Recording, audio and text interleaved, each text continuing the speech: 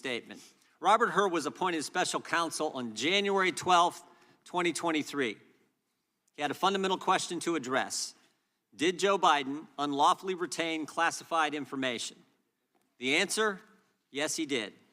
Page 1 of Mr. Hur's report, he says this: our investigation uncovered evidence that President Biden willfully retained and disclosed classified materials after his vice presidency when he was a private citizen.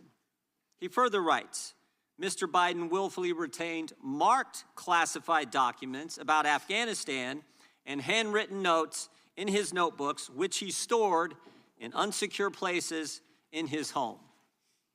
Joe Biden kept classified information, and Joe Biden failed to store classified information properly. Mr. Hur made these determinations after interviewing 147 witnesses. He examined 7 million documents, including emails, text messages, photographs, videos, toll records, and other materials from both classified and unclassified sources. But there's more. Joe Biden not only kept information he wasn't allowed to keep, and he not only failed to secure that information properly, he also shared it with people who weren't allowed to see it. Shared that information with his ghostwriter. And remember, this is information that only individuals with a security clearance are supposed to see. Mr. Hur told us on page 200 of his report that it's the kind of information that, quote, risk serious damage to America's national security. And what did Joe Biden have to say about all this? What was his explanation? On page 94 of Mr. Hur's report, Joe Biden said he took his notebooks with him after his vice presidency because, quote, they're mine. And every president before me has done the same exact thing. Never mind the fact that he had never been president when he took this information, but what comes through is Joe Biden felt he was entitled. You can almost hear it. You can feel the arrogance in the statement. They're mine. But even with all that, Mr. Hur chose not to bring charges because, quote, Mr. Biden would likely present himself to a jury, as he did in our interview of him, as a sympathetic, well-meaning, elderly man with a poor memory. A forgetful old man who Mr. Hur said did not remember when he was vice president, forgetting on the first day of the interview when his term ended, and forgetting on the second day of the interview when his term as vice president began. Mr. Hur produced a 345-page report, but in the end, it boils down to a few key facts. Joe Biden kept classified information. Joe Biden failed to properly secure classified information. And Joe Biden shared classified information with people he wasn't supposed to.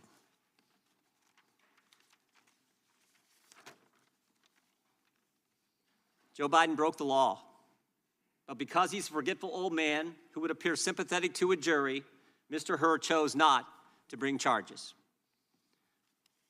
Mr. Hur, we think it's important that you be able to respond to President Biden's response to your report. So we're going to play a short video of President Biden's press conference after your report was released, because there's things in this press conference that the President of the United States says that are directly contradicted by what you found in your report. So if we could play that video.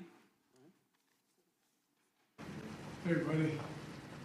Good evening. Let me say a few things before I take your questions.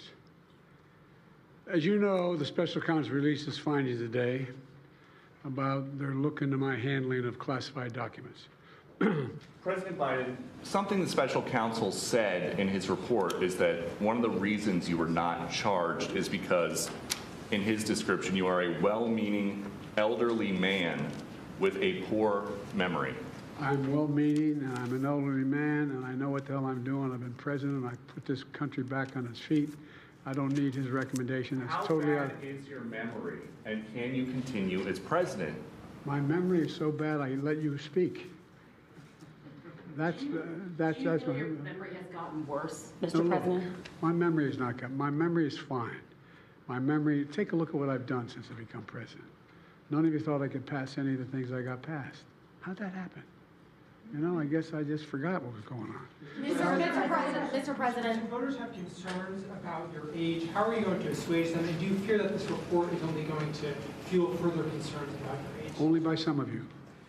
Mr. President, Cleared up criminal liability today. Do you take responsibility for at least being careless with classified material? I take responsibility for not having seen exactly what my staff was doing. It goes in and points out things that appeared in my garage, things that came out of my home, things that were moved not by me, but my staff.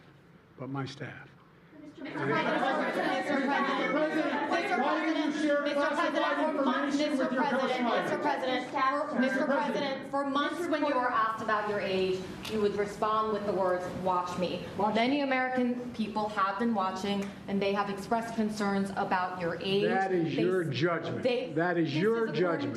That is not the judgment of the press. They express concerns about your mental acuity. They say that you are too old. Mr. President, in December, you told me that you believe there are many other Democrats who could defeat Donald Trump. So why does it have to be you now? What is your answer Because to I'm the that most question? qualified person in this country to be President of the United States and finish the job I started. Do you believe that, guys? Mr. President, why are you confusing the names of world leaders? Thank you, everyone. Thank you very much. I did not share classified information.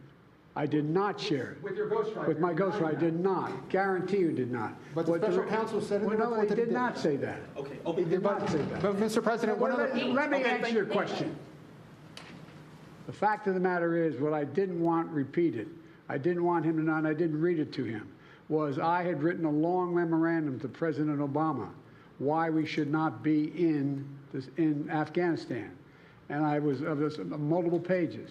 And so what I was referring to, I said classified. I should have said it should be private because it was a contact between the president and the vice president as to what was going on. That's what he was referring to. It was not classified information in that document. That was not classified.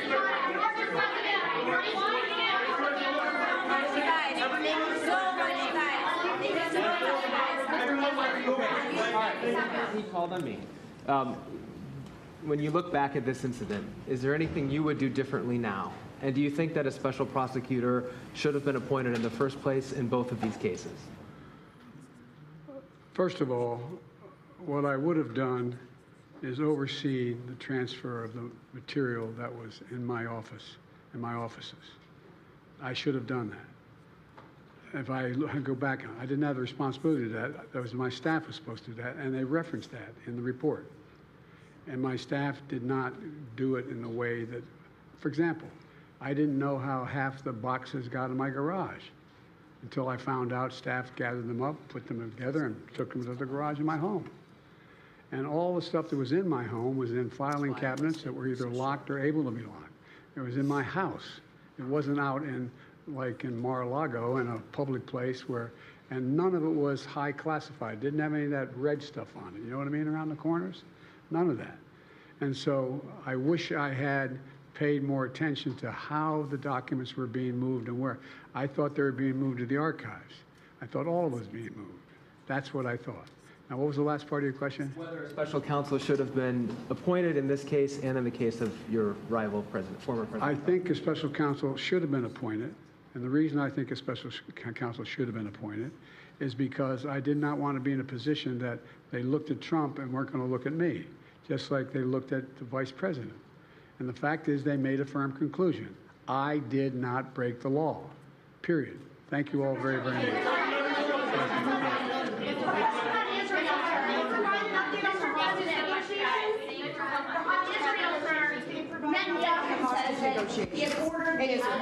The hostage negotiation, look.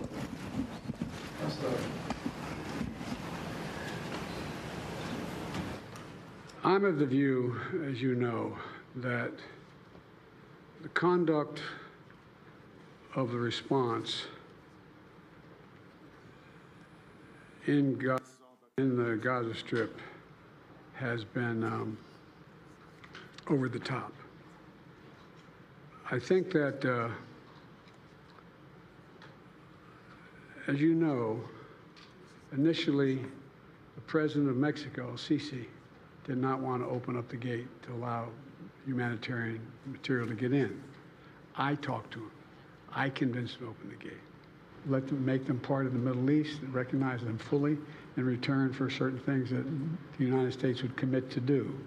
And the commitment that we were proposing to do related to two items. I'm not going to go in detail, but one of them was to deal with the protection against their arch enemy to the northwest, northeast, I should say. The second one, by providing ammunition and material for them to defend themselves. Coincidentally, that's the time frame when this broke out. I have no proof what I'm about to say, but it's not unreasonable to suspect that the Hamas understood what was about to take place and wanted to break it up before it happened. Thank you, everybody. We're going to need everybody to hold for a moment. Chair now recognizes the ranking member, Mr. Nadler, for an opening statement. Mr. Chairman, I'm glad you have such information, such admiration for the President that you allowed him to take the first 10 minutes of this hearing. Mr. Chairman, House Republicans may be desperate to convince America that white conservative men are on the losing end of a two-tiered justice system, a theory that appeals to the MAGA crowd but has no basis in reality. But your comments today make me wonder if you have read the special counsel's report at all. The Hur report does help us draw a distinction between President Biden and Donald Trump, just not the one you want. Two distinctions, actually. First, the report is clear that, quote, at no point did the special counsel find evidence that Mr. Biden intended or had reason to believe the information would be used to injure the United States or to benefit a foreign nation, close quote. With respect to the classified documents found in President Biden's possession, quote, the decision to decline criminal charges was straightforward, close quote. And with respect to the special counsel's investigation, quote, Mr. Biden turned in classified documents to the National Archives and the Department of Justice, consented to the search of multiple locations, including his homes, sat for a voluntary interview, and in other ways cooperated with the investigation, close quote. President Biden acted responsibly, cooperated completely, and the decision to decline criminal charges was relatively straightforward. In short, to borrow a phrase from the last administration, the Hur report represents the complete and total exoneration of President Biden. And how does that record contrast with President Trump, the documents he retained, and the criminal charges pending against him in Florida? We know that Trump deliberately took large amounts of classified information from the White House. He has admitted as much, occasionally pretending that he classified this information without telling anyone on his way out the door. We know that he stored that information around Mar-a-Lago in the craziest of places, on the ballroom stage, spilled across the floor of an unlocked closet next to the toilet. We know that he showed classified military plans to an author interviewing him at Bedminster. Quote, as president, I could have declassified it, Trump says on an audio recording. Now I can't, you know, but this is still a secret. Still a secret, close quote. So much for the declassification theory. We know from the indictment that Trump is alleged to have shared these classified documents with many other visitors to Mar-a-Lago. And we know that, despite this outrageous conduct, the Department of Justice gave Trump every opportunity to avoid criminal charges. Again, in the special counsel's words, quote, after being given multiple chances to return classified documents and avoid prosecution, Mr. Trump allegedly did the opposite. He not only refused to return the documents for many months, but he also obstructed justice by enlisting others to destroy evidence and then to lie about it, close quote. Why did the president charge former President Trump but not President Biden? Not because of some vast conspiracy, not because the so-called deep state was out to get him, but because former President Trump was fundamentally incapable of taking advantage of even one of the many, many chances he was given to avoid those charges. Which brings me to the second distinction this report helps us draw between President Biden and Donald Trump. Simply put, President Biden had the mental acuity to navigate this situation. Donald Trump did not. Much has been made of the special counsel's gratuitous comments about the President Biden's age. But let's set the context. after returning every classified document, after opening his home to federal investigators, while simultaneously managing the first hours of the crisis in Israel, President Biden volunteered to sit through a 5-hour interview with the special counsel. I believe, as is his habit, that President Biden probably committed a verbal slip or two during the interview. And I'm not sure any of that matters, because when the interview was over, Mr. Hur completely exonerated President Biden. And then there is Donald Trump. What kind of man bungles not one, but dozens of opportunities to avoid criminal liability? What must that say about his mental state? Here, too, the record speaks for itself. One of the great memories of all time, James Webb. I don't remember the names. Don't remember the name. Viktor Orban. Did anyone ever hear of him? He's the leader of Turkey. By the way, they never report the crowd on January 6th. You know, Nikki Haley is in charge of security. 3 years later, how about that? Did you actually have a one-on-one with Comey then? Not much, not even that I remember. I like mosquitoes. We have languages coming into our country. We have nobody that even speaks those languages. They're truly foreign languages. Nobody speaks them. Saudi Arabia and Russia will repeat your... Oh. I have a really good memory. Your next wife was a woman by the name of Marla Maples. That's right. Do you recall what years you were married to Ms. Maples?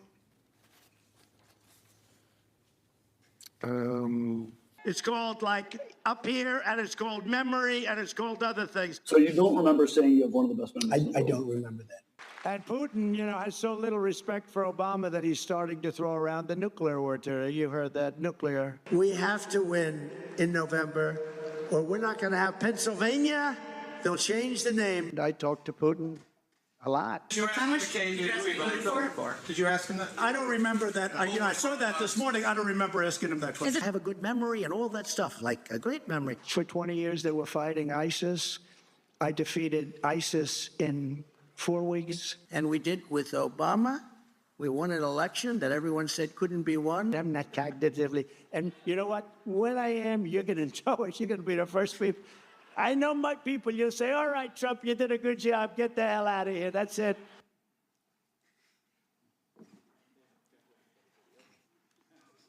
That is a man who is incapable of avoiding criminal liability, a man who is wholly unfit for office, and a man who, at the very least, ought to think twice before accusing others of cognitive decline. Thank you for being here today, Mr. Hur. Thank you for illuminating a stark choice for this country in the months to come. I look forward to your testimony, and I yield back. Gentleman yields back. The chair now recognizes the chairman of the Oversight Committee, Mr. Comer, for an opening statement. Thank you. In August 2022, President Biden questioned in a 60 Minutes interview how anyone can be that irresponsible when asked about classified documents in the possession of former President Trump. But when President Biden said this, he knew that he had stashed classified materials in several unsecured locations for years, dating back to his time as vice president and even as a U.S. senator. President Biden, the White House, and his personal attorneys have not been honest with the American people about his willful retention of classified material and continue to hide information from Congress. President Biden's attorneys claim to have first discovered classified material at Penn Biden Center on November 2nd, 2022. However, President Biden and his lawyers kept it secret from the American people before the midterm elections. CBS News broke the story in January 2023, leaving Americans to wonder if the White House had any intention of ever disclosing that President Biden hoarded classified documents for years. One of my first actions after becoming chairman of the House Oversight Committee was to launch an investigation into President Biden's mishandling of classified documents. This investigation started before Special Counsel Hur was named, and what we found is alarming. Information obtained through multiple transcribed interviews conducted by the Oversight Committee contradict the White House's and President Biden's personal attorney's narrative about the discovery of classified documents at the Penn Biden Center. In fact, the real timeline began in the spring of 2021, not November 2022, as the White House claimed. Additionally, the classified documents were not kept in a locked closet, as asserted by the White House. We've also learned that 5 White House employees and a Department of Defense employee were involved in the early stages of coordinating the organizing, moving, and removing of boxes that were later found to contain classified materials. There's no reasonable explanation as to why so many White House employees were concerned with retrieving boxes they believed only contained personal documents and materials. Why did President Biden keep these specific documents in unsecure locations for years? Many questions remain, but now the White House is obstructing Congress as we seek the truth for the American people. We've subpoenaed former White House counsel Dana Remus to appear for a deposition to provide information to our committee, but the White House is seeking to block her testimony. We've also subpoenaed the Department of Justice for audio recordings and transcript of President Biden's interview with Special Counsel Hur. These were due the morning of the State of the Union. Only this morning, a couple of hours before today's hearing, the Department of Justice finally provided the transcript of President Biden's interview with Special Counsel Hur. The timing is not coincidental. Although we've had little time to review the transcripts, from what we have seen, it is clear that the White House did not want Special Counsel Hur's final report to be released. The White House has refused to be transparent with the American people about the president's mishandling of classified documents. And worse, they have appeared to have lied about the timeline, about who handled the documents, and even about the contents of President Biden's interview with Special Counsel Hur. That is why today's hearing is important. Transparency is what we seek today, and we look forward to Special Counsel Hur's testimony. I yield back. Gentleman yields back. The chair now recognizes the ranking member of the Oversight Committee, Mr. Raskin, for his opening statement. Thank you, Chairman Jordan. There are just 3 basic points that all Americans need to understand about Mr. Hur's report. Number 1, the special counsel exonerates President Biden. The very first line of the report says it all. Quote, "We conclude that no criminal charges are warranted in this matter. We would reach the same conclusion even if Department of Justice policy did not foreclose criminal charges against a sitting president." Second, the report establishes that President Biden offered complete and unhesitating cooperation with the special counsel's investigation. The Justice Department and the National Archives were proactively notified of the classified documents, and they were turned over. The president allowed the FBI to search his homes, and he sat for a voluntary interview for more than 5 hours on October 8th and October 9th, even as he was busy responding to Hamas's vicious terrorist attack in Israel. The report thus demonstrates President Biden's complete devotion to the rule of law and his respect for a fair and independent Department of Justice. President Biden did not assert executive privilege or claim absolute immunity for presidential crimes. He did not hide boxes of documents under his bed or in a bathtub. He did not fight investigators, nor did he seek to redact a single word of Mr. Hur's report. He consented to the search of numerous locations, including his homes, and he did everything he could to cooperate, not obstruct. Third, Special Counsel Hur repeatedly emphasizes that President Biden's conduct contrasts sharply with that of former President Trump. Hur observes that unlike President Biden, quote, "The allegations set forth in the indictment of Mr. Trump, if proven, would clearly establish not only Mr. Trump's willfulness, but also serious aggravating factors." He sets forth these points of difference in detail. Quote, "Most notably, after being given multiple chances to return classified documents and avoid prosecution, Trump allegedly did the opposite. According to the indictment, he not only refused to return the documents for months, but he also obstructed justice by enlisting others to destroy evidence and then to lie about it." Unquote. He returned only a portion of subpoenaed documents and deliberately withheld the rest. Unlike President Biden, Trump did not alert the National Archives or DOJ of the documents, nor did he turn over all the classified materials in his possession. He did not agree to sit down for a voluntary interview with the special counsel. He never consented to a search of his home. On the contrary, Trump suggested that his attorney hide or destroy evidence requested by the FBI and the grand jury. Trump carefully instructed his aide to move boxes of classified documents to hide them from the FBI. Trump tried to delete incriminating security tape footage from Mar-a-Lago, and he got his attorney to provide a false certification to the FBI saying he had produced all the documents in his possession. He did not. Given that this report is so damning in the contrast between Biden and Trump. It is hard for me to see why our colleagues think that this hearing advances their flailing and embarrassing quest to impeach the President of the United States. What America sees today is evidence of one president who believes in the rule of law and works to protect it, and one who has nothing but contempt for the rule of law and acts solely in pursuit of his own constantly multiplying corrupt schemes. I yield back. Gentleman yields back. Without objection, all other opening statements will be included in the record. We will now introduce today's witness. The Honorable Robert Hur was appointed as a special counsel in January 2023 to investigate the removal and retention of classified documents discovered at the Penn Biden Center for Diplomacy and Global Engagement. He previously served as the Principal Associate Deputy Attorney General at the Department of Justice and as the United States Attorney for the District of Maryland. He was a law clerk for Chief Justice William Rehnquist and also clerked for Judge Alex Kaczynski on the Ninth Circuit Court of Appeals. We welcome our witness and thank him for appearing today. We will begin by swearing you in. Mr. Hur, would you please stand? Raise your right hand. Do you swear or affirm under penalty of perjury that the testimony you're about to give is true and correct to the best of your knowledge, information, and belief, so help you God? Let the record reflect that the witness has answered in the affirmative. Thank you, and you can be seated. Please know that your written testimony will be entered into the record in its entirety. Accordingly, we ask that you summarize your testimony.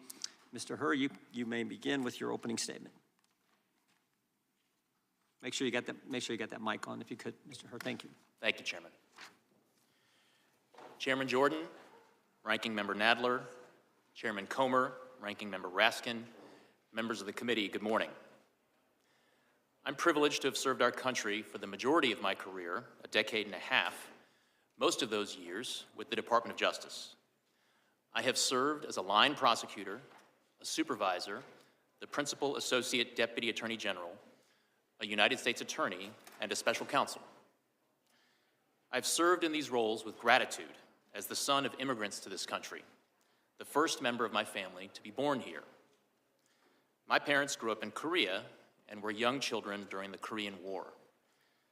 My father remembers being hungry and grateful for the food that American GIs shared with him and his siblings. My mother fled what is now North Korea in her own mother's arms, heading south to safety. My parents eventually met, married, and came to the U.S., seeking a better life for themselves and for their children. Their lives and mine would have been very different were it not for this country. No matter the role, no matter the administration, I have applied the same standards and the same impartiality. My respect for the Justice Department and my commitment to this country are why I agreed to serve as special counsel when asked by the Attorney General. I resolved to do the work as I did all my work for the department, fairly, thoroughly, and professionally, with close attention to the policies and practices that govern department prosecutors.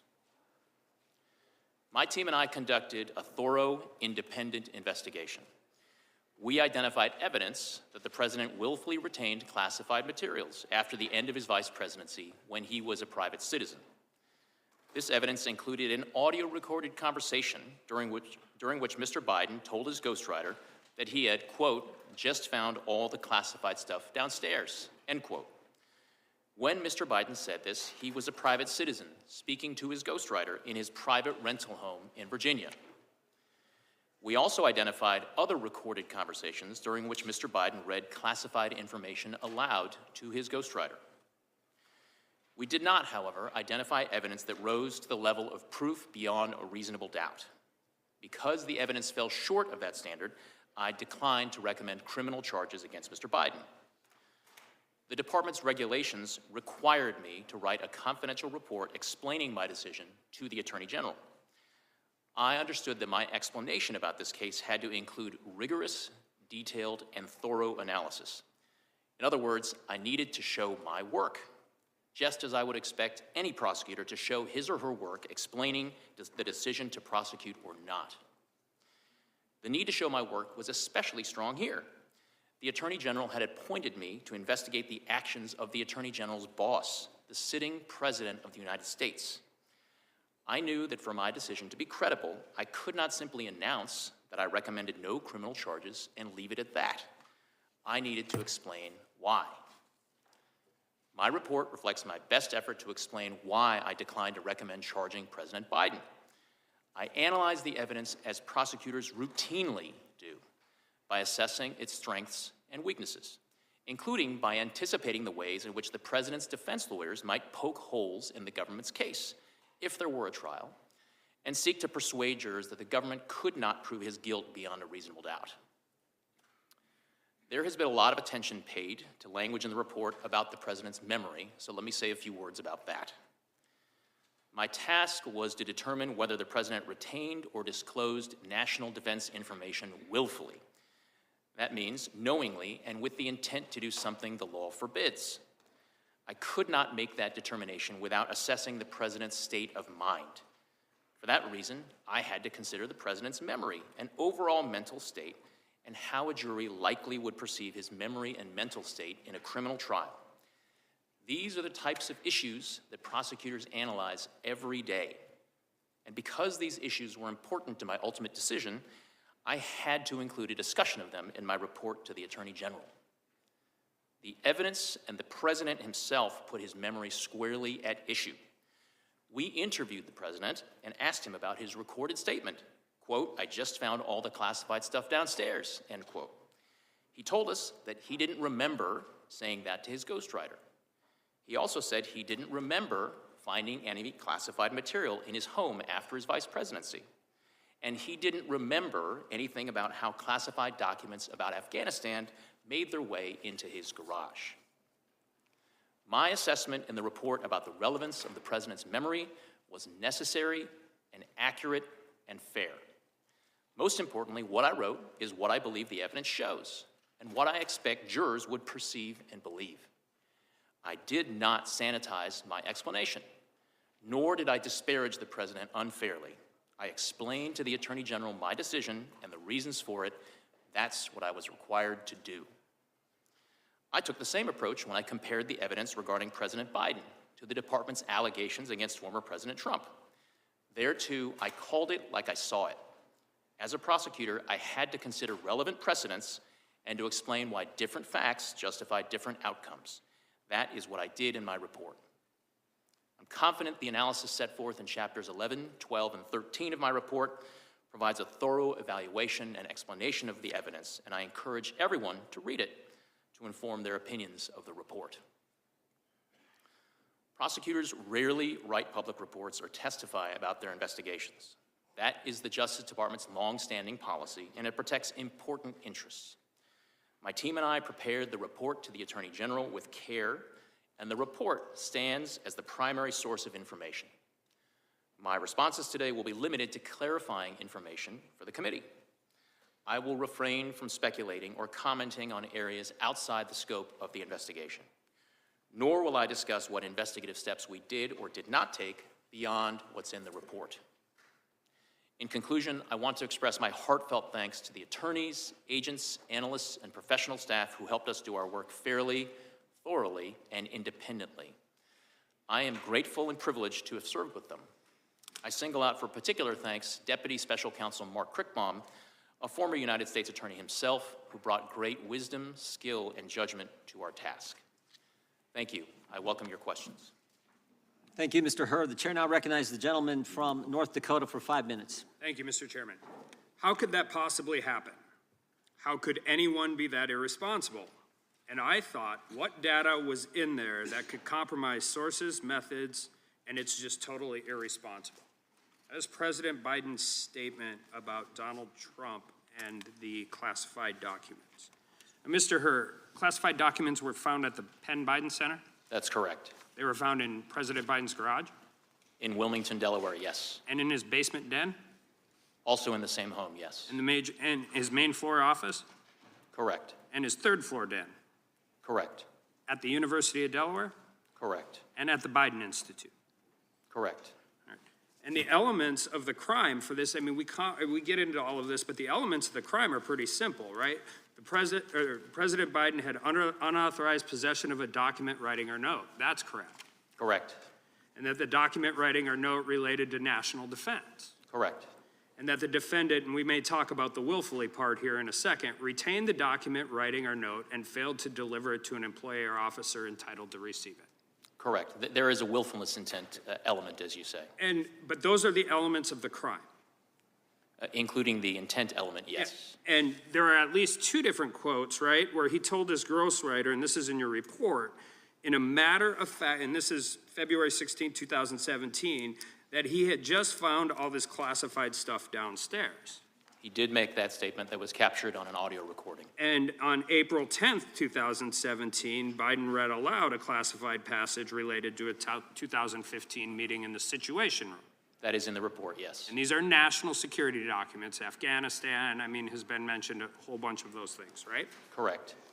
And at one point in time, his personal attorneys and the DOJ attorneys argued about notes, taking all of the different things and compared it to Reagan. I'm sorry, could you repeat that, Congressman? President Biden's attorneys, personal attorneys, talked about the notes and why they didn't actually account for the Presidential Records Act. But you found that argument in your report. It seems a little persuasive, but you eventually said no, the executive order trumps, right? We did set forth an analysis of the governing law and ultimately concluded that the executive order 13526 does apply and did govern former Vice President Biden at the time. So you have audio recording from his ghostwriter where the president acknowledges that the information he has is classified and he's sharing with his ghostwriter. We have an audio recording capturing a statement from Mr. Biden saying to his ghostwriter in February of 2017, quote, "I just found all the classified stuff downstairs," end quote. And then again reciting passages from a meeting in the Situation Room. Yes. And those are in President Biden's own words. Correct. Right, so and the ghostwriter has no classified, he has no clearance, no classified clearance to anything, correct? That is our understanding, that Mr. Zwanitzer was not authorized to receive classified information. Okay, so the elements are possessed documents, the documents related to national defense, and willfully retained those documents, and in this case, shared them with somebody who was not allowed to receive them.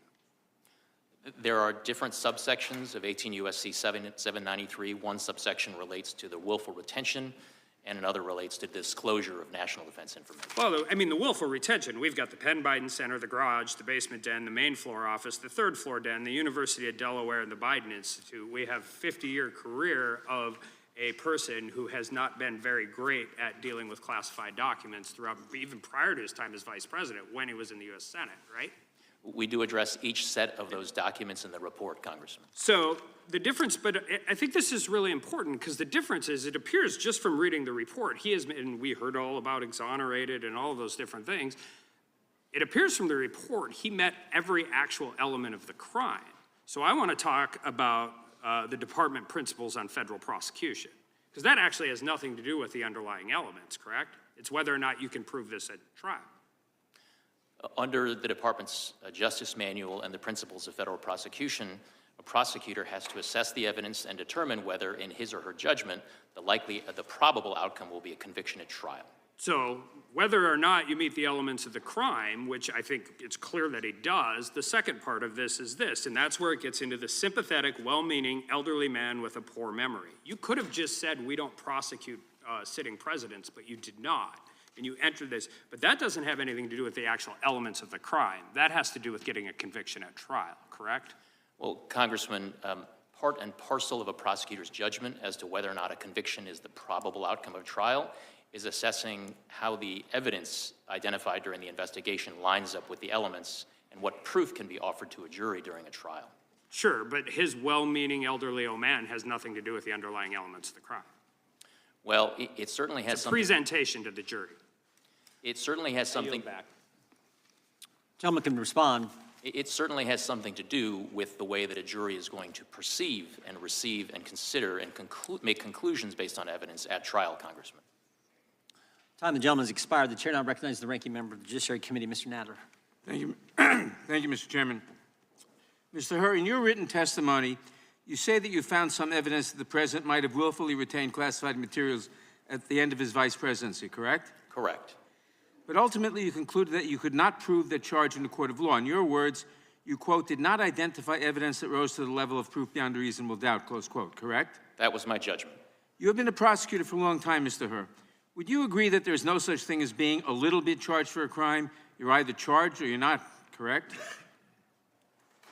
Could you please repeat the question, Congressman? Would you agree that there's no such thing as being a little bit charged for a crime? You're either charged or you are not charged, correct? Yes, it is binary. Either one is not Thank you. charged or charged. So just to be clear, because so many people have taken your words out of context, your ultimate conclusion was that President Biden could not be charged with a crime because even after your thorough investigation, you could not find sufficient evidence to charge him, correct? My conclusion was that based on my evaluation of the evidence, as a prosecutor... Don't feel buzz, correct? I'm sorry, Congressman, I didn't hear your last question. I said based on your conclusion, your ultimate conclusion is that President Biden could not be charged with a crime because even after your thorough investigation, you could not find sufficient evidence to charge him. Correct or not correct? My ultimate conclusion was that criminal charges were not warranted. Correct. Now let's talk about why. I have limited time, so please, when I say correct or not correct, answer the question. Now let's talk about why, in sharp contrast to President Biden, President Trump faces 40 charges related to the unlawful retention of highly classified documents. That is, of course, apart from the additional 51 counts in cases alleging that he incited a rebellion and lied about his finances. You found that President Biden reported the possible classified documents in his possession to the FBI as soon as he learned of them, correct? There was a voluntary disclosure by the President's counsel to authorities relating to the discovery of classified documents at the Penn Biden. Let's contrast this with President Trump. Are you aware that the FBI only learned that Trump was in possession of classified material after the National Archives discovered them? Congressman, I am not intimately familiar with the facts relating to former President Trump. I'm prepared to comment on them to the extent that I address them in the report. You write in your report that President Biden, quote, would not have handed the government classified documents from his own home on a silver platter if he had willfully retained those documents for years, close quote. In other words, part of understanding President Biden's intent was that he quickly and voluntarily returned those documents to the government, correct? That was a factor in our analysis, yes. Thank you. By way of contrast, to the best of your knowledge, why did the Department of Justice seek a warrant to search Mar-a-Lago? Congressman, I am not familiar with those deliberations. That is a matter that I had no participation Well, in. I'll tell you, it was because they were concerned that Trump had lied about possession of those documents and might conceal or destroy them. Special Counsel Smith found that President Trump obstructed his investigation by suggesting that his attorney falsely represent to the FBI and grand jury that Trump did not have the documents called for by the grand jury subpoena. At any point in your investigation, did you have any reason to believe that President Biden lied to you? I do address in my report one response the President gave to a question that we had posed to him that we deemed to be not credible. Was it clear he didn't lie? I'm sorry, Congressman. The report is clear that he didn't lie, or that he caused his staff to lie to you, and that he didn't cause his staff to lie to you. Your report is clear on that. You agree that causing someone to lie to the FBI is a classic example of obstruction of justice? It is an example of obstruction, yes. Thank you. Trump also obstructed the Smith investigation by directing one of his employees to move boxes of documents to conceal them from Trump's attorney, from the FBI, and from the grand jury. At any point in your investigation, did you find that President Biden directed his staff to conceal documents from you or anyone else? We did not reach that conclusion. You would agree that hiding documents is a classic example of obstructing an investigation? It is an example of obstruction. Thank you. Donald Trump instructed his staff to delete security footage so that the FBI and special counsel could not see how he had tried to move and hide documents. Do you agree that attempting to delete video footage in this manner is plainly an attempt to obstruct an investigation? Congressman, I don't want to characterize the evidence in the case against former But President. if that happened, would you agree that deleting video footage is plainly an attempt to obstruct an investigation? Congressman, it's the type of evidence that prosecutors would consider. To sum up, Donald Trump is charged with willfully retaining classified documents and conspiring to conceal those documents, and he's facing additional charges for lying to investigators. Isn't that correct? Those are allegations that are in a pending indictment against former President Trump. And the reason why President Biden is not facing a single charge, Mr. Hur, is not because you went easy on him, but because after reviewing 7 million documents and interviewing nearly 150 witnesses, including the President himself, you could not prove that he had committed a crime. I yield back. Gentleman yields back. The gentleman from, Mr. McClintock, gentleman from California is recognized. Thank you. Mr. Hur, I first want to get this straight. Is it now okay if I take home top secret documents, store them in my garage, and read portions of them to friends or associates? Congressman, I wouldn't recommend it, but I don't want to entertain any hypotheticals at this point. Was it okay? I mean, I can do that now under this new doctrine? Again, Congressman, I wouldn't recommend that you do that, but Well, I don't wanna... you've essentially said so in your report, and certainly it would be exculpatory if I simply told you, hey, I'm getting old, I don't remember stuff the way I used to. Congressman, I'm not here to get into hypotheticals. I'm here to talk about the facts and the work that I did. It was not a hypothetical. This is the issue at hand. You correctly noted in your report that former presidents and other senior officials have been given wide latitude in their possession of classified information, and I believe your decision not to prosecute Biden for the same offense is consistent with that precedent. But the problem is that precedent changed with the administration's decision to prosecute Donald Trump. And the irony is that as president, Trump had full discretion over handling classified material and full discretion in deciding which records to retain. As a senator or vice president, Joe Biden didn't have that. So now we get to this glaring double standard. I think it would be toxic to the rule of law on its face if it was just two ordinary citizens. But the fact that the only person being prosecuted for this offense happens to be the president's political opponent makes this an unprecedented assault on our democracy. This is the worst we could expect from a banana republic. And I wonder how you square this. Congressman, I do address, as I was required to as a prosecutor, a relevant precedent in the form of the allegations in the indictment against former President Trump. I set forth my explanation and my assessment and comparison of those precedents in my report, and I am not here to comment any further beyond what's in my report. You said, for example, that there was no evidence beyond reasonable doubt. Well, you got the fact that he had classified material in his possession and control in multiple settings for multiple years, that he told others he was aware of this, and that he shared that material with others. The mind boggles at what beyond reasonable doubt would actually mean. Well, as I set forth at length in my explanations in chapters 11 and 12 of the report, my assessment is that the evidence, if presented at trial alongside potential defense arguments, would not probably result in a conviction at trial. Well, that's one of the points you make, is that President Biden's likely to be an elderly, sympathetic figure with a poor memory. But how does that bear on any individual's guilt or innocence? Isn't that, again, a question for a judge or jury to decide after guilt or innocence is determined? It is. And again, here's the problem. Donald Trump's being prosecuted for exactly the same act that you've documented that Joe Biden committed.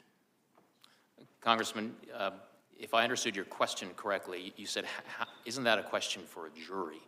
And it most certainly, through the lens of my question is, does that bear on the guilt or innocence of an individual? It certainly bears on how a jury is going to receive and perceive and make decisions. So the answer to my earlier question is correct. All I have to do when I'm caught taking home classified materials to say, I'm sorry, Mr. Herbert, but I'm getting old. My memory's not so great. Yeah, Congressman, this is the doctrine that you've established in our laws now, and it's frightening. Congressman, my intent is certainly not to establish any sort of doctrine. I had a particular task. I have a particular set of evidence to consider and make a judgment with respect to one particular set of evidence, and that is what I did. Well, Mr. Hur, here's the fine point of the matter. The foundation of our justice system is equal justice under law. That's what gives the law its respect and its legitimacy. And without it, the law is simply force, devoid of any moral authority. Justice is depicted as blindfolded for this very reason. It doesn't matter who comes before her. All are treated equally. You destroy this foundation, and the rule of law becomes a sick mockery. It becomes a weapon to wield against political rivals and a tool of despotism. And I am desperately afraid that this decision of the Department of Justice is now crossed a very bright line. And I yield back. Gentleman yields back. Chairman, I ask for unanimous consent to introduce the State of the Union as into the hearing. Without objection, that'll be introduced. The ranking member is recognized for unanimous consent. Mr. Chairman, Mr. Chairman, I ask unanimous consent that a copy of an article in this morning's Washington Post entitled Full Transcript of Biden's Special Counsel Interview Paints Nuanced Portrait. The president doesn't come across as absent-minded as Hur has made him out to be. Without objection. Thank you. Chair now recognizes the gentlelady from California for 5 minutes. Thank you, Mr. Chairman, and thank you, Mr. Hur, for being here today. I found your report very interesting, and I learned some things about it. The law and the precedents. There are clear differences between the cases and precedents set by Presidents Reagan, Trump, and Biden. Now, it was widely known that President Reagan kept diaries from his presidency that included classified information. What I didn't know and learned in your report was that the Department of Justice, quote, repeatedly described the diaries in public court filings as Mr. Reagan's personal records, unquote, and that no agency ever attempted to remove his diaries. That's on page 195 of your report. Very interesting. So the investigation found that President Biden believed that his notebooks were his personal property, including work and political notes, reflections, to-do lists, and more that he was entitled to take home. You found that on page 232. So while much of his notebook was work-related, he still had some purely personal subjects like, again, I quote, gut-wrenching entities about the illness and death of his son, Beau, and that's on page 82 and 253 of your report. So it's clear, based on the Reagan precedent, that no criminal charges were warranted in this matter relative to personal notebooks. Now, I want to be clear that although the notebooks contain some very personal information and President Biden considered them his personal property, the president allowed your team to seize and review all of the notebooks you found. Is that correct? That is correct. Now, that's in stark contrast to ex-President Trump's case. He obstructed and diverted all the investigations. Now, you also interviewed President Biden about other classified documents you found outside his notebooks, didn't you? Yes, Congresswoman. So did the president tell you that he believed any documents other than his own handwritten work were his personal property? Yes or no? We did not hear that from the president during his interview. So again, it's very different from ex-President Trump. Ex-President Trump said all of the documents marked classified were his personal property. President Biden did not consider documents that were produced by other entities with classification markings as his personal records. Now, I think, since the majority has tried to assert that there is a disparity based on politics in the differences in the prosecution, it's worth quoting page 11 of the report, which says, and I quote, "Several material distinctions between Mr. Trump's case and Mr. Biden's case are clear. Most notably, after being given multiple chances to return classified documents and avoid prosecution, Mr. Trump allegedly did the opposite. According to the indictment, he not only refused to return the documents for many months, but he also obstructed justice by enlisting others to destroy evidence and then to lie about it." That's on page 11. Quote, "In contrast, Mr. Biden turned in classified documents to the National Archives and the Department of Justice, consented to the search of multiple locations, including his homes, sat for a voluntary interview, and in other ways cooperated with the investigation." It's clear that these cases are not the same.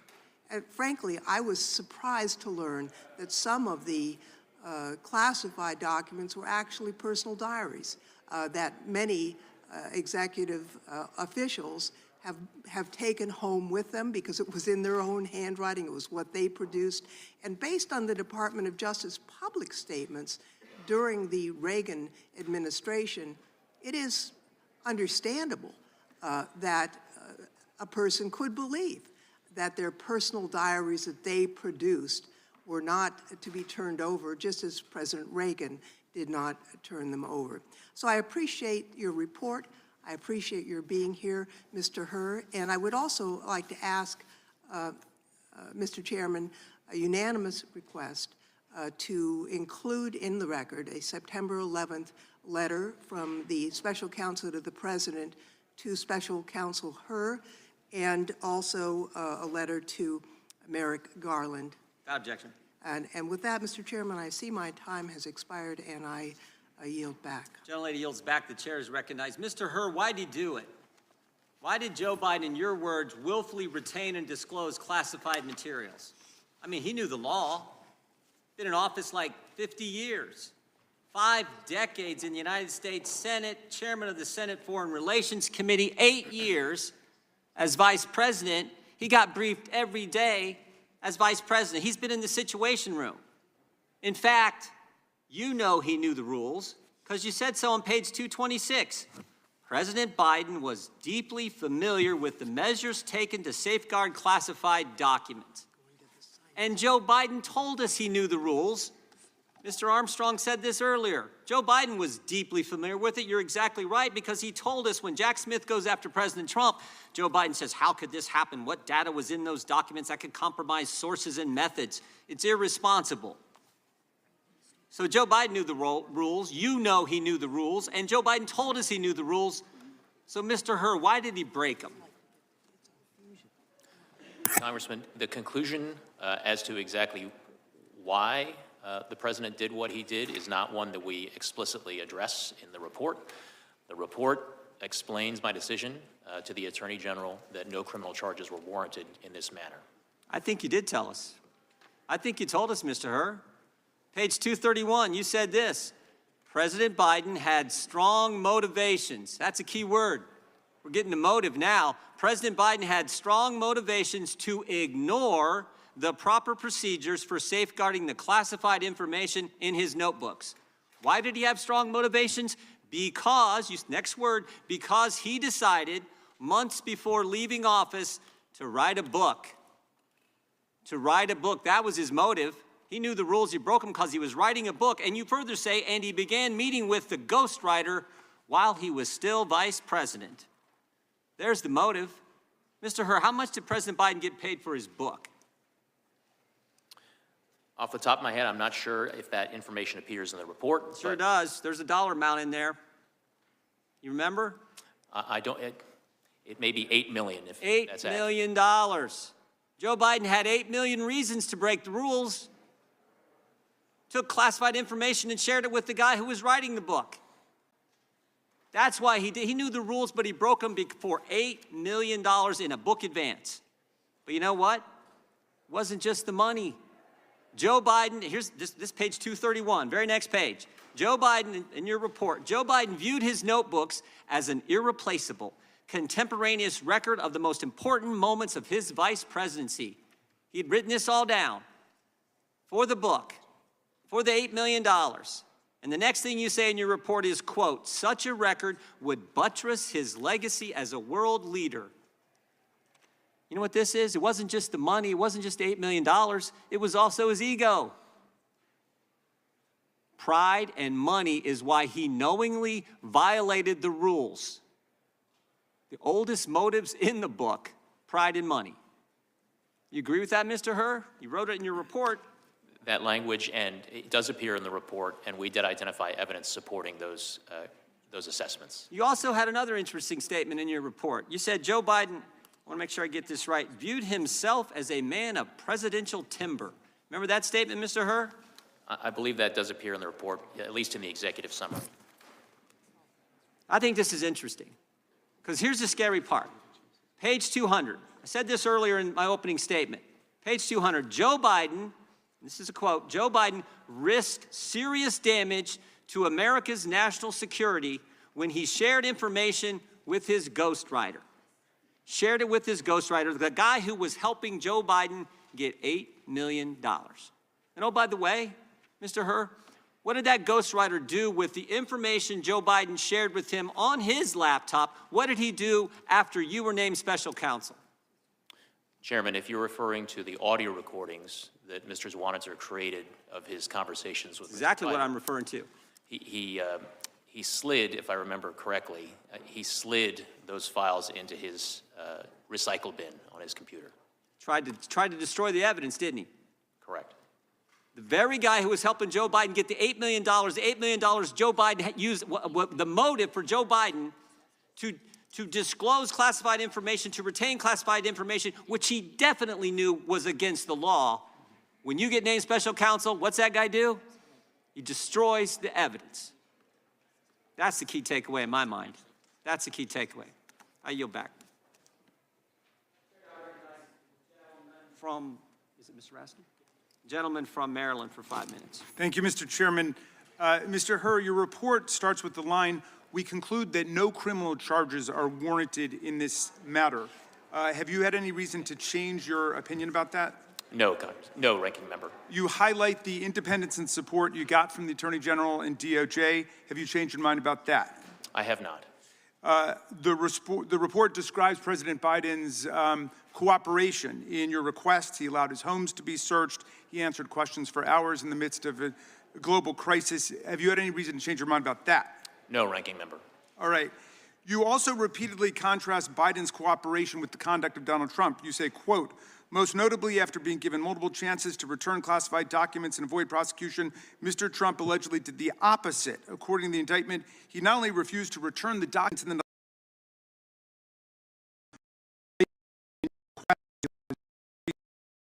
questions for hours in the midst of a global crisis. Have you had any reason to change your mind about that?" No, Ranking Member. All right. You also repeatedly contrast Biden's cooperation with the conduct of Donald Trump. You say, quote, "Most notably, after being given multiple chances to return classified documents and avoid prosecution, Mr. Trump allegedly did the opposite. According to the indictment, he not only refused to return the documents for many months, but he also obstructed justice by enlisting others to destroy evidence and then to lie about it." Have you any reason to change your judgment about the differences between President Biden's cooperation and the former president's non-cooperation? No, I continue to stand by those words in my report. With such a striking contrast, our colleagues have switched over from being impeachment investigators for constitutional high crimes and misdemeanors, which is how this whole thing started, to being amateur memory specialists, giving us their drive-by diagnoses of the President of the United States, whose soaring oratory, powerful historical analysis, and devastating extemporaneous repartee with even the most skilled ninja hecklers of the Freedom Caucus were on full display at the State of the Union address last week for the whole country to see. The desperate quest to invent an issue is a distraction from the 91 federal and state federal charges that Donald Trump faces now, his staggering civil court losses in New York now totaling more than $500 million, and his full-blown embrace and romance with authoritarian dictators and communist tyrants all over the world, from Viktor Orban in Hungary to Vladimir Putin in Russia, the former head of the KGB, to the communist dictator of North Korea. It's not, this, my friends, this is a memory test. But it's not a memory test for President Biden. It's a memory test for all of America. Do we remember fascism? Do we remember Nazism? Do we remember communism and totalitarianism? Have we completely forgotten the sacrifices of our parents and grandparents? Tyrants and dictators of the world are on the march today. So who wins with this ludicrous, embarrassing spectacle? Orban wins, Putin wins, Xi wins, the tyrants of the world win. They have one more reason to celebrate Donald Trump and his cult followers who've completely lost their way. They're looking for high crimes and misdemeanors. Now they appoint themselves amateur memory specialists, and that's what they pounce on the President of the United States about. America faces a choice between democracy and tyranny, and the President laid it out at Valley Forge, and he laid it out in the State of the Union. Will America stand on the side of people struggling against fascist aggression? Will we stand with the people of Ukraine against Vladimir Putin, whose filthy war has meant the kidnapping of thousands of Ukrainian children, the murder, the slaughter of thousands of Ukrainian civilians, and the attack on an independent sovereign democracy? But we're not working on that today. We're not standing up for democracy and human rights and international law around the world. No, we're trying to play memory detectives, to parse the language of a president who the whole world got to see at the State of the Union address directly address the real questions of our time. And it is democracy versus dictatorship. And all of the autocrats and the theocrats, all of the kleptocrats of the world are together in league against American democracy. And we have to stand up for American democracy against these stupid games. I yield back, Mr. Chairman.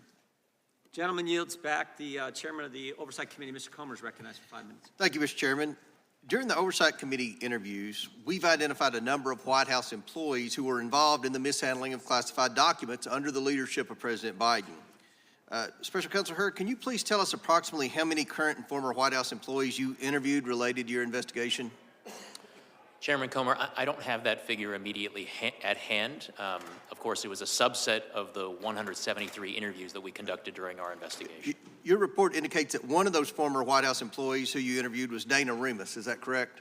We did interview Ms. Remus. Ms. Remus was President Biden's former White House counsel, correct? She was President Obama's former White House counsel. I'm sorry, President Obama's White House counsel. Yes. Related to Ms. Remus, in your report on page 257, you wrote, in May 2022, White House counsel Dana Remus undertook an effort to retrieve Mr. Biden's files from the Penn Biden Center. Remus described the original purpose of that effort as gathering materials to prepare for potential congressional inquiries about the Biden family's activities during the period from 2017 to 2019. Now, it seems odd to me that Dana Remus and Joe Biden's personal lawyers were obtaining documents related to potential congressional inquiries about the Biden family activities when Joe Biden has publicly claimed he had no involvement with his family's business dealings. Can you provide more information about why Dana Remus, a government employee, was retrieving Joe Biden's documents from the Penn Biden Center? Chairman, I am able to tell you and clarify information that appears in the report about relevant, significant sources of information, but I am not in a position to be able to go beyond that. When you interviewed President Biden, did you ask him what documents he possessed at Penn Biden Center that could be related to a potential congressional inquiry about his family's activities? We asked President Biden a wealth of questions about all of the different sets of classified materials that were recovered during the course of our investigation. Did anything pertain specifically to our congressional inquiry of President Biden that you recall? If there are more specific aspects of it that you have in mind, Chairman, that would be helpful to me. Interest pertaining to his family's influence peddling activities? If it's helpful, Chairman, Appendix A does list in table chart form a brief description of all of the marked classified documents that were recovered in our investigation. We intend to interview Ms. Remus, and the recording or transcript of your interview would be highly relevant to our future questioning of her. Can you confirm that you did, in fact, record her in your interview? It was our practice to record the interviews that we conducted, Chairman Comer. Additionally, in the course of the investigation, the Oversight Committee learned from a Penn Biden Center employee that Annie Tomasini, a White House employee, visited the Penn Biden Center in 2021.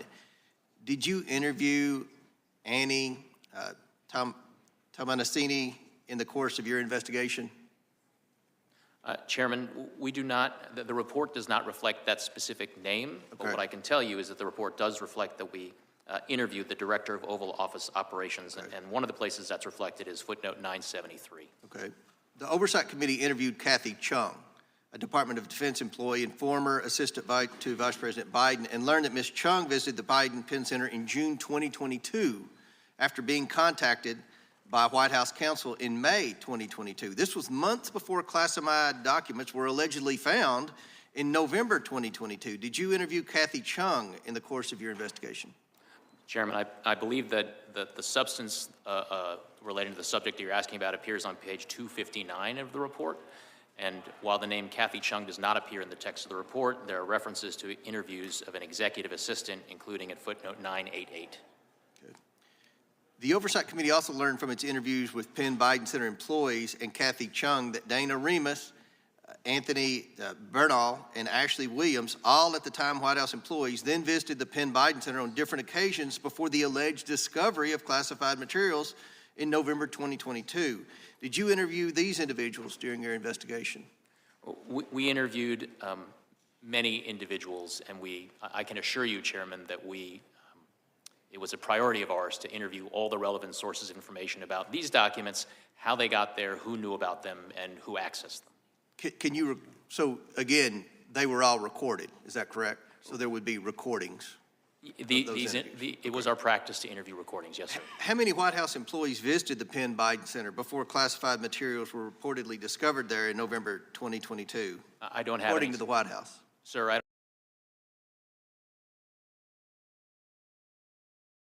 I can assure you, Chairman, that it was a priority of ours to interview all the relevant sources of information about these documents, how they got there, who knew about them, and who accessed them. Can you, so again, they were all recorded, is that correct? So there would be recordings? It was our practice to interview recordings, yes, sir. How many White House employees visited the Penn Biden Center before classified materials were reportedly discovered there in November 2022? I don't have according to the White House. Sir, I don't have an exact count of. How many visits to the Penn Biden Center were made by either White House employees or President Biden's personal attorneys before the official discovery of documents in November 2022? I don't have that figure at hand, but that should be detailed in Chapter 14 of the report, sir. Yield back. Gentleman yields back. Gentlelady from Texas is recognized for 5 minutes. Before, Mr. Hur, anytime you need a break, just if you need a break, let us know, because we're going to go a while, as you well know. Thank you, sir. Ms. Jackson Lee is recognized.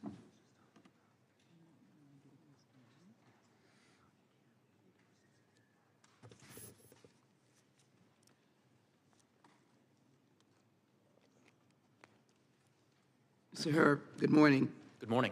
The Republicans here asked for a lot of transcripts, but Chair Jordan has yet to release 90-plus transcripts from our interviews with those, if they are to be released to the American people, is the question. My question to you is, you decided, based on the facts, not to prosecute or indict or bring forward charges against the President of the United States, the sitting President, Joseph Biden. Is that correct? That was my judgment. This investigation was independent and thorough. Is that correct? Yes. We have heard from our Republican colleagues who are grasping at straws allegations that President Biden was treated lightly in this investigation. But just a plain reading of this report completely refutes that argument. There was no two-tiered system of justice. There was only a lack of evidence against President Biden. Mr. Hur, your office and the FBI undertook an extensive investigation into Mr. Biden's handling of classified information and of the classified documents the FBI seized, correct? Correct. In your investigation, you conducted 173 interviews of 147 witnesses, correct? That is correct. And President Biden himself was one of those witnesses, correct? Correct. For at least 5 hours or more. Correct. And President Biden engaged in this interview voluntarily. Correct. And the interview with President Biden lasted more than 5 hours. I've said that. That's correct? Correct. And the interview, and it occurred the day, which all should know, after the horrific attack, October 7th, 2023, Hamas attack in Israel, according to a letter from the White House counsel. Is that correct? The interview spans 2 days, October 8th and October 9th. With the president having to be in and out to deal with an international crisis, and after the interview, he provided handwritten answers to additional questions, correct? Congresswoman, I don't recall the president being in and out during our interview to handle the internet. Let me go on. And President Biden allowed investigators to search his private houses. Is that correct? He did consent to the search of his residence. And your investigation collected 7 million documents for review in your investigation. Is that correct? Correct. And this included emails, text messages, photographs, videos, toll records, and other materials from both classified and unclassified sources. Correct. Correct? And you referred or reviewed President Biden's handwritten notes as well, correct? Correct. And you coordinated with the multiple government agencies to organize and complete your investigation, correct? We consulted with numerous agencies to conduct And that classification included reviews of evidence that was seized during the investigation. Right. And that included working with national security experts in the intelligence community to carefully analyze each classified document that was obtained? With respect to marked classified documents, that's correct. We submitted excerpts from the former Vice President's notebooks for classification review. And if agencies reviewed classified material and gave it different levels of classification, you classified it as a higher level for the purposes of your investigation to be thorough, correct? That is reflected in appendices A Thank and you. B. The FBI requested classification review from each identified agency accordingly for documents where multiple agencies had equities. The special counsel's office used the highest level of classification identified by an agency as the current classification of the document. Let me go on. Attorney General Garland appointed you as special counsel over the matter on January 12, 2023, correct? Correct. He authorized you to investigate Mr. Biden's possession of the classified documents, including possible unauthorized removal and retention of classified documents or other records. Correct. As, at the Penn Biden Center, President Biden's home, Delaware, as well as any matters that arose from the initial investigation or may arise directly from the special counsel investigation. Is that correct? I believe that accurately reflects the language of the appointment order. So you operated an independent investigation for about a year, which you just stated that you had adequate resources to complete, in which you conducted 173 interviews, included with President Biden himself. You reviewed 7 million documents, including President Biden's personal records, and searched his home thoroughly.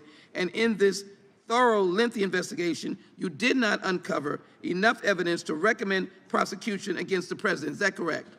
That's my judgment. And if you had found enough evidence to warrant prosecution, did you feel free, unrestrained by the Attorney General appointed by President Biden to make such a recommendation to the Attorney General? I was aware of the Office of Legal Counsel policy right now, prohibiting sitting presidents from being charged with federal crimes. But apart from that, what I can tell you, Congresswoman, is that the investigative steps that we took were my own, the judgment was my own, and the words in the report are my own.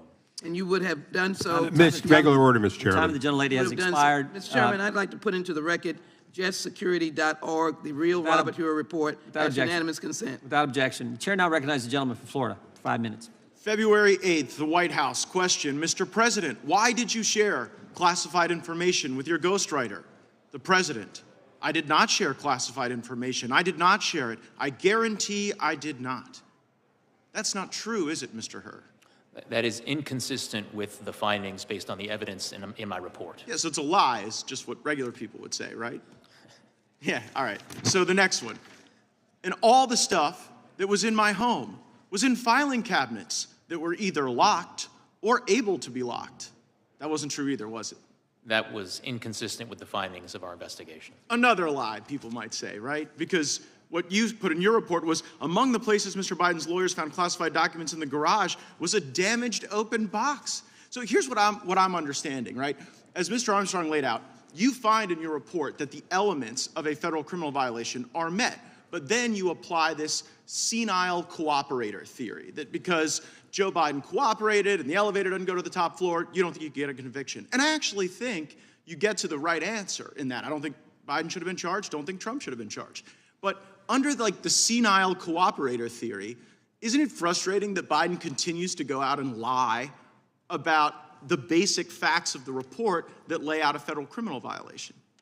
Congressman, I need to disagree with at least one thing that you said, which is that I found that all of the elements were met.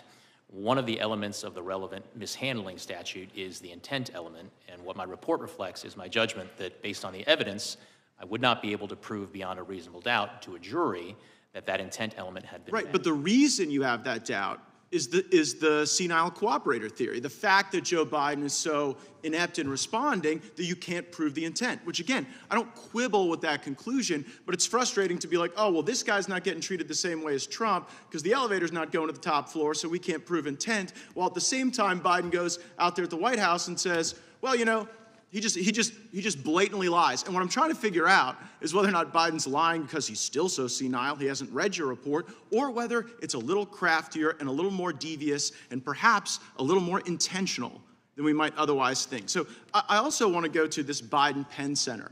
Like, did it give concern to you that the Biden Penn Center, where all this classified stuff was being mishandled, was being floated by foreign governments?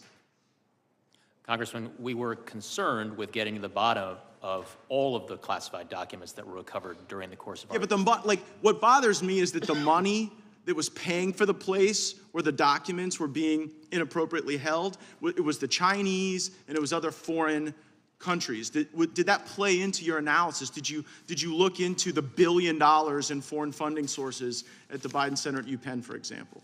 Congressman, we conducted a thorough, impartial, and fair investigation, and we were very, very concerned with getting to the bottom of all the relevant questions relating to the recovered documents. Did you look into the fact that the Chinese were floating the place where this guy was keeping the documents unsecure? Yes or no? Congressman, to the extent that we identified evidence that was relevant and significant to our investigation, we put it in our report. Okay, well, it seemed relevant to me, maybe not to you. Another thing that seemed relevant to me is this ghostwriter, right? So the ghostwriter purposefully deletes this evidence that seems to be like show culpability of Biden's crimes, and you don't charge him. Why did you not charge the ghostwriter with obstructing justice and deleting evidence? Well, for a number of reasons that are laid out in the report, but in brief, Congressman, yes, when we interviewed the ghostwriter, he did tell us, and I'm trying to get the exact language, that one of the things on his mind, one of the things he was aware of, was that I had been appointed special counsel and was conducting an investigation. Right, so he didn't, just so everybody knows, the ghostwriter didn't delete the recordings just as a matter of happenstance. Ghostwriter has recordings of Biden making admissions of crimes. He then learns that you've been appointed. He then deletes the information that is the evidence, and you don't charge him. That is reflected in the report, and one of the reasons... Like, what does somebody have to do to get charged with obstruction of justice by you? If like deleting the evidence of crimes doesn't count, what would meet the standard? So, Congressman, as we state in the relevant chapter of the report, one of the things that Mr. Zwanitzer did not delete was transcripts of the recordings that he had created that included inculpatory evidence relating to Mr. Biden. Oh, so if you destroy some evidence but not other evidence, that somehow absolves you of the evidence you destroy? Here's what I see. Zwanniger should have been charged, wasn't. Biden and Trump should have been treated equally, they weren't. And that is the double standard that I think a lot of Americans are concerned about. I see my time's expired. I yield back. Gentleman yields back. The gentleman from Tennessee is recognized for 5 minutes. Thank you, Mr. Chairman. Mr. Hur, thank you for being here. A little confused about this hearing. Mr. Raskin laid out the big picture, what we should be concerned about, but in the more limited picture, Director Mueller had an investigation. He's our most famous recent special prosecutor, and he found sufficient evidence to say there was a connection between Russia and the Trump campaign. And it supported a criminal prosecution if he were not president. You found there was no evidence to support a criminal prosecution. And the story here is simple. President Biden identified classified documents in his home and other places and told archives about them. The Independent Department of Justice under Attorney General Merrick Garland appointed you, a former Trump political appointee, as special counsel to fully investigate these circumstances and authorized you to prosecute criminal misconduct. You declined to prosecute because you found insufficient evidence of a crime. Case closed. It makes really a perfect case. You did your job, Mr. Garland did his job, and unlike Mr. Barr, he didn't interfere. Did Mr. Garland ask you to change your report at all? He did not, sir. Didn't redact a thing? No, sir. Like Mr. Barr did, he redacted everything and made the Mueller report look like 180 degrees different than what it was. Mr. Garland did right, and you did right, and I commend each of you. The Department of Justice is independent and allows the special counsels to investigate and prosecute the facts if it's supported. Joe Biden's actions in handling of classified materials is similar to most other former presidents and vice presidents. The exception is Donald Trump. So let's start with some yes or no questions. Did you receive any pressure from Mr. Garland or his staff to make any specific factual finding or legal conclusion? No. Did you receive the resources necessary to carry out your duties? Yes. Do you have any reason to believe that you were treated differently with regard to independence or resources than other DOJ special prosecutors? No. Based on your experience as special counsel, do you have any reason to believe the Attorney General was improperly directing, pressuring, or interfering with Jack Smith or his work? I do not have the basis to answer that question. But your declination, which we treat as thoughtful and apolitical, we should treat prosecutorial decisions by Jack Smith the same way, to the best of your knowledge. Again, I really do not have the sufficient information with respect to Jack Smith's investigation to provide any comment on it. Let me ask you this. if President Biden, in his testimony to you, knew the exact date, January 20, whatever it was, 2009, when he became vice president, and the day when he left being vice president, January the 20th, I guess the first would have been January 20th again, 2009, and then January 20 in 2017. If he knew those dates exactly right, and if he knew the exact date and the instant that Beau Biden died, would that have changed your decision to bring a prosecution? Sir, I cannot engage in hypotheticals about what my decision would have been with different facts. What I did was to make a decision based on the facts and the circumstances that I was presented with, and we did identify during our investigation. But it appears to me, and I think it would appear to the American public, that these minor discrepancies, as far as dates and after a long period of time, was not the basis. It was not the basis for your decision to decline to prosecute. It was the fact that you didn't have the facts, that he acted differently than Trump, that he voluntarily provided the documents, that he complied with the Justice Department, that he didn't try to obstruct justice. Those were the reasons you didn't prosecute him, not because he missed a few dates. Congressman, my reasons for my declination decision are set out in my report, and I stand by the words in the report, sir. Well, thank you. And I think I'm encompassing them in my what I'm saying to you is that it was not anything to do with his memory why he wasn't chosen to be, you chose not to indict him. It was the difference in the facts in the case and how he dealt with it. The fact is, Mr. Biden sat through 5 hours, and he did an admirable job. And he did an outstanding job in the State of the Union, laying out the case for the future of America, for the middle class, for democracy around the world, for standing up to the Russians, not bending down to them. That's what's important. Not if you can be like on the $64,000 question, assuming it was legit, and answering every single question correctly. That's not what you need to be president.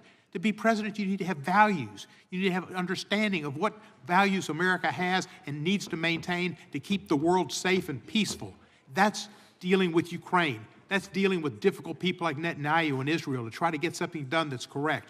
That's what Joe Biden does. And understanding Social Security and Medicaid are important institutions that help seniors, not senile people. I mean, I really object to that comment. People see nobody suggests he's senile, and that's disrespectful of senior people with any kind of memory disability. Lots of seniors have memory disability, but they're not senile, and to do such was shameful. Joe Biden is a competent, good president who knows American values. Gentleman's time has expired. Gentleman yields back. Gentleman from California is recognized for 5 minutes. Thank you, Mr. Chairman. Mr. Hur, I'd like to start off by thanking you for a year of hard work and a comprehensive report. I'm going to try not to provide testimony, as some people on both sides are, or provide conclusions, but I do have some questions that lead me to ask you for conclusions.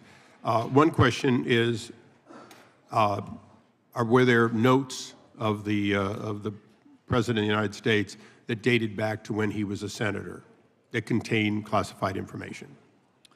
Among the documents that were recovered during our investigation were marked classified documents that dated back to when Mr. Biden was a senator. When he was in his 30s, 40s, 50s? I believe that's correct. And were there documents from the time that he was vice president? Yes. Okay. So there's been a lot to do about, senility, non-senility, poor memory, and so on. But let's just go through something that you deal with as a prosecutor every day. You first start off with a set of initial evidence that indicates there may have been a crime. Is that right? By the time it gets to you, usually you have some evidence that there may have been a crime. I think that is fair, yes. Okay, and in this case, at some point during this investigation where the elements of the crime, including willfulness, were put before you and you reached a personal conclusion that either there was likely guilt or not. Is that correct? Not provable, not in front of a jury, just personal, because you have to make that decision as part of the case, correct? Correct, and I would say I approach the task as I have been trained to as a prosecutor, which is on an iterative basis. The investigation is always uncovering new evidence that you incorporate. Right, so both before, during, and at the end, did you reach a conclusion, notwithstanding his current mental state of being an elderly man with a poor memory and so on, that he did in fact deliberately take documents and held them from back when he was a senator, and we're talking about your personal, not that you could prove it, but personally, did you see a pattern that goes all the way back to him being a senator of taking documents, making notes, and taking them and holding them personally? Congressman, I viewed my task as a prosecutor in this matter to determine what I believed the evidence. No, I appreciate that, and I'm not trying to take away from your conclusion. Some others are debating the conclusion. I'm not debating the conclusion. I just want to go through one element that I think is important. Look, you've prosecuted people in the past and failed to get a conviction. Is that correct? Correct. Okay, you're not a 1,000 perfect batting average. Okay. I can't say that. Yeah. So you went into cases thinking that you would succeed and you didn't. One might say you probably declined to prosecute ones that you might have either gotten a conviction or gotten a plea on. Would you say that's fair to say over your long career? I think that's fair because I take the rules as set forth in the Justice Manual seriously. However, I'm going to presume that you would never prosecute someone you thought was outright innocent. Correct. In this case, did you reach a conclusion that this man was outright innocent? That conclusion is not reflected in my report, sir. Right. So you did not reach that conclusion, or it would have been in your report. I viewed my task of explaining my decision to the Attorney General as being based on my judgment and my assessment of the evidence. Would a conviction at trial be the probable outcome? And that's and I just want to make sure the record is complete in that, because I think it's extremely important. You did not reach an idea that he had committed no wrong. You reached a conclusion that you would not prevail at trial and therefore did not take it forward. Is that correct? Correct, Congressman. Okay. I just want to go through one or two little, these are housekeeping almost. The documents that the president, then vice president, took, which included his own notes, to your knowledge, aren't those covered by the Freedom of Information Act? Potentially. I honestly do not know, Congressman. Aren't they covered by the Presidential Records Act, as every note and every text of the president, the vice president, and members of the cabinet are covered? I think different folks would have different views on whether they're covered by the PRA, Congressman. But isn't it true that he left office leaving no copies of that behind, and that alone was inconsistent with an open and transparent individual, correct? I'm not aware of copies of those materials being left behind, Congressman. Okay, I want to thank you, and Mr. Chairman, I want to thank you for the extra few seconds. I yield back. Gentleman yields back. The gentleman from Georgia is recognized. Thank you, Mr. Chairman. Mr. Hur, you've led a distinguished career, earning your law degree from Stanford University, and you served as a student as executive editor of the Stanford Law Review, correct? Correct. Then you went on to clerk for Judge Kaczynski of the Ninth Circuit, correct? Yes, sir. After that, you ascended to a clerkship with then Chief Justice William Rehnquist on the United States Supreme Court, correct? Correct. And then you later joined the Daddy Bush Department of Justice as a special assistant to known Federalist Society member and now FBI Director Christopher Wray. Isn't that correct? I did spend some time working for former Assistant Attorney General Christopher Wray. And you later joined the Trump Justice Department as the Principal Associate Deputy Attorney General, working as the right-hand man for another known Federalist Society member, Rod Rosenstein. Isn't that correct? I served as Mr. Rosenstein's principal deputy. And then Donald Trump appointed you to serve as U.S. Attorney for the District of Maryland. Is that correct? President Trump nominated me to serve in that position, and I was unanimously confirmed by the United States Senate. That's correct. And thereafter, Attorney General Merrick Garland appointed you to serve as special counsel for the United States Department of Justice to conduct a full and thorough investigation of certain matters to determine whether or not Joseph Biden should be charged with unlawfully removing and retaining classified documents. Isn't that correct? Correct. And nowhere in that order does Attorney General Garland authorized you to conduct an investigation and issue a report on whether President Biden is mentally fit to serve as president. Isn't that correct?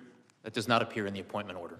And pursuant to your appointment to conclude your investigation, you issued a report that was published by Attorney General Garland, correct?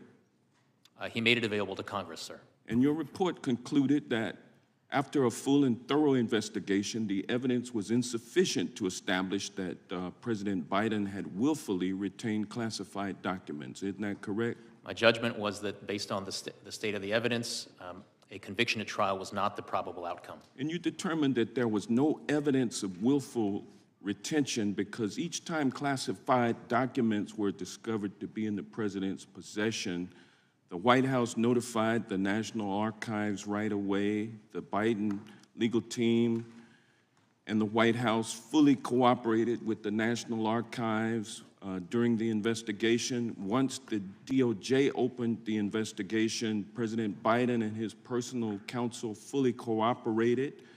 Isn't that correct? We did identify some evidence of willful retention and disclosure, but we also the point noted is, though, that the president cooperated fully with you. And didn't they never tried to hide any documents from you, did they? The report does note steps of cooperation taken by the president. Thank you, sir.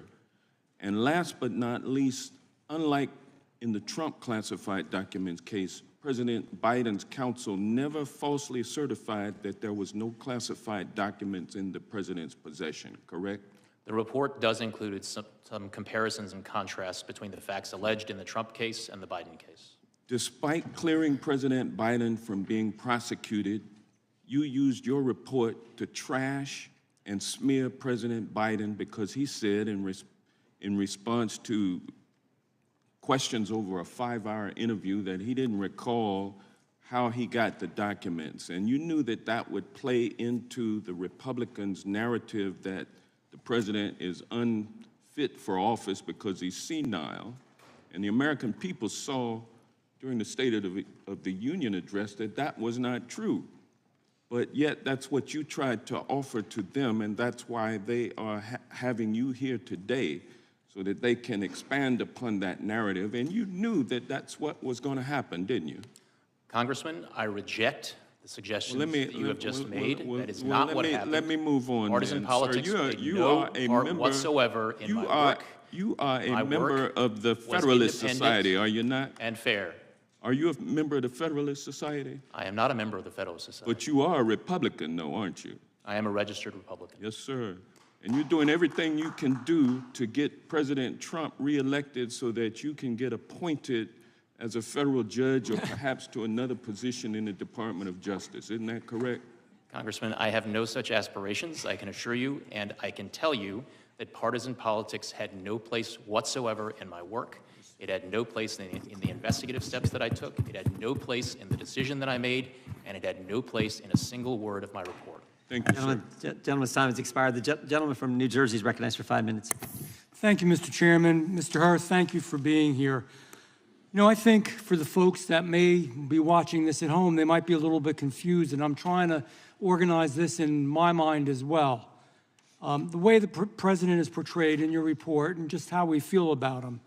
Was he a well-meaning, forgetful man, as you said? Or was he a man that was focused on history? Was he a man that maintained and retained these top secret documents that should have been not in his home? And was he a man that wanted to prove he was worthy to be president and that his vision of Afghanistan was better than even President Barack Obama's and that his focus on history was most important to him? Do you know which it is? Congressman, to the extent you're quoting language from my report, I stand by the words in my report.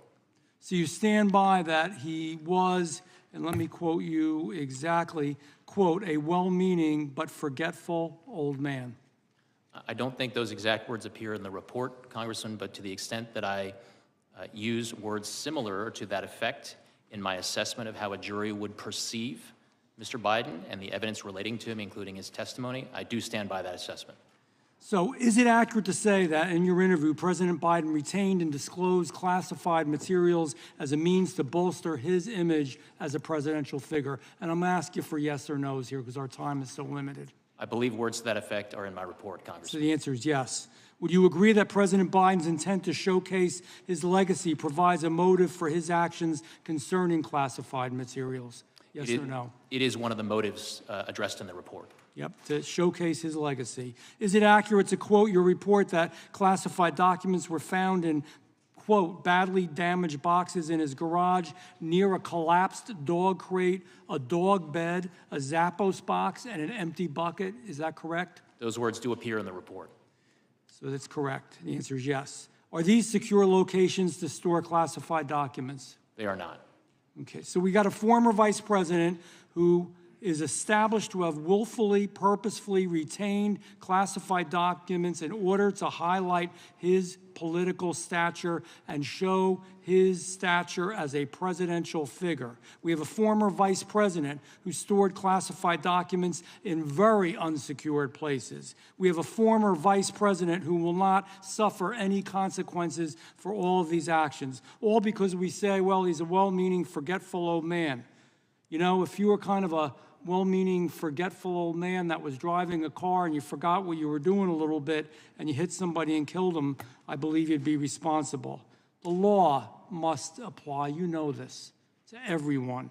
The standard behind the decision not to prosecute Joe Biden, especially in light of Special Counsel Jack Smith's decision to prosecute President Trump for similar conduct, gives the real appearance of two standards. Just again, so much part of this Department of Justice. Justice for thee, but not for me. Special Counsel Hur, has any former president or vice president besides President Trump ever been criminally charged for knowingly retaining classified information after they left office? Yes or no? No. Would you concur that Special Counsel Smith's decision to charge a former president for retaining and disclosing classified information was an extraordinary, unusual, and unprecedented decision? I will not comment on that matter. Well, I'm going to comment. The answer is yes. Special Counsel Hur, these two reports are the culmination, in my mind, of the Department of Justice's two standards, and an example, again, of the Justice Department being weaponized against conservatives. You know, there's another piece to this, too. I have just a few seconds. We know that when his ghostwriter was speaking to him, he also did recordings, and when he did those recordings, it was clear, in fact, I'll try to quote this here, it was a month, in 2017, a month after Biden left as VP, he was aware of top secret classified materials that were, quote, downstairs. Is that true? That is reflected in an audio recording, yes. It's reflected in an audio record, you know. So sometimes he may be sleepy, sometimes he may be forgetful, sometimes he may be cognitively impaired. There's no doubt about that. But man, when it came to his personal legacy, the way he wanted to be remembered, to be sure that he was a big deal, in plain English, in the future, he was willingly and knowingly breaking the law. And it's unfortunate that we have a Department of Justice that will treat one person one way and somebody else a different way. It's a sad day for America. Thank you, Mr. Hur. I yield back. Gentleman yields back. The gentleman from California is recognized. Mr. Hur, I want to ask you about some of the differences between the facts involving President Biden and President Trump. But before I do, I want to refer back to your opening statement in which you said that you did not disparage the president in your report. But of course, you did disparage the president. You disparaged him in terms you had to know would have a maximal political impact. You understood your report would be public, right? I understood, based on comments that the Attorney General had made, that he had committed to make as much of my report public as consistent with legal policy and legal requirements. And you could have chosen just to comment on the president's particular recall vis-a-vis a document or a set of documents, but you decided to go further and make a generalized statement about his memory, didn't you? Congressman, I could have written my report, theoretically, in a way that omitted references to the president's memory, but that would have been an incomplete and improper report, and that it did not reflect my analysis You could have and the explanation of my decision. You could have written your report with comments about his specific recollection as to documents or a set of documents, but you chose a general pejorative reference to the president. You understood when you made that decision, didn't you, Mr. Hur, that you would ignite a political firestorm with that language, didn't you? Congressman, politics played no part whatsoever in my investigative steps. But you my understood decision, nevertheless, or the words didn't you, that I put in my report. Mr. Hur, you cannot tell me you're so naive as to think your words would not have created a political firestorm. You understood that, didn't you, when you wrote those words, when you decided to include those words, when you decided to go beyond specific references to documents? You understood how they would be manipulated by my colleagues here on the GOP side of the aisle and by President Trump. You understood that, did you not? Congressman, what I understood is the regulations that govern my conduct as special counsel. And those regulations required me to write a confidential report for the Attorney General, which you knew would not be confidential. My decision, and that is what I did, Congressman. I followed the rules. You knew it would not be confidential. I followed them. You knew it would not be confidential, didn't you? Sir, the regulations required me to write a confidential report explaining my decision to the Attorney General. Which you knew would be released. It was up to the Attorney General to determine you understood it would be released, did you not? Would be released consistent with DOJ policy. You understood it would be released. You understood it would be released. I understood from the Attorney General's public comments that he would make as much of my report public as he could, consistent with legal requirements in DOJ And you also understand DOJ policy that you are to take care not to prejudice the interests of the subject of an investigation, right? That is generally one of the interests that DOJ policy requires that prosecutors respect. And it was your obligation to follow that policy in this report, was it not? It was also my obligation to write a confidential report for the Attorney General explaining completely my what decision. you did write was deeply prejudicial to the interests of the president. You say it wasn't political, and yet you must have understood. You must have understood the impact of your words. You must have understood the impact of your decision to go beyond the specifics of a particular document, to go to the very general, to your own personal, prejudicial, subjective opinion of the president, one you knew would be amplified by his political opponent, one you knew that would influence a political campaign. You had to understand that. And you did it anyway. And you did it anyway. And let me just go to some of the differences here between the president's conduct and Mr. Trump's. In the superseding indictment, on page 3, it says that Mr. Trump suggested that his attorney falsely represent to the FBI and grand jury that he did not have documents called for by the grand jury subpoena. You didn't find anything like that with respect to Mr. Biden, did you? Congressman, I do not have the Trump indictment in front of me, but I need to address something that you said in your prior question. What you are suggesting is that I needed to provide a different version of my report that would be fit for public release. That is nowhere in the rules. I was to prepare a confidential report that was comprehensive and thorough of an explanation. What is in the rules, Mr. Hur, what is in the rules is you don't gratuitously do things to prejudice the subject of an investigation when you're declining to prosecute. You don't gratuitously add language that you know will be useful in a political campaign. You were not born yesterday. You understood exactly what you were doing. It was a choice. You certainly didn't have to include that language. You could have said, vis-a-vis the documents that were found at the university, the president did not recall. There is nothing more common. You know this. I know this. There is nothing more common with a witness of any age when asked about events that are years old to say, I do not recall. Indeed, they're instructed by their attorney to do that if they have any question about it. You understood that. You made a choice. That was a political choice. It was the wrong choice. Mr. Chairman, I yield back. Gentleman yields back. The gentleman from Arizona. Did special counsel wish to respond to that final question? Yes, Congressman, what you are suggesting is that I shape, sanitize, omit portions of my reasoning and explanation to the Attorney General for political reasons. No, I suggest that you not shape your report for political reasons, which is what you did. That did not happen, Congressman. That did not happen. Gentleman yields back. The gentleman from Arizona is recognized for 5 minutes. Thank you, Mr. Chairman. Thank you, Mr. Hur, for being here. Thank you for your report. I've read it. And I think where you and I might have disagreements, there may be matters of opinion and not necessarily the facts as you've reported them. So I want to go over the elements of the offense that seem to have at least struck my craw is where you put in here twice that the jury would not likely to find intentionality on the part of disclosure in particular. So I want to talk about that for a second. So if it's not willful, we might say an accident, something negligent, careless, that would not necessarily rise to willful or intentional or purposeful, right? Those are different standards of intent under the law. Yes, sir. Yeah.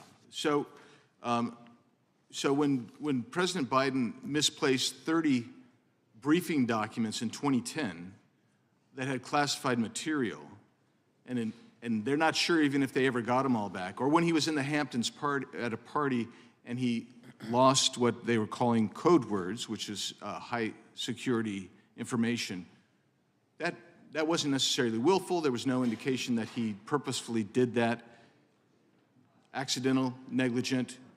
You indicated, don't know if we even got all that information back. We're assuming maybe we did. That would not be willful, right? As reflected in the report, there were certain categories of documents where when we looked into them and investigated how they got to where they ended up or how they ended up being misplaced, we did not identify evidence of willfulness. Yeah, and so if something's willful, you wouldn't say it's ignorant, it's not incompetent, it's not accidental. We'd say something like it's willful, it's intentional, it's purposeful. It indicates really a choice, that you have made a deliberate, conscious decision to act in a certain way. Is that fair?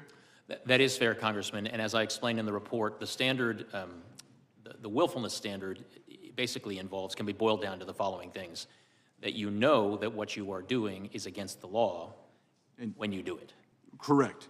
So let's take a look at it. And this has been brought up before in February of 2017. He's having the discussion with the ghostwriter. He says, he's at the Virginia house at this point. He says, I just found all the classified stuff downstairs, right? So he knows he's got classified stuff, right? 2 months later, in April, he's at a different location, is my understanding. I think he's now up in Delaware. And as you look at let's look at 105, 106 here. He says, Biden reads from a different notebook entry. He reads aloud from notes summarizing a range of issues. We're talking about U.S. military views expressed there by the intelligence community, the DNI, CIA director. And while he's reading those notes, he says, I can't read my own writing. Do you have any idea what the heck I'm saying here? He asked the ghostwriter. Ghostwriter says, well, something, blah, blah, blah. And Biden says this, some of this may be classified, so be careful. Some of this may be classified, so be careful. Now, my immediate response was, okay, so he knows he's got classified docs. He's looking at this, he can't read it. He's giving this to somebody he knows has no security clearance. So he says, hey, read this, but be careful, it might be classified. The next thing, and the guy says, okay. Next thing he says, well, I don't know if it's classified or not. I'm suggesting to you, and this is where you and I have a difference of opinion. When you say something like, hey, look, this may be classified, be careful. That warning to be careful because it may be classified, that indicates guilty knowledge. That indicates he might know something more than he otherwise would have. And it indicates, then they go on and they read it. As you point out here, he reads classified information. And it's still classified today. That's on page 106. So when you look at this, it's hard for me to say, well, he was ignorant, he was incompetent, he was accidental. No. He had guilty knowledge. He knew and told the guy that he's going to expose that classified material to, hey, be careful. Be careful. It may be classified. That indicates something a little bit more than mere knowledge. Indicates that he has some intent there. Because the next thing he should have said is, hey, I don't know if it's classified, but we're going to skip over this until that's resolved. He didn't do that. What he said is, read it anyway. Yield back. Gentleman yields back. The gentleman from California is recognized for 5 minutes. Mr. Hur, I was moved by your parents' immigrant story and how that has shaped you. And their story is a story that so many of us know through our constituents. It's the story of America. It's a story that the guy who appointed you would end if he was in charge again. It's a story that most of the folks on the other side of the aisle seek to block every day in this room, but it's a story that's persuasive. You want your report to be received with credibility, is that right? My goal was to provide a thorough explanation of my decision to the Attorney General as I was required to do. And as I said in my opening statement, I felt that I needed to show my work. And you want to be received as credible, right? That would be helpful and laudable, yes. Well, a lot has changed since 2018 for the person who appointed you, former President Trump. Since you were appointed, he was impeached for leveraging 350 million U.S. taxpayer dollars over Ukraine to get dirt on President Biden. He was then impeached a second time for inciting an insurrection. He was charged for possessing classified documents and obstructing justice. He was charged for paying for the silence of a porn star. He was charged in Georgia for his role in January 6th. He was charged in the District of Columbia for his role in January 6th. He owes $400 million to the state of New York for defrauding the state through his taxes, and he has been judged a rapist. You want to be perceived, understandably, as credible, and so I want to first see if you will pledge to not accept an appointment from Donald Trump if he is elected again as president. Congressman, I'm not here to testify Seems like an today easy about answer. what will happen in the Considering future. what I just laid out. I'm here to talk about the report and the work that went into it. And But you don't want to be associated with that guy again, do you? Congressman, I'm not here to offer any opinions about what may or may not happen in the future. I'm here to talk about the work that went into the report, which I stand by.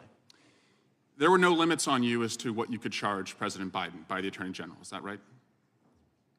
The decisions that I made that are reflected in the report are my own.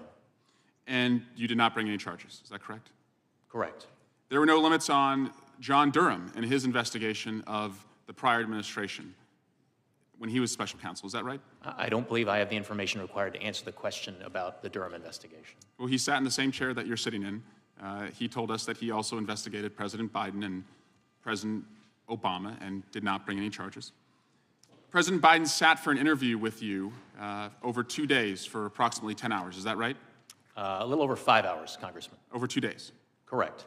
You know, that's in sharp contrast to a guy who did not sit for an interview when the Mueller investigation took place, that was Donald Trump, did not sit for an interview when he was impeached in this committee room by the Judiciary Committee, did not sit for an interview when the second impeachment occurred and he was invited to sit for an interview for his role in January 6th, and did not sit for an interview in the January 6th January 6th case or the classified documents case. Chairman also has not sat for an interview in his own subpoena, but Joe Biden has. I now want to turn you to the transcript and day 1, page 47. You said to President Biden, you appear to have a photographic understanding and recall of the House. Did you say that to President Biden?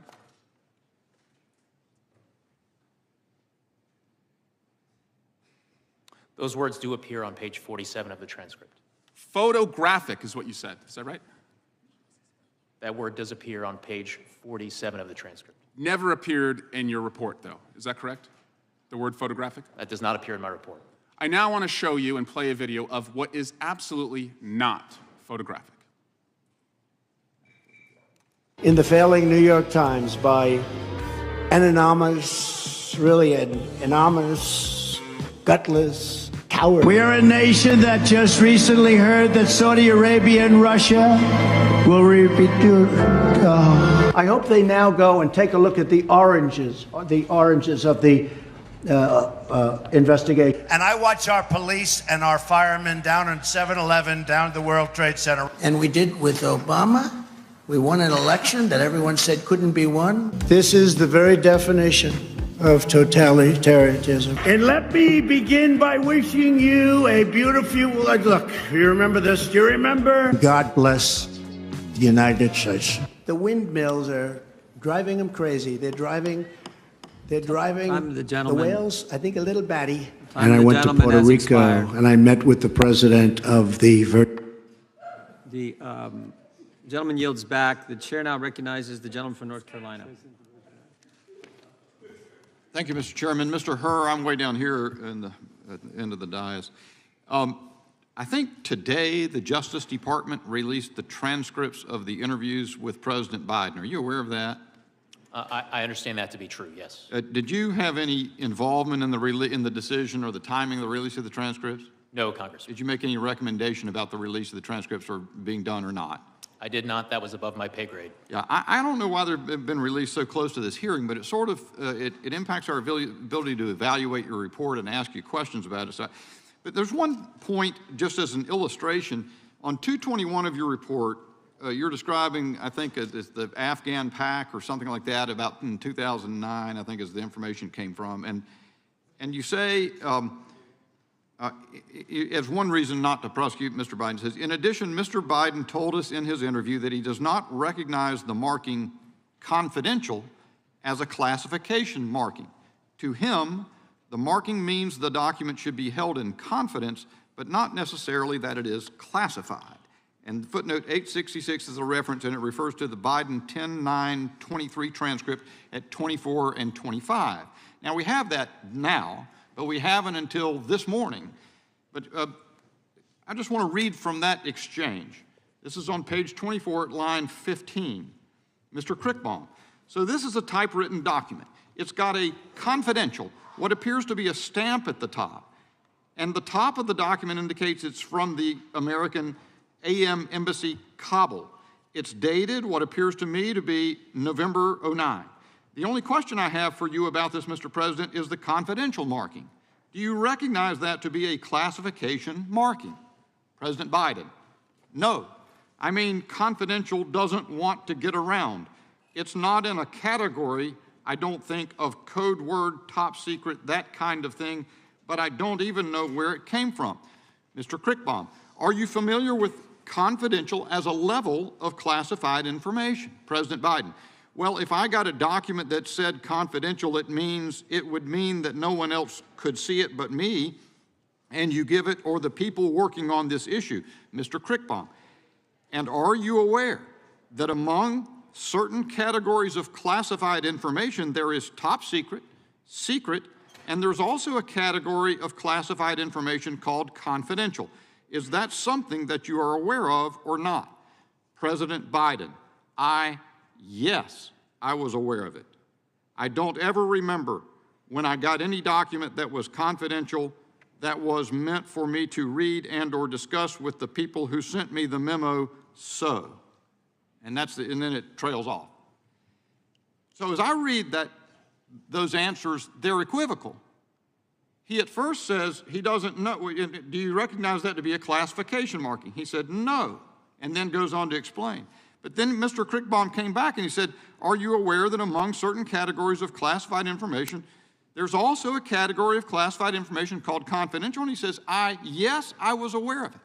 So Mr. Hur, just in that one instance, there seems to be a discrepancy between the conclusion in the report or the summary of the evidence in the report and what the transcript says.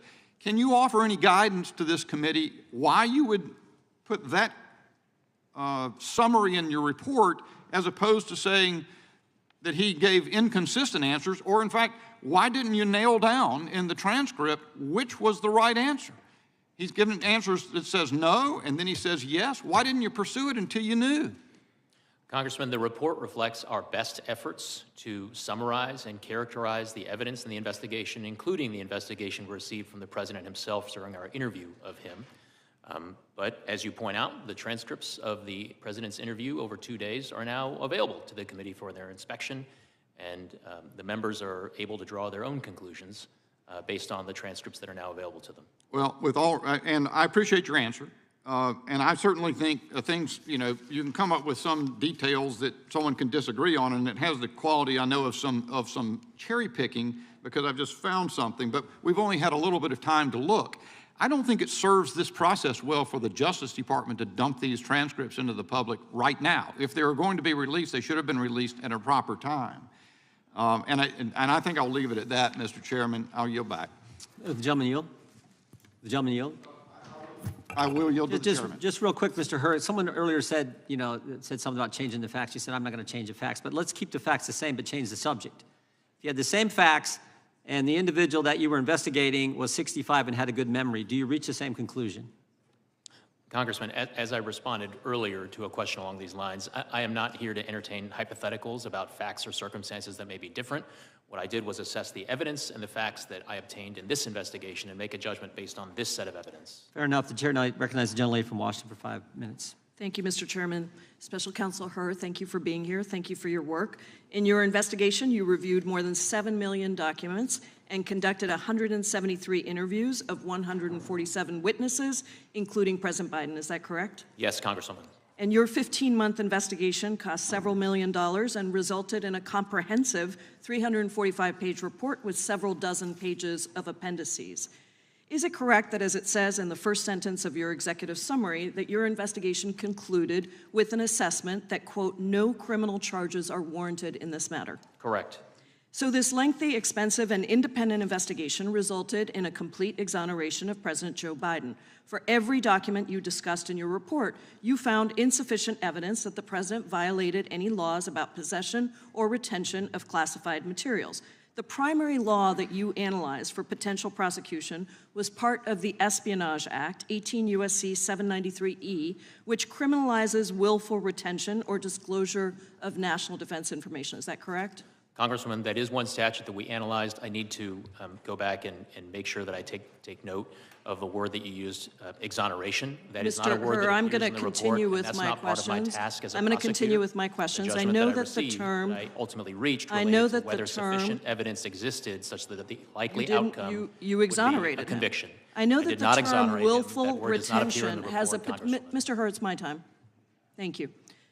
I know that the term willful retention has a particular legal meaning, and I want to make sure that that meaning is absolutely clear to the American people before we go any further. As you wrote in your report, to prove as a matter of law that the president, quote, willfully retained any documents, you would need to prove beyond a reasonable doubt 2 elements. First, that the president knowingly retained or disclosed national defense information, and second, that he knew that this conduct was unlawful. Is that correct? That's correct. And to be very, very... And I'm sorry, Congresswoman, that it was national defense information. That's an important third element.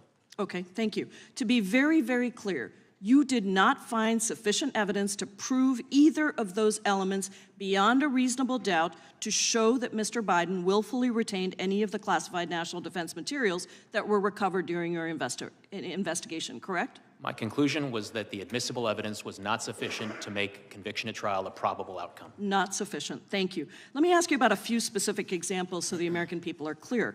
One set of documents was discovered by investigators in the president's Delaware home. His staff had assembled those documents into binders in 2014 to prepare him for an event with Charlie Rose. Some of the documents in those binders were marked classified. You reviewed all of the facts surrounding the classified documents in those binders, and you determined, and this is a quote from your report, these facts do not support a conclusion that Mr. Biden willfully retained the marked classified documents in these binders, correct? That language does appear in the report. You also reviewed another set of classified documents from the president's home related to the Afghanistan troop surge in 2009, and you evaluated whether the president willfully retained such documents in his Delaware home or a home that he rented in Virginia in 2017. In your report, you said that there was, quote, a shortage of evidence, end quote, for any wrongdoing, and, quote, other innocent explanations for the documents that we cannot refute, end quote. Are those quotes correct? Congresswoman, if you have particular page sites for those quotations, I'd be happy to confirm their accuracy. Page 6. It's right up on the screen. With respect to the 2 quotes that are on the screen, in addition to this shortage of evidence, there are other innocent explanations for documents we cannot refute, and we conclude the evidence is not sufficient to convict, and we decline to recommend prosecution. I was just going to get to that, and you concluded that, quote, the evidence is not sufficient to convict, and we decline to recommend prosecution, end quote. Those are your words in the report, correct? Those words appear in the report. Thank you. President Biden's counsel discovered a different set of documents at the Penn Biden Center and voluntarily turned them over to the FBI. Those documents contain national security information, but you determined that you could not, in fact, prove that President Biden willfully retained those documents because, quote, the evidence suggests that the marked classified documents found at the Penn Biden Center were sent and kept there by mistake. Therefore, we decline any criminal charges related to those documents, end quote, correct? The language, we decline any criminal charges related to those documents, does appear at page 311 of the report. Thank you. You also reached a similar conclusion regarding the documents found in President Biden's Senate papers at the University of Delaware. Quote, for these reasons, it is likely that the few classified documents found in Mr. Biden's Senate papers at the University of Delaware were there by mistake, correct? That language does appear at page 325 of the report. So it seems to me that the crux of the report, the main story, is that you found insufficient evidence to prove beyond a reasonable doubt that President Biden willfully retained any classified materials. That is the story of this report. And I yield back, Mr. Chairman. The gentlelady yields back. The gentlelady from Indiana is recognized. Thank you, Mr. Chairman. I just thank you, Special Counsel, for being here in these challenging times. And I want to tell you a few things that is interesting for me. You obviously could see that there is a motive, there is a legacy. You obviously see that there was a willful retention of these documents, but it's interesting for me that when you talk about sympathetic, well-meaning older man with poor, elderly man with a poor memory, it seems like every attorney would advise you to be sympathetic and be well-meaning, and it seems like the whole FBI needs to do based on my hearings here, I need to do check on amnesia because everyone says doesn't recall. So it seems to me that it might have been something way more in his recollection. There's a typical I don't recall, because that's what everything's like. That's I've learned it here. So is there something more than that, that just I don't recall something for you to actually decide? Because it seems that this is the core of the whole investigation. Why didn't you pursue further the charges? Congresswoman, my judgment as to how a jury would likely perceive and receive and consider evidence relating to all the evidence that would be put in by both the government and the defense at trial, it was based on a number of different sources, from documents, including various recordings, some of them from the 2016-2017 timeframe, some from our interview with the president in October of 2023. I think what you're asking about specifically is how the president presented himself during his interview in October of last year. And of course, I did take into account not just the words from the cold record of the transcript, but the entire manner in living color, in real time, of how the president presented himself during his interview. Hopefully he didn't outsmart you and all of us. But before I yield, I just wanted to actually just comment on something, Mr. Raskin mentioned about, us not remembering communists. I actually grew up under communists, and I have a very good recollection what it is.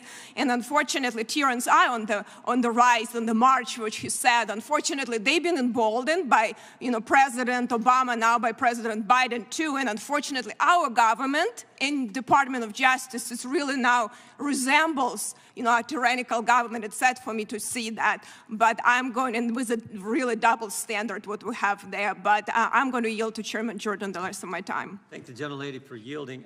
Mr. Hur, during your one-year investigation, did you have communications with the White House and the White House counsel in particular? Yes. I think you had I got 5 letters that they, and they communicated with you regarding your investigation. Is that accurate? We received a number of letters from White House counsel's office, and as well as the president's personal counsel. Right, they're either special counsel or personal counsel, I see, who signed the letters. And did the White House get the report before the report was made public? We did provide a draft of the report to the White House counsel's office and members of the president's personal counsel team for their review. No, I understand. And did the White House then, once they got the report before it went public, did the White House try to weigh in with your investigation on elements of that report and, frankly, get the report changed? They did request certain edits and changes to the draft report. Yeah, I see that in the February 5th letter. Did they only correspond with you? I'm sorry, Congressman, are you asking if they corresponded with anyone else on my team? Once you gave the report to the White House, yes, they sought changes. I have one letter here that's addressed to you on February 5th. And they said, we're pleased that after more of a year of investigating, you've determined, they respond to the report. And then they disagree with they asked for you to change some of the things you had in your report, namely the fact that the president's memory was not very good. You remember that? Yes, sir. Okay, but I also have 2 other letters. one on February 7th to Merrick Garland, where they raised the same concern, and then on February 12th, where they go to the DAG. Bradley Weinsheimer. You familiar with those? I am familiar with those letters. Bradley Weinsheimer is an assistant or associate deputy attorney general. Right, associate DAG, the ADAG, right? Yes. And Merrick Garland, of course, is the attorney general. So Yes, you're he familiar is. with the fact that they went over your head? They were certainly entitled to write whatever letters they wished to Mr. Weinsheimer and to the attorney general. I just find that interesting. You know, the White House they're communicating with you throughout this one-year investigation, and then the White House says, "Oh, we're going to go to the principal's office, and we're going to talk about Mr. Hur's report." Do you find that interesting? As I said, they were free to correspond with whomever in the federal government they wished to correspond with. I did engage in numerous communications with them during the course of the investigation, and as is reflected in the special counsel regulations, the Attorney General did provide oversight of my investigation. Understand. I thank the gentlelady for yielding and yield back. The chair now recognizes the gentleman from California for 5 minutes. Thank you, Chairman Jordan. I want to first say that the House Judiciary Committee is responsible for helping to enforce the rule of law. Unfortunately, the actions of this chairman in ignoring a bipartisan congressional subpoena have damaged the ability of this committee to get information from witnesses and damage the rule of law. Now, Mr. Hur, thank you for being here today. Thank you for sharing your compelling immigrant story that just goes to highlight how America is a nation of immigrants. I'm going to ask you a series of questions, yes and no questions. They are not trick questions. They're simply designed to highlight what you already found in your report, which is that there are, quote, material distinctions, end quote, between President Biden's case and Mr. Trump's case. So here's my first question. In your investigation, did you find that President Biden directed his lawyer to lie to the FBI? We identified no such evidence. Did you find that President Biden directed his lawyer to destroy classified documents? No. Did you find that President Biden directed his personal assistant to move boxes of documents to hide them from the FBI? No. Did you find that President Biden directed his personal assistant to delete security camera footage after the FBI asked for that footage? No. Did you find that President Biden showed a classified map related to an ongoing military operation to a campaign aide who did not have clearance? No. Did you find that President Biden engaged in a conspiracy to obstruct justice? No. Did you find that President Biden engaged in a scheme to conceal? No. Each of the activities I just laid out describe what Donald Trump did in his willful mishandling of classified information and his criminal efforts to deceive the FBI. In contrast, President Biden handed over documents without delay and complied fully with investigators. Mr. Hur, in your report, you write that, quote, according to the indictment, Trump not only refused to return the documents for many months, but he also obstructed justice by enlisting others to destroy evidence and then to lie about it, end quote. You also say that if proven, these would be, quote, serious aggravating facts, end quote. Do you still stand by your analysis? I do. Okay. I have a few more questions as well. In your investigation, did you find that President Biden set up a shell company and covertly paid $130,000 in hush money to an adult porn star? No. Okay. Did you find that President Biden directed his lawyer to pay $150,000 in hush money to a former Playboy model? No. In your investigation, did you find that President Biden called the Georgia Secretary of State to demand that he, quote, find 11,780 votes? No. Did you find that President Biden devised a scheme to organize a slate of fake electors to undermine a free and fair election? No. Did you find that leading up to January 6, 2021, President Biden urged his supporters to travel to D.C. and to storm the Capitol? No. Thank you. Each of these activities I laid out describe what Donald Trump did, his efforts to bully election officials, overturn the results of the election, and deceive the American people. That is why Donald Trump has been indicted in not just one, not just two, not just three, but 4 criminal cases. I yield back. Gentleman yields back. The gentleman from Wisconsin is recognized for 5 minutes. Yeah, I just want to go do a little repetition, Mr. Hur, in regards to the chairman's questions from a few minutes ago. So is it correct on that February 5th letter that was sent to you asking you to change references to the president's poor memory? Wasn't there a request by the White House to do that? There was a request, yes. And, Mr. Chairman, I think the record should show that the gentleman from Maryland earlier said that that was not that was not the case. I think he said, nor did he seek to redact a single word of Hur's report. Obviously, Mr. Hur is telling us differently here. And didn't the White House then go to the Attorney General himself and say that he would like to see changes to the references in regards to the president's memory? The White House counsel did send such a letter. So if this president was 60 years old rather than 80 years old, would you prosecute him? Congressman, as I've said before, I cannot engage in hypotheticals. I address the facts and the evidence as I found them in this matter. There was an 80-year-old grandma that came to Washington, D.C. a few years ago, did not commit a violent crime, committed a crime, but did not commit a violent crime, and she was fully prosecuted. Doesn't that seem like it's a dual system of justice where the president is above the law? Congressman, I don't know the facts and the details of this other case that you're referencing with this other person. You say that the president is unlikely to reoffend in the future.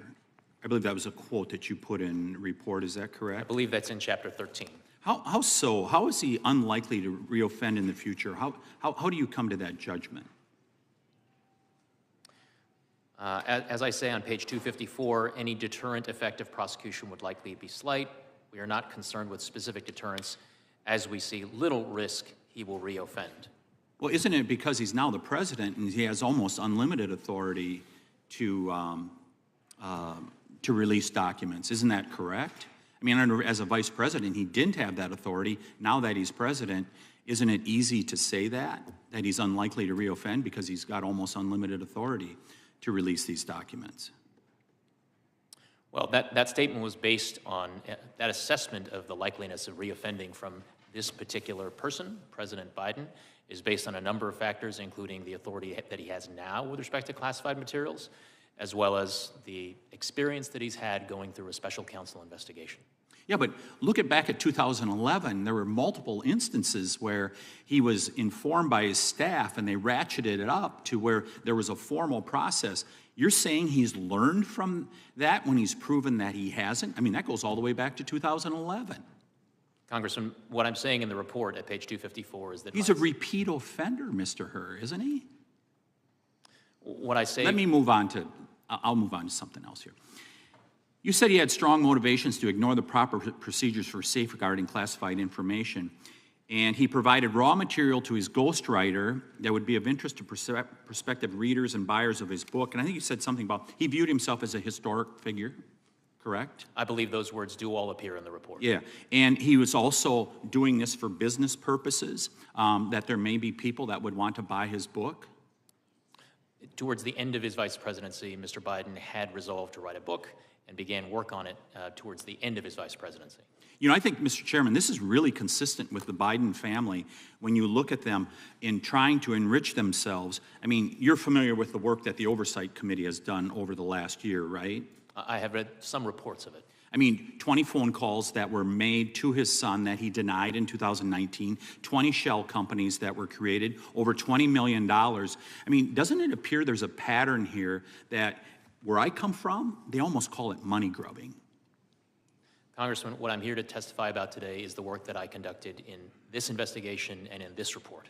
So I want to thank you for the work that you did as far as you could, but unfortunately, you are part of the Praetorian Guard that guards the swamp out here in Washington, D.C., protecting the elites. And Joe Biden is part of that company of the elites. And you see it in the things that the Department of Justice has not acted on, Mr. Chairman. I mean, you look at the president's son, who does not have to answer for lying on his Form 4473 in regards to throwing away a weapon. You see it where the Department of Justice fends off the IRS when the whistleblowers come with this information. And now we see it once again, where a president believes he is above the law. And there is no doubt that this president does believe he's above the law. I yield back, Mr. Chairman. The gentleman yields back. The gentleman from California is recognized. Thank you, Mr. Chairman. Mr. Hur, welcome. I also concur, and let me echo what's already been said by my colleagues, that your personal story of being an immigrant, your family immigrants to this country, the way you've contributed to the greatness of this country shows why America is great, the great immigrant story. Thank you for being here, Senator. First question to you is, you're a Republican? I am, sir. Does that stop you from a thorough and fair investigation? I certainly hope not, and I know not. This story is really proof of the old saying that the cover-up is worse than the crime.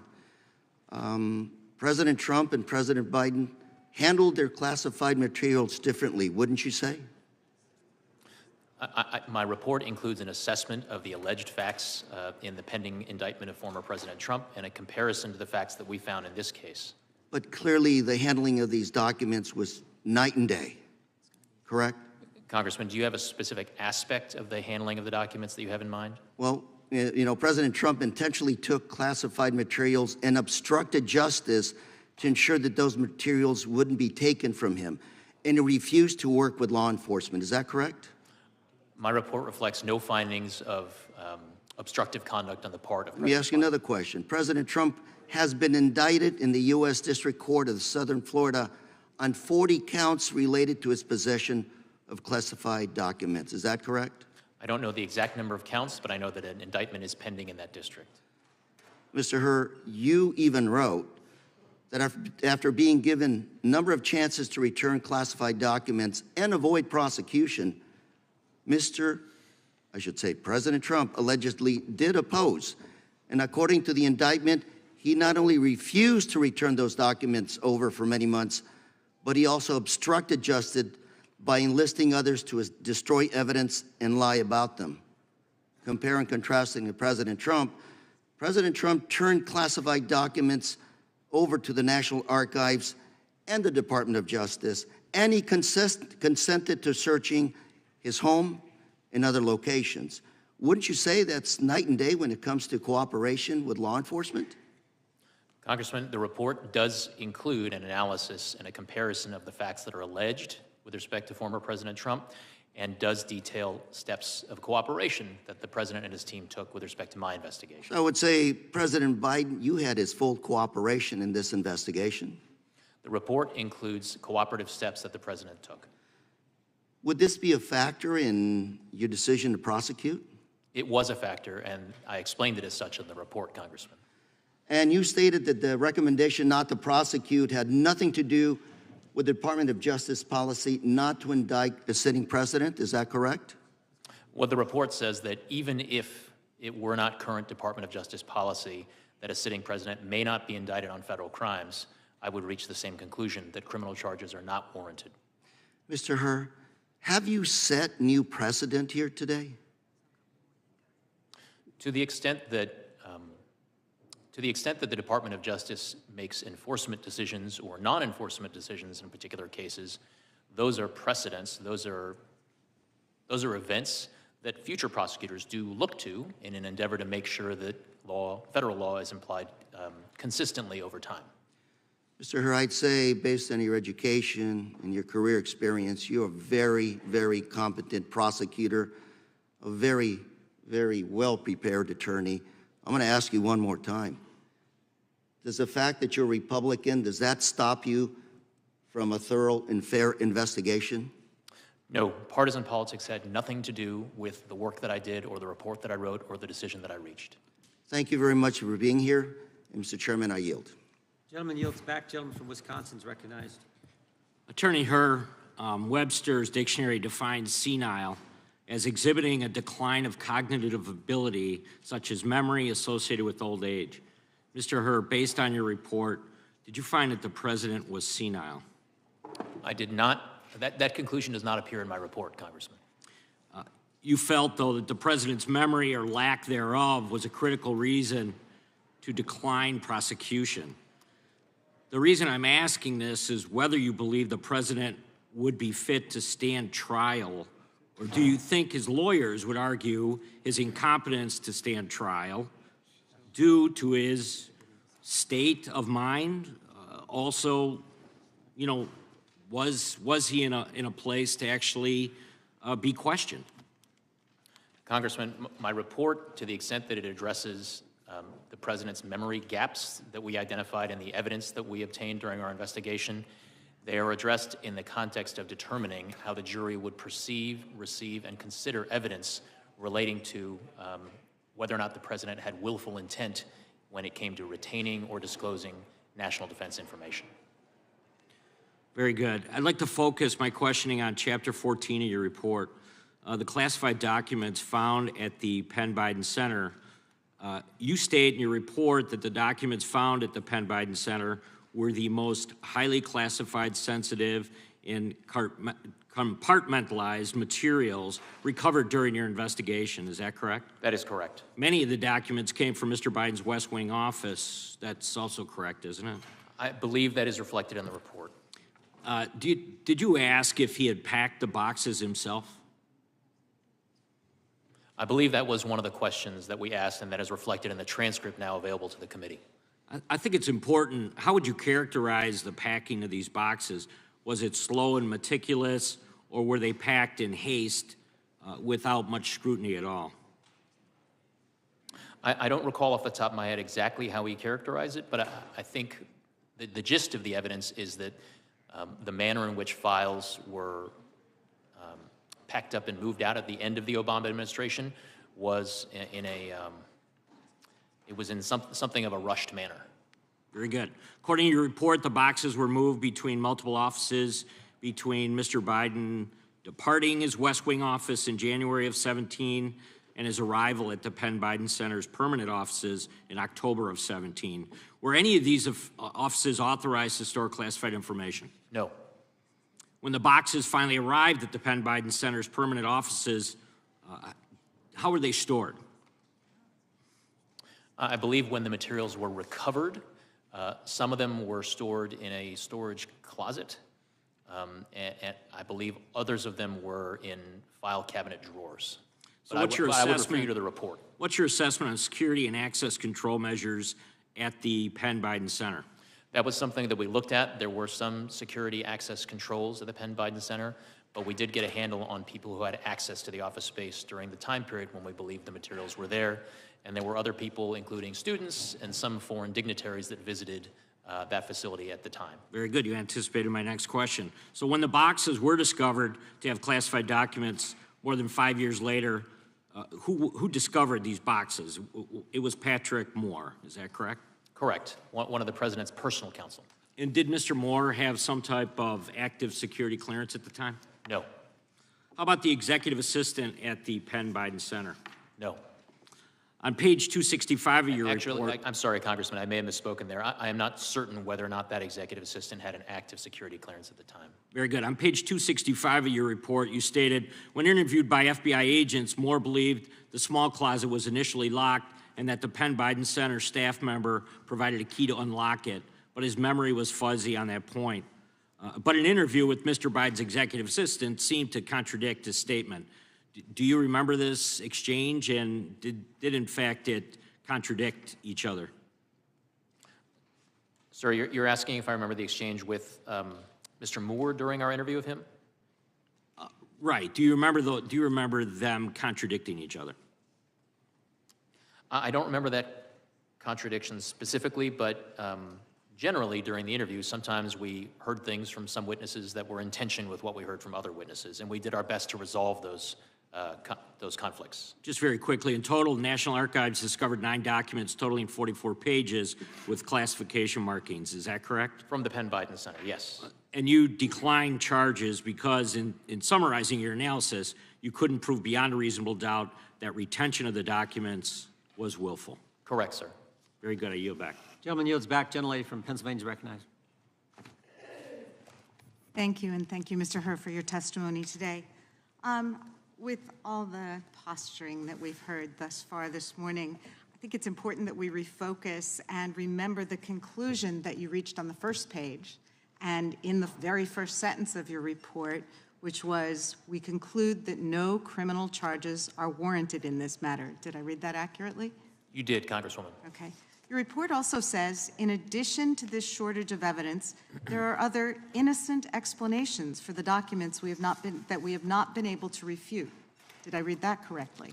Congresswoman, if you would give me a page citation, I can... Page 6. 6.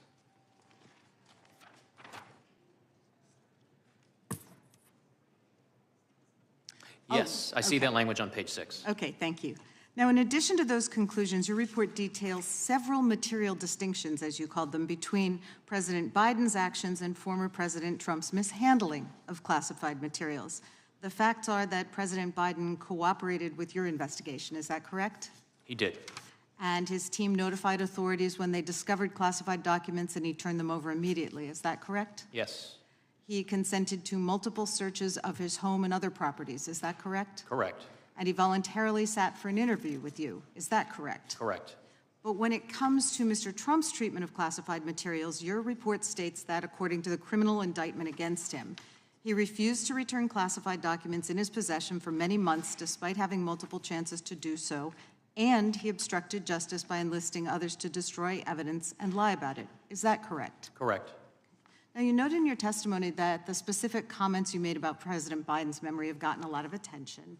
And as we've seen today, our Republican colleagues are again and again trying to weaponize those comments in a cheap attempt to score political points. But as someone who's participated in trials, you know that witnesses, regardless of age, often have difficulty recalling specific statements or facts when asked about them many years after those facts. So let's take a quick look at a differing witness experiencing a lapse in memory during a deposition. Your next wife was a woman by the name of Marla Maples. Right. And sitting here today, do you recall what years you were married to Ms. Maples?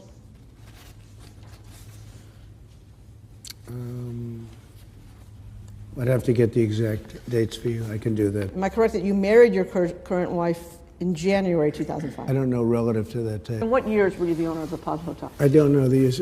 James Webb. I don't remember the names. Don't remember the name. So you don't remember saying you have one of the best memories? I don't remember that. Okay. I remember you telling me, but I don't know that I said. So I would also add that Mr. Trump told lawyers, "I don't remember," 35 times in his deposition for a lawsuit over Trump University. And in response to questions from special counsel Robert Mueller, he answered, "Did not remember," or "could not recall" 27 times. Now, Mr. Hur, you've said today that DOJ process and regulations required you to assess whether a jury would find Mr. Biden to be a credible witness, correct?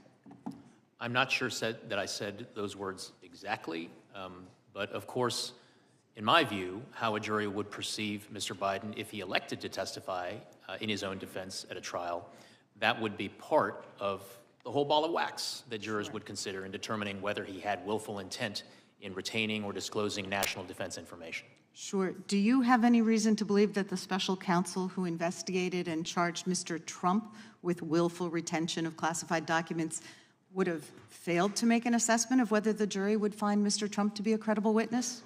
I don't have any information relating to how, I'm not qualified basically to answer that question as to what went into Mr. Smith's decision making. But you are qualified to say what are the normal procedures followed by a special counsel, correct? I'm familiar with the rules as set forth in the Justice Manual and my understanding of how to apply them. And in fact, what you did? Correct. Okay. So I would suggest that we can all assume that the fact that Mr. Trump was charged with multiple counts of willfully concealing classified documents suggests that the special counsel in that case determined that Mr. Trump's denials are not credible. At this point, I would ask unanimous consent to enter into the record an excerpt from the committee's transcribed interview with Stephen D'Antonio, former assistant director in charge of the FBI Washington field office, on July 7th, 2023, in which he explained the urgency for the FBI to retrieve and secure classified documents from Donald Trump's estate because they contained national security information that should not be viewed by anyone without the proper security clearance. Even Mr. D'Antonio himself could not view the documents given their high security clearance, despite being the assistant director in charge of the FBI Washington field office. Thank you. Without I yield objection, back. General Lee yields back. Gentleman from Oregon is recognized for 5 minutes. Thank you, Mr. Chair. I was quite interested in the dates that are set forth in your report, Mr. Hur. And the reason I'm interested is because I keep getting confused between the 2017 date and the 2024 date as to the condition of the president's memory. And so was there a difference? Because when I look at it, it seems like his memory was bad in 2017, and then it was bad today. But there's never any distinction made. But isn't it true that if you were going to be looking at his at prosecuting as you were, you would look carefully at his condition in 2017. Isn't that the proper time? Because I think you say in your report that your best case, I think you call it out, the best case for charges would rely on Mr. Biden's possession of Afghanistan documents in his Virginia home in February 2017 when he was a private citizen and when he told his ghostwriter he just found classified material. That's the best case as you say it. Yes. And then you work your way through a series of defenses against your best case. So you were looking at his condition in 2017. And do I have that right? You do, Congressman. And his memory was bad then. We can draw our conclusions whether it improved over the next 6 years or not.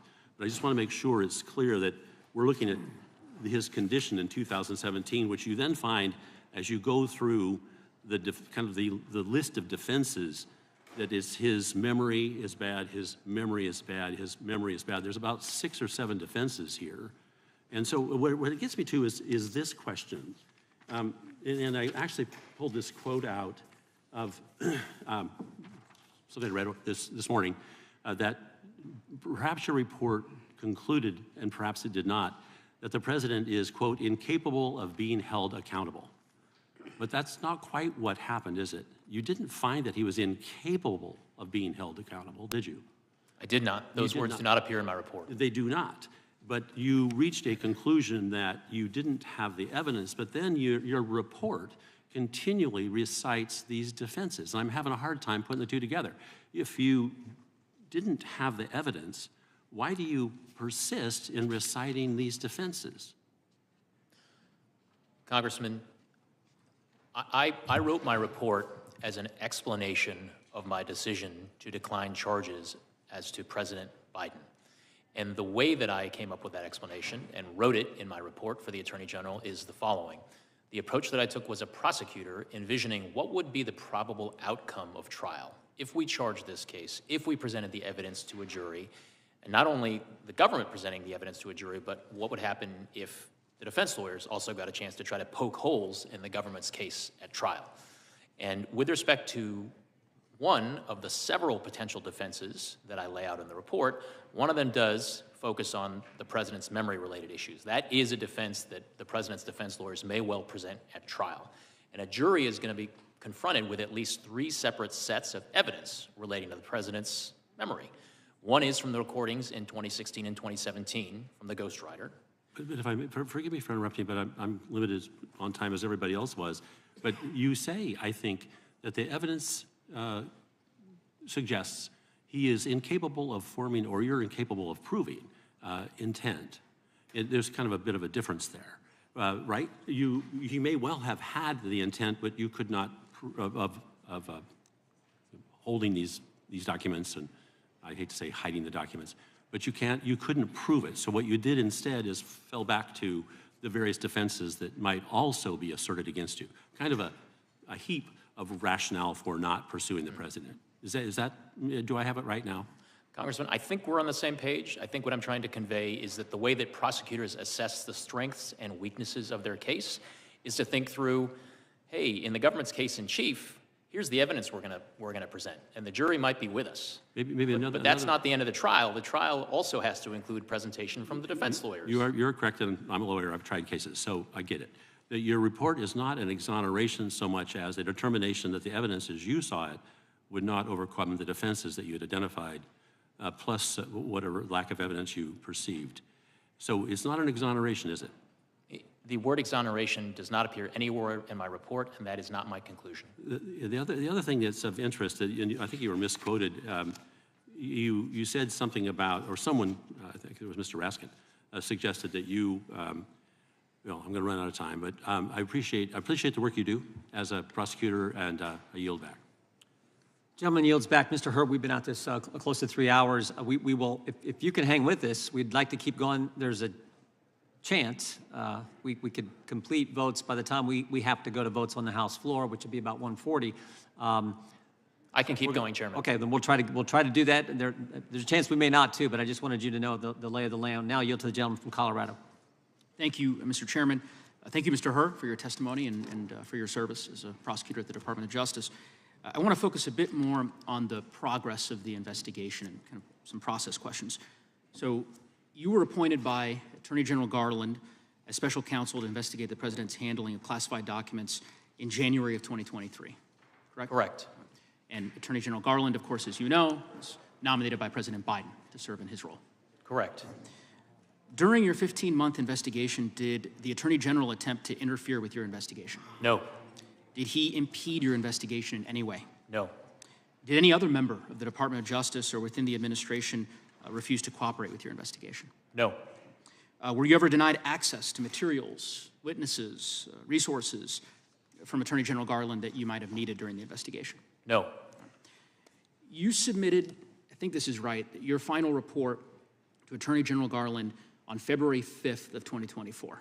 Correct. Right, okay. And it was then released publicly 3 days later, on February 8th of 2024, is that right? I believe that's true, yes. In the final report that was released, were any of your substantive findings redacted or changed in any way? No. None of your findings were modified by the Attorney General? No.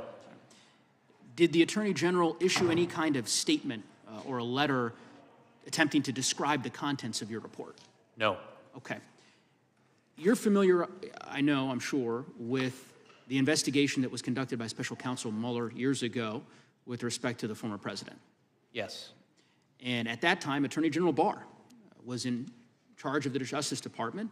He sat where you sat in this committee. I remember it well, just a few short years ago, testifying on the nature of that particular investigation. Are you familiar with the way in which he released that report and characterized it? Yes. Okay. Very different from the way that Attorney General Garland conducted this particular release. I take it you'd agree with that. They were not the same approach. Not the same approach, right? In the case of Attorney General Garland, no impeding or interfering with your investigation in any way whatsoever, releasing the report in full to the American public, not attempting to mischaracterize it or describe it in any way. Dissimilar from Attorney General Barr, who 5 years ago, as you recall, after Special Counsel Mueller submitted his report to the Department of Justice, took nearly a month to release the report to the American public, heavily redacted, and not before he had issued a letter of his own to the leaders of the Senate and House Judiciary Committees, mischaracterizing the contents of that report. That distinction and difference is very important because from your testimony, at least from what I gleaned from your testimony, is that Attorney General Garland acted appropriately and ethically with respect to this investigation. I take it you agree. Attorney General Garland did not interfere with my efforts, and I was able to conduct a fair, thorough, and independent investigation. Very different approach, as you said, from the way in which the Department of Justice, unfortunately, tragically, functioned under the former president. I'm going to yield back the balance of my time.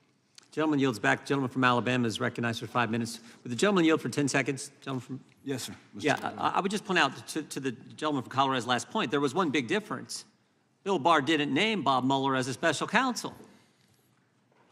Bob Mueller was named by Rod Rosenstein. That's a huge difference in how this whole thing works. I now yield back to the gentleman from Alabama.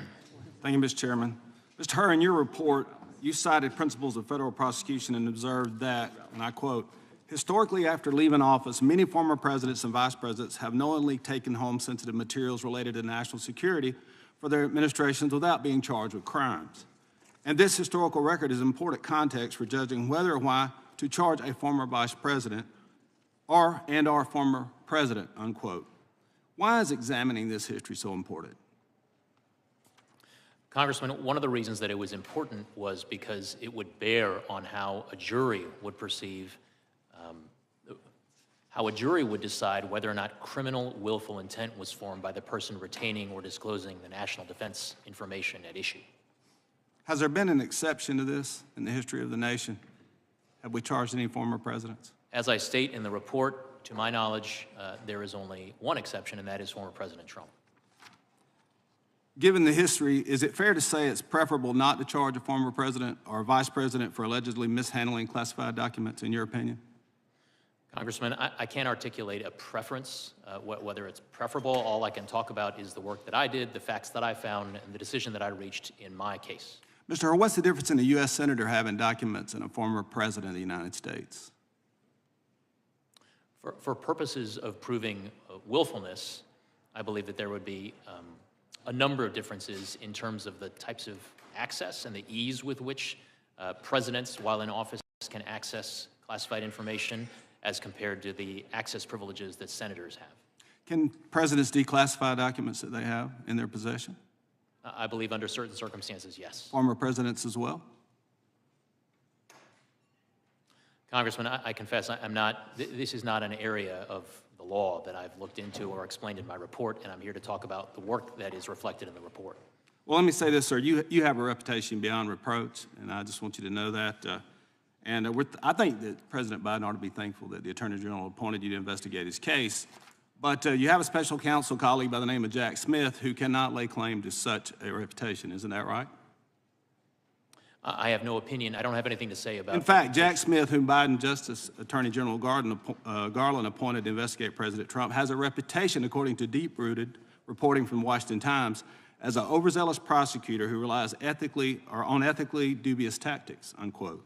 And his prosecutorial record is replete with a quote, let me say this, string of mistrials and overturned convictions. Actually, Chief Justice Roberts once rebuked Mr. Smith's prosecutorial theory as a boundless interpretation of federal bribery statute. That did not comport with the text of the statute or the precedent of this court, according to the Supreme Court Justice.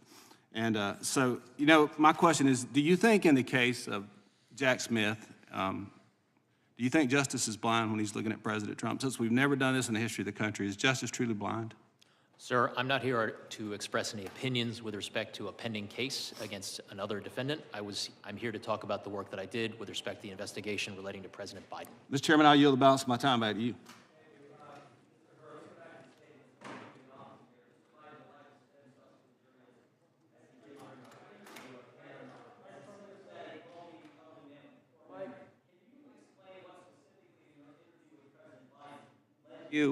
To this conclusion. Congressman Jordan, I'm sorry, but the mic was turned on partway through your Can you explain what specifically in your interview with President Biden led you to this conclusion? The conclusion that about broad statement that's been cited many times. The totality of the time that I spent with the president during his voluntary interview was something that I certainly considered in framing my assessment and articulating it in the report. And that includes not only the words in the cold record of the transcript of the interview, but also the experience of being there in the room with him and, frankly, considering how he would present to a jury in a criminal trial if charges were brought. And I guess I'm asking specifically. I know you cited in the report the dates that he couldn't remember when he was vice president, when he began, when his term ended. You cite that in the report. Is there anything else specifically that stands out from that interview with the president? A number of things stand out, and again, I'm aware that the transcript has now been made available. I do provide certain examples in my report of significant, personally painful experiences about which the president was unable to recall certain information.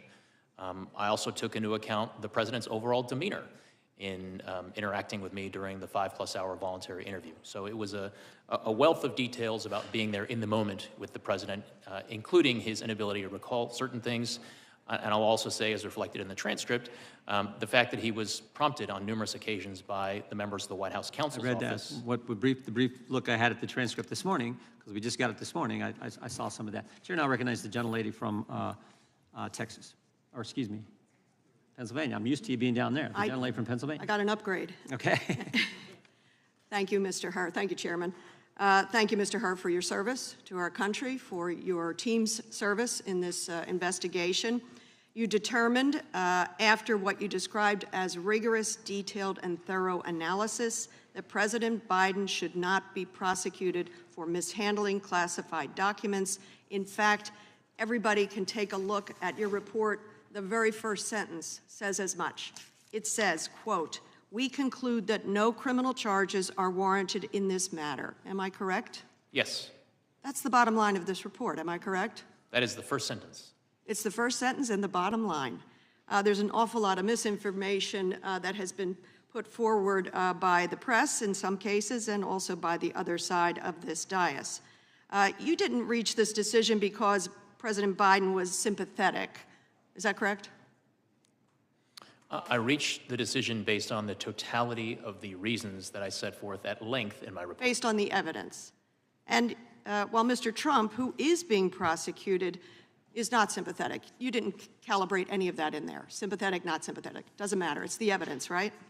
Congresswoman, I did not reach any assessments of the evidence in the Trump matter. To the extent that I considered the allegations against former President Trump, it was for purposes of comparing relevant trust precedents. That with your credibility, you were not out to get Mr. Trump, nor here to help Mr. Biden. I think it's about the evidence, and I think you say that over and over again in your report. Why did you decide President Biden should not be prosecuted? Your report tells us, quote, "We conclude the evidence is not sufficient to convict." Those are your words, is that correct? I believe if those exact words do not appear in the report, that is consistent with the gist of my conclusion. Very good. They are your exact words. That was not the case with Donald Trump. You have a copy of your report today, don't you, in front of you? I do. Could you read a portion of it for me? Your words, it is page 11, starting on line 3, beginning with the words, "Unlike the evidence involving Mr. Biden." Would you read the next few sentences? Unlike the evidence involving Mr. Biden, the allegations set forth in the indictment of Mr. Trump, if proven, would present serious aggravating facts. Keep going. Congresswoman, I'm happy to have you read the words in my report. Well, it's your report, so I think it actually is more fitting that you read those. Most notably, after being given multiple chances to return classified documents and avoid prosecution, Mr. Trump allegedly did the opposite. Keep going. According to the indictment, he not only refused to return the documents for many months, but he also obstructed justice by enlisting others to destroy evidence and then to lie about it. You may stop there. Thank you. You mentioned the indictment against Mr. Trump for mishandling sensitive classified national security information. That indictment says at the end of his presidency, Mr. Trump, I'm looking for my indictment here. I have it here. Hang on. Mr. Trump himself ordered that boxes containing classified materials go to Mar-a-Lago, where he hosted tens of thousands of guests. Then he kept these sensitive materials carelessly about the property, as you can see here. Classified documents ended up in a bathroom, a ballroom, on a floor, spewed about. And when a grand jury subpoenaed the documents, what did Donald Trump do? The indictment again shows against him what he responded by, suggesting that his attorney falsely represent that the FBI and grand jury that he did not have documents called for by the subpoena. He directed his employee, Waltine Nauta, to move boxes of the documents to conceal them from Mr. Trump's attorney, and then lied to his attorney and the FBI and the grand jury, suggesting his attorney might hide or destroy documents called for by the grand jury investigation. Mr. Hur, are those the type of aggravating facts to which you refer to in your report? Congresswoman, the aggravating facts that I refer to in the report are set forth and described in my report at page 11. Very good. Mr. Hur, to the best of your knowledge and investigation, did President Biden ever direct an employee to lie about, hide, or destroy classified information? Yes or no? We did not identify such evidence. Did he do so himself? We did not identify such evidence. And I want to give you a chance, since the transcript is out, to correct the record on an important point. Very sadly, your report on page 208 says that Mr. Biden couldn't come up with the date, the year of his son, Beau Biden's death, when in fact in the transcript it shows that you asked him the month. And do you know what he said, Mr. Hur? He said, "Oh God, May 30th. Would you like to correct the record? His memory was pretty firm on the month and the day. Congresswoman, I don't believe that's correct with respect to the transcript, but if you could refer me to a specific page, I'd be happy to look. I've read about it in reporting. Thank you. I yield back. Chair now recognizes Mr. Kiley. Mr. Hur, why did the White House ask you to remove parts of the report? What was the reason they gave for that? I don't have the letter in front of me, Congressman. I believed that among their reasons was that they contested or that they asserted that certain language in the report was inconsistent with DOJ policy. The day that your report came out, the president gave a live news conference on national television. Did you watch that news conference? I watched the press conference, yes. What was your reaction to seeing the president personally attack you and your team? Congressman, I'm here to talk about the work that went into the report and my declination decision and my explanation of it for the attorney. And it wasn't just the president. Anthony Coley, former spokesman for Merrick Garland, has said that Democrats should focus their ire on her. The president's personal attorney, Bob Bauer, said that your report is a shabby piece of work and a shoddy work product. Do you agree with that characterization of your report? I disagree vehemently with that characterization of my report. I also disagree. I think it's very well written, well considered, and comprehensive. Do you think it's appropriate for the administration to be attacking the work of a special counsel that it appointed itself? Congressman, I'm not going to comment on the propriety of the administration's reaction to my report. What I can tell you is that I stand by the report and the work that went into it. Today, the ranking member started his opening statement by saying, Mr. Hur completely exonerated President Biden and called your report a total and complete exoneration. Mr. Hur, did you completely exonerate President Biden? That is not what my report does. Was your report a total and complete exoneration? That is not what the report says. So the statement by the ranking member was incorrect, yes? As I said, the report is not an exoneration. That word does not appear in my report. Based on the facts and anticipation of defenses presented in your report, could a reasonable juror have voted to convict? As I said in the report, some reasonable jurors may have reached the inferences that the government would present in its case in chief at trial. So a reasonable juror could have voted to convict based on the facts that you presented? Correct. If you were on the jury, would you have voted to convict? I have not engaged in that thought exercise, Congressman, and so what I'd like to stick to is what's in the report, which is my assessment as a prosecutor. Sure. And what you did find in the report is that the president, you said this is page 200, risks serious damage to America's national security through his handling and mishandling of classified materials. And you identify, quote, a strong motive for the way he handled those materials. Two of the motives you cited was his desire to run for president and his desire to sell books. So a reasonable inference for your report is that the president risked serious damage to America's national security in order to make money and advance his personal political ambitions. Is that correct? The report includes a description of the evidence and different inferences that reasonable jurors could draw from the evidence. And you also note that the president described his predecessor's handling of classified materials as totally irresponsible. And your report concludes that Mr. Biden's emphatic and unqualified conclusion that keeping marked classified documents unsecured in one's home is totally irresponsible applies equally to his own decision. Is that correct? That language does appear in the report. You cite as a mitigating factor the fact that the president cooperated in the investigation. But at the time that the investigation was happening and these acts of cooperation occurred, the Mar-a-Lago investigation was already a matter of public record, correct? I believe that's correct. So we already had a public debate about the handling of classified documents and the potential application of the criminal laws to that general set of circumstances. I think that's fair. And so the president, when he decided to cooperate or not cooperate, had to know that that decision to cooperate or not cooperate would become known to the public and he would be judged accordingly. Is that correct? I'm not in a position to opine on what was or was not in the president's. But it's relevant to your analysis as to whether or not it counts as a mitigating factor. If he knew that he was going to have to be judged based on whether he cooperated or not, that would lessen its value as a mitigating factor. So did that, in your analysis, lessen its value?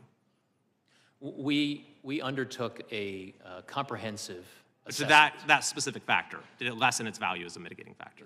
That and all facts relating to the president's cooperation with our investigation. Another factor you discussed is deterrence. And you say that deterrence actually, the factor actually counsels against bringing charges here, because you said, as for general deterrence, future presidents and vice presidents are already likely to be deterred by the multiple recent criminal investigations and one prosecution of current and former president and vice presidents for mishandling classified documents. So that one prosecution, of course, is the indictment brought by Jack Smith. So by the very terms of your analysis, Jack Smith's indictment actually counseled against and was counted against bringing charges in this case. Is that correct? I'm sorry, Congressman, I don't follow your drift there. Well, you said that there's already deterrence because there's this prosecution out there in a prior case related to classified documents. So we don't need to bring another case to establish deterrent value. That was the essence of your analysis, correct? Congressman, what I'll say is that I will stand by the the way and the specific words in which I characterize my assessment of deterrence value of a case under the principles of federal prosecution that's on page 254 and 255 of my report. Thank you. My time is out, but I'll just add the perverse implication here is that the administration, by the very terms of your analysis, actually made it less likely that the president would face charges by Jack Smith bringing an indictment. Thank you, and I yield back. Mr. Chairman, I have a unanimous consent request. Okay. Thank you. I ask unanimous consent to enter into the record 2 documents. First, the superseding indictment against Donald Trump in the Southern District of Florida, where he is currently facing criminal charges on 40 counts, including obstruction of justice, lying to the FBI, his unlawful, willful retention of national defense Without information, objection, the indictment and is withholding the recognized. concealment of documents from law enforcement, among other things. That was the shortened version. And my second document, to clarify for you, sir, Mr. Hur, from the transcription, page 82, the words are President Biden's. What month did Beau die? Oh, God, May 30th. A searing memory. I ask unanimous consent. Without objection. The gentlewoman from Georgia is recognized. Thank you, Mr. Chair and Ranking Member, for this hearing, and thank you so much for spending so much time with us today, Special Counsel Hur.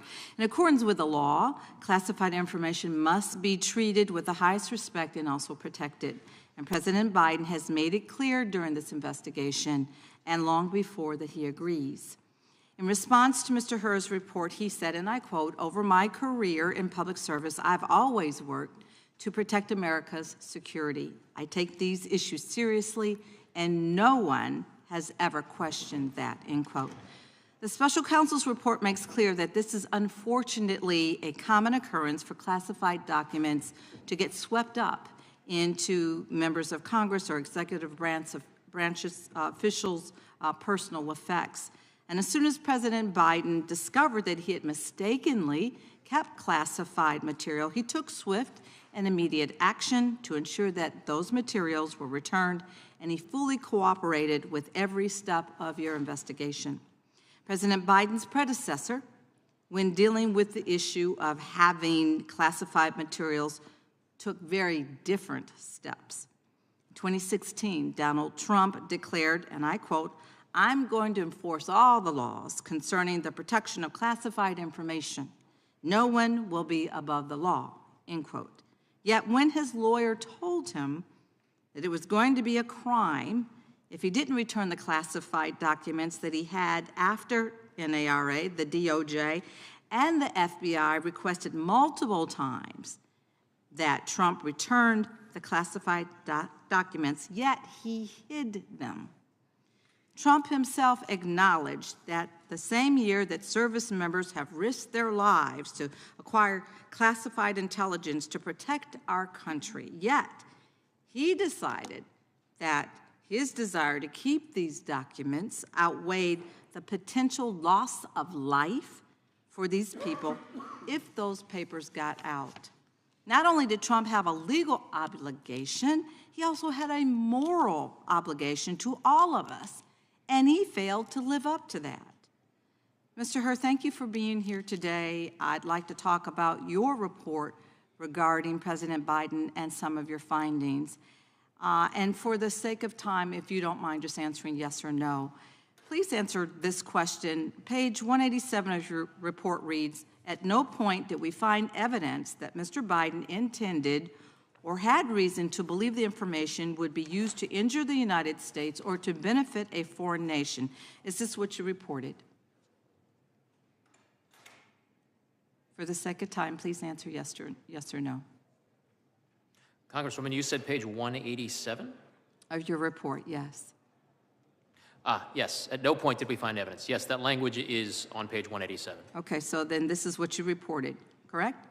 Yes. That language is in my report. Okay, and Mr. Hur, you acknowledged on page 12 of your report that there are, as you said, numerous previous instances in which marked classified documents have been discovered intermixed with the personal papers of former executive branch officials and members of Congress. Please, once again, can you confirm for us, yes or no, the answer whether this is what you reported? That language appears at page 12 of my report. Page 323 also reads, as a matter of historical context, there have been numerous previous incidents in which marked classified documents have been discovered, intermixed with the personal papers of former executive branch officials and members of Congress. Is this what you reported? That language appears at page 323. Thank you. Now it's my understanding that this has happened before, where classified documents are swept up into official papers. So, Mr. Hur, aside from Donald Trump, are you aware of similar instances in history where officials who have had these classified documents engaged in a months-long elaborate scheme to hide those documents from federal law enforcement officials? The one case that comes to mind that we do address in the report is the prosecution of General Petraeus. So, are these historical examples, aside from Donald Trump, where officials instructed their aides to delete evidence pertaining to those classified documents? That was not present in the Petraeus prosecution, no.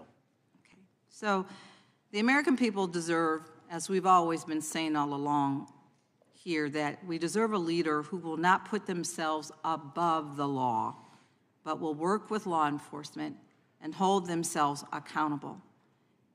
Thank you, and I yield back. The gentlewoman from Wyoming is recognized.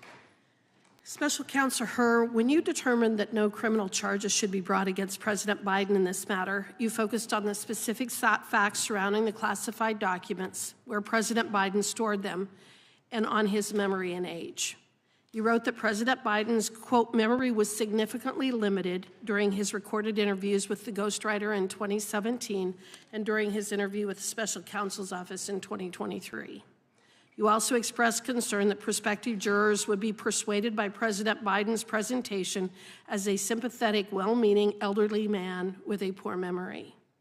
Your assessment, however, was focused on how President Biden would currently present to a jury if he stood trial. Is that correct? That was an element of my explanation to the Attorney General for my decision. It was not the only element. Okay, that wasn't my question, but it was one of the things that we were considering was his current state of mind, his current memory. Correct? One of the things that I considered would be how, if a trial, whenever a trial theoretically were to be held, how President Biden would present himself to the jury if he elected to testify. Okay. You did not compare President Biden's current memory or condition with his memory or condition when he was in the Senate or when he left the vice presidency and took the classified documents subject to your investigation. Is that right? Actually, I believe that's not correct, Congresswoman. One of the things that's in the report is an assessment of the president's memory based on recordings from the 2016-2017 timeframe, recordings of conversations between Mr. Biden and his ghostwriter, and comparing that with the president's memory that he exhibited during our interview of him in October of 2023. So there was a comparison there. Okay, so, but unless there was some issue undisclosed to the American people during his 50 years in office, you found that Mr. Biden fully understood his legal responsibility related to the handling of classified materials, which is why you concluded in your report that Mr. Biden, quote, willfully retained and disclosed classified materials after his vice presidency when he was a private citizen. You state that on page 1, correct? I believe that what I stated on page 1 was that we identified evidence that Mr. Biden willfully retained classified information after the end of his vice presidency, but ultimately we concluded that the evidence was insufficient to warrant. I understand that. Please listen to my question. What I'm getting at is that Mr. Biden fully understood that he could not keep classified information at his home as both a former senator and vice president. Isn't that right? He understood that, correct? My understanding is that based on the evidence, my assessment was that a jury... That isn't what my question was. Please listen to my question.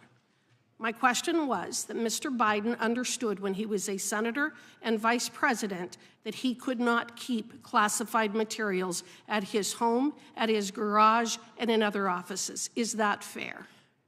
I don't think that's accurate, Congresswoman, because when Mr. Biden was vice president, he was authorized to have classified material in his home. But after he left, he knew that he was not entitled to keep classified information at his home, correct? After he left, there is evidence to suggest that he knew that he could not legally have classified information in his home. However, there is evidence with respect to his notebooks that he believed he was authorized to keep the notebooks at home based on precedent. Based on precedent. You know, I guess the way that I would put it is this. President Biden knew better. He knew that he wasn't entitled to keep these documents from when he was a senator, and he knew he wasn't entitled to keep these documents after he had left the vice presidency. But because he's now suffering from an impaired memory, as you so delicately put it, he got away with it. Is that fair? Congresswoman, what I stated in my report is that there's certainly evidence that some jurors could infer to suggest that Mr. Biden willfully retained and disclosed national defense information. But in my judgment, the likely outcome of a trial, the probable outcome of a trial, is not a conviction. I have represented a variety of clients over the years in actions against the federal government over, in fact, several decades of time. It's been my experience that the federal government, the DOJ specifically, has essentially unlimited resources to go after and prosecute citizens and will spare absolutely no expense in doing so. It has also been my experience that the DOJ is not only overly aggressive in these cases, but makes it clear that part of the reason for such aggression is to make an example of the poor soul who is the subject of such action. In other words, so that other people will not engage in the same kind of conduct.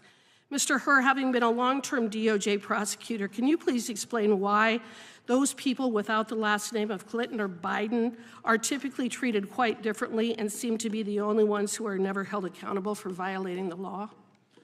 Congresswoman, one of the things that I explain in my report is the fact that there are historical precedents with respect to former occupants of the White House and their retention of classified materials after they leave. So I'm asking specifically about Mrs. Clinton and Mrs. Hillary Clinton and Joe Biden. Congresswoman, I don't have any opinion to articulate with respect to the investigation relating to Mrs. Clinton. I yield back. The gentlewoman from Texas is recognized.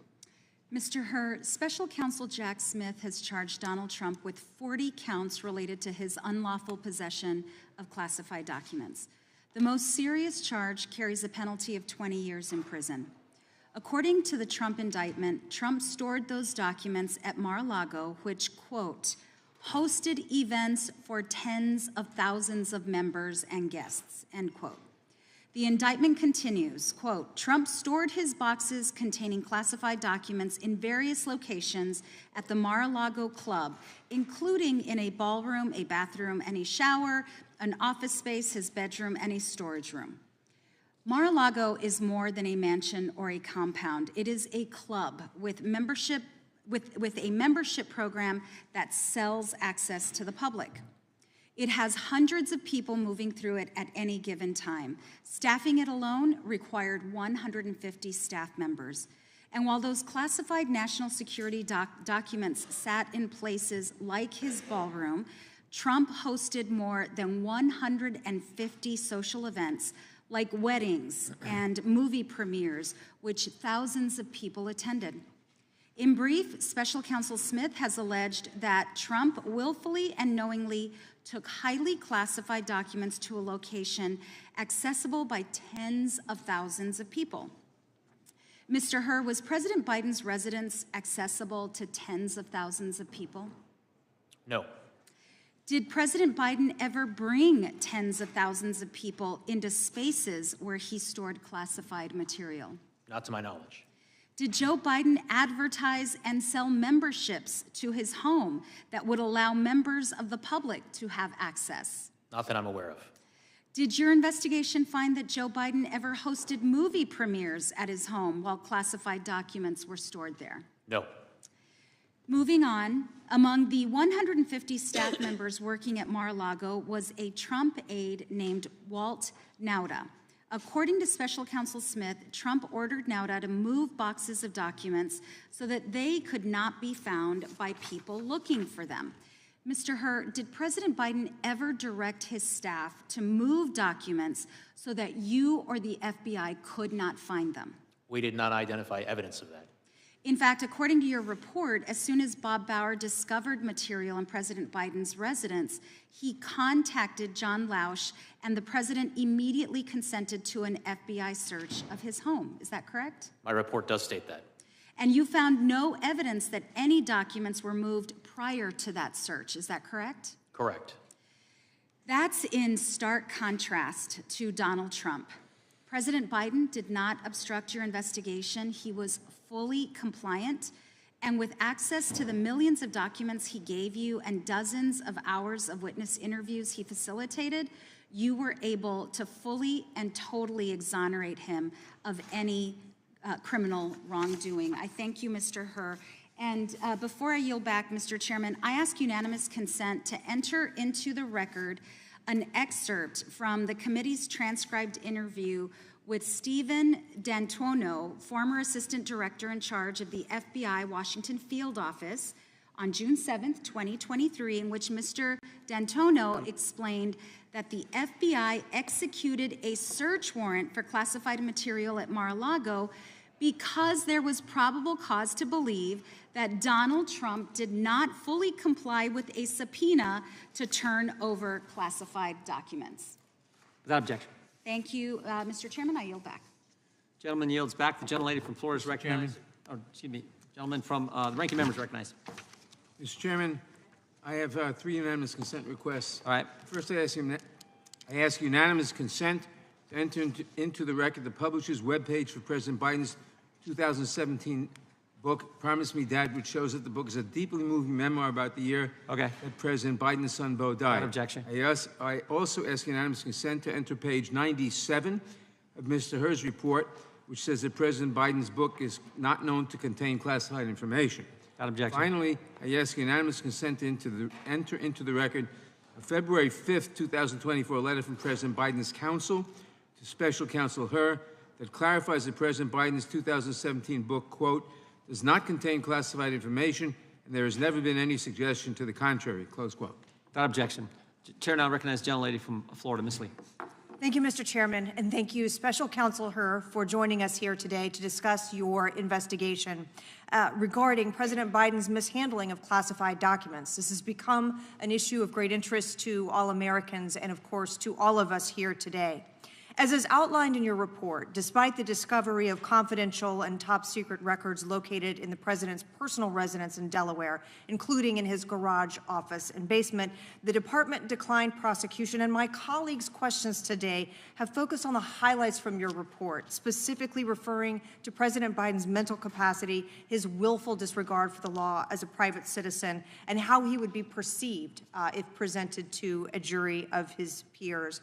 Dependent upon, and I'll use your words from the report, how this sympathetic, well-meaning elderly man with a poor memory handled and managed the storage of these confidential documents, the national security of the United States might have been put at great risk because of the president's behavior. And so one of the things we must consider today is how we can ensure that our national security will not be continually put at risk when under the leadership of the same well-meaning elderly man with a poor memory. Since the release of the report, to your knowledge, has the Justice Department started to analyze a damage assessment of what may have been disclosed by these documents being mishandled and any ongoing national security risks from the inappropriate storage and retention of the documents? Congresswoman, my understanding is that such a damage assessment is underway in coordination and cooperation with the members of the intelligence community. And do you today, for us, have any information about the status of that investigation or how long it might take to conclude? I do not, Congresswoman. I'd like to turn your attention to a discussion of the distinction between proving the underlying elements of an offense and the concept of an obstruction of justice charge. Is it correct, Special Counsel Hur, that in some circumstances as a federal prosecutor, you may investigate the underlying offense, an underlying offense, choose not to charge that offense, but still have developed sufficient evidence to charge a defendant with obstruction of justice? I think as a matter of law, theoretically, that could occur. I can't bring to mind specific examples of that happening, but I suppose that if that were to happen, it would be a more difficult case to try from a prosecutor's Well, the elements are distinct, though, are they not? They are a distinct element. And isn't it similar to a case where a federal prosecutor undergoes an investigation and ultimately doesn't pursue the original charge they were investigating, but during the course of the investigation concludes that a false statement was made to a federal law enforcement officer and brings a charge under 1001? That could happen. Yes. And again, there too, the elements would be different. Correct. And in reaching your final decision related to the declination or the recommendation to decline prosecution, you considered both the underlying elements of the offenses at issue and also the principles of federal prosecution. Is that right? Correct. Okay. Now, the principles of federal prosecution, those are things that may vary case to case. Is that right? The determinations under the principles of federal prosecution are very fact and circumstance dependent. But the elements of the criminal offense are not. Isn't that also correct? Elements are defined by law, and they do not vary from case to case. And thus, those elements of the underlying criminal offense would be exactly the same from one defendant to the next. Isn't that right? Yes. So you would expect, would you not, that a prosecutor who was considering the underlying offenses that you were considering here would be looking at exactly the same elements and requirements of proof that you did on the underlying charges? Prosecutors assessing their cases under the same statutes must consider the same elements with respect to those statutes. All right. Thank you, Special Counsel Hur. And then if we could turn back to the concept of those principles of federal prosecution, those are the additional factors, aggravating or mitigating, that you might consider in ultimately reaching a charge and decision here. Is that right? They do include such things that are referred to as aggravating and mitigating circumstances. There's one thing I want to go back to, though, to be clear. It's been said today that your report is tantamount to a total exoneration of President Biden. That's not correct, is it? That is not correct. All right. Thank you, sir. I yield the balance of my time to the chair. Gentlelady is back. The chair now recognizes the gentlelady from North Carolina. Thank you very much, Mr. Chairman, and thank you, Mr. Hur, also for your patience. You're almost to, what, 3.5 hours? So almost as much as Biden. Throughout your report, you repeatedly cite and credit a number of innocent explanations for the presence of classified materials at the president's home and other locations. Innocent explanations that you admit that you cannot refute. And I'd like to just focus on a few of them, and I'll give you citations. One of these explanations for the presence of classified documents is that a member of the president's staff maintained those documents when he was the vice president, and then mistakenly included them in sets of documents that were later sent to locations such as the Penn Biden Center and the University of Delaware. Is that correct? I believe that's correct, but if you have a specific page number for me, that would help me, Congressman. We'll get you one. That would be great. You also found that another innocent explanation to be more likely than a criminal explanation for the presence of classified documents that were found at the Penn Biden Center and the University of Delaware. Is that correct? Correct. Great. And then let's talk about the documents in the president's garage. As you noted, a reasonable juror could conclude that the location of the documents, surrounded by household junk, is not a place where a person knowingly and intentionally stores classified documents that are critical to his legacy. Instead, it looks more like a place where a person stores classified documents that he's unaware of. That's on page 209 of your report, correct? That is something that a reasonable juror could factor into his or her consideration of whether or not the president had criminal willful intent. Great. And you also noted that President Biden was allowed to have classified documents in his home for 8 years as vice president, and then again when he was president, and that he also had layers of staff who were responsible for assembling, carrying, storing, and retrieving these types of classified documents. Correct. And because of these facts, you determined it was, quote, entirely possible that the president did not know he still had some of these documents in his home when his vice presidency ended in 2017. That's on page 215.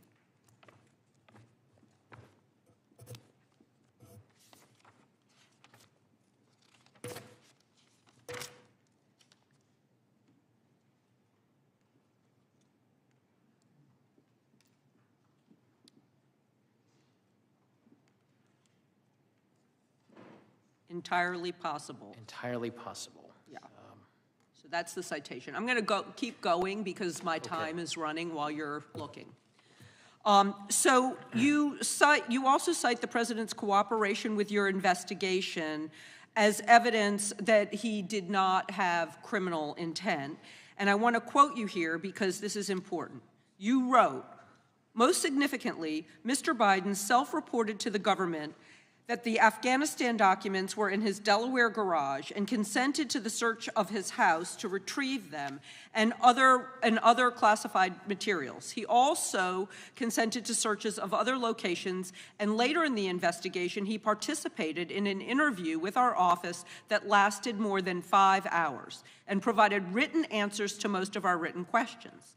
Many will conclude that a president who knew he was illegally storing classified documents in his home would not have allowed such a search of his home to discover those documents and then answered the government's questions afterwards, page 210.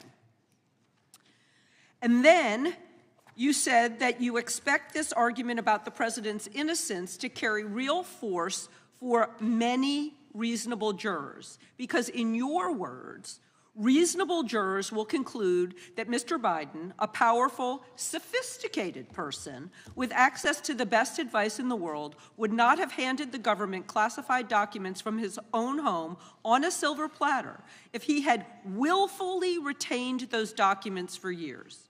Just as a person who destroys evidence and lies often proves his guilt, a person who produces evidence and cooperates will seem by many to be innocent. Again, page 210.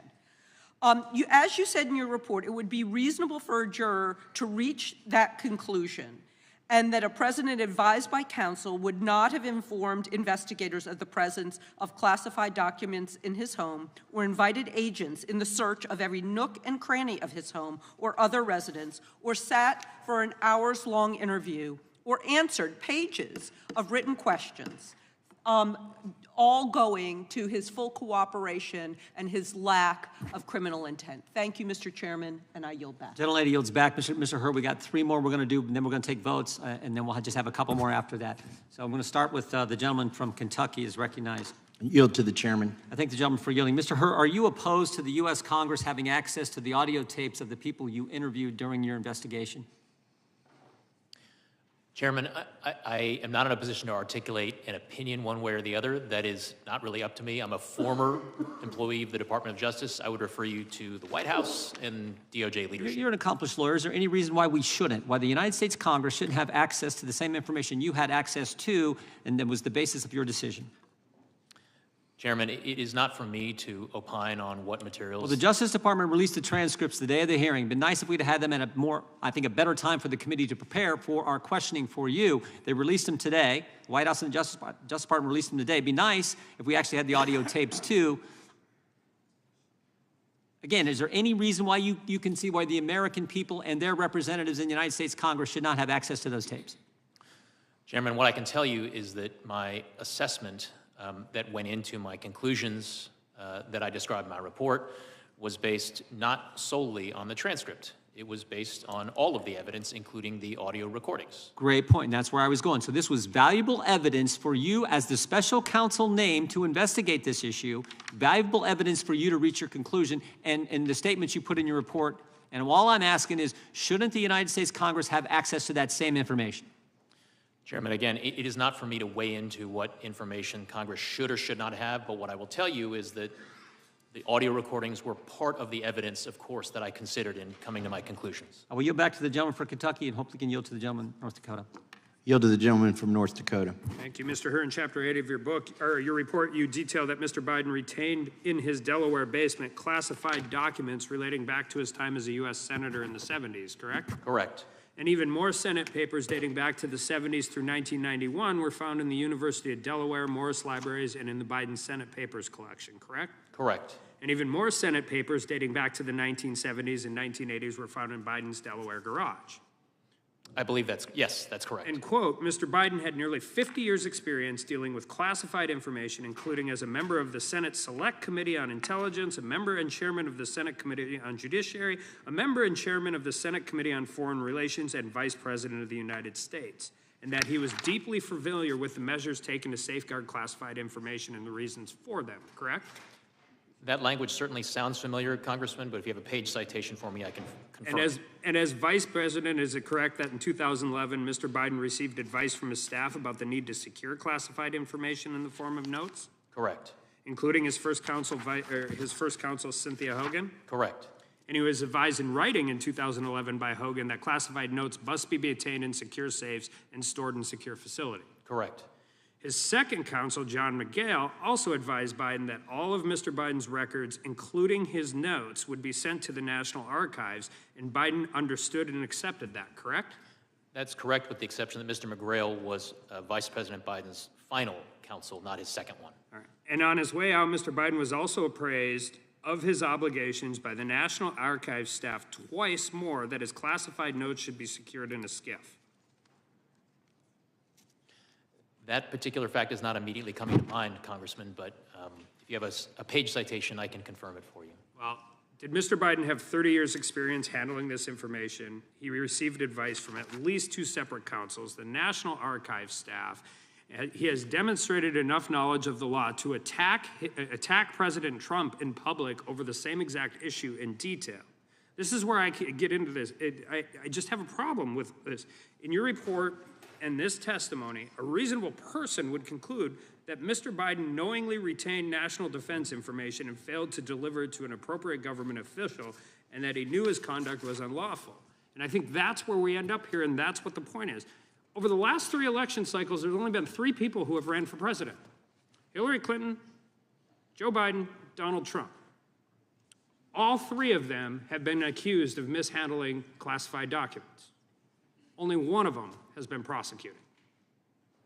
And that's what the American people see.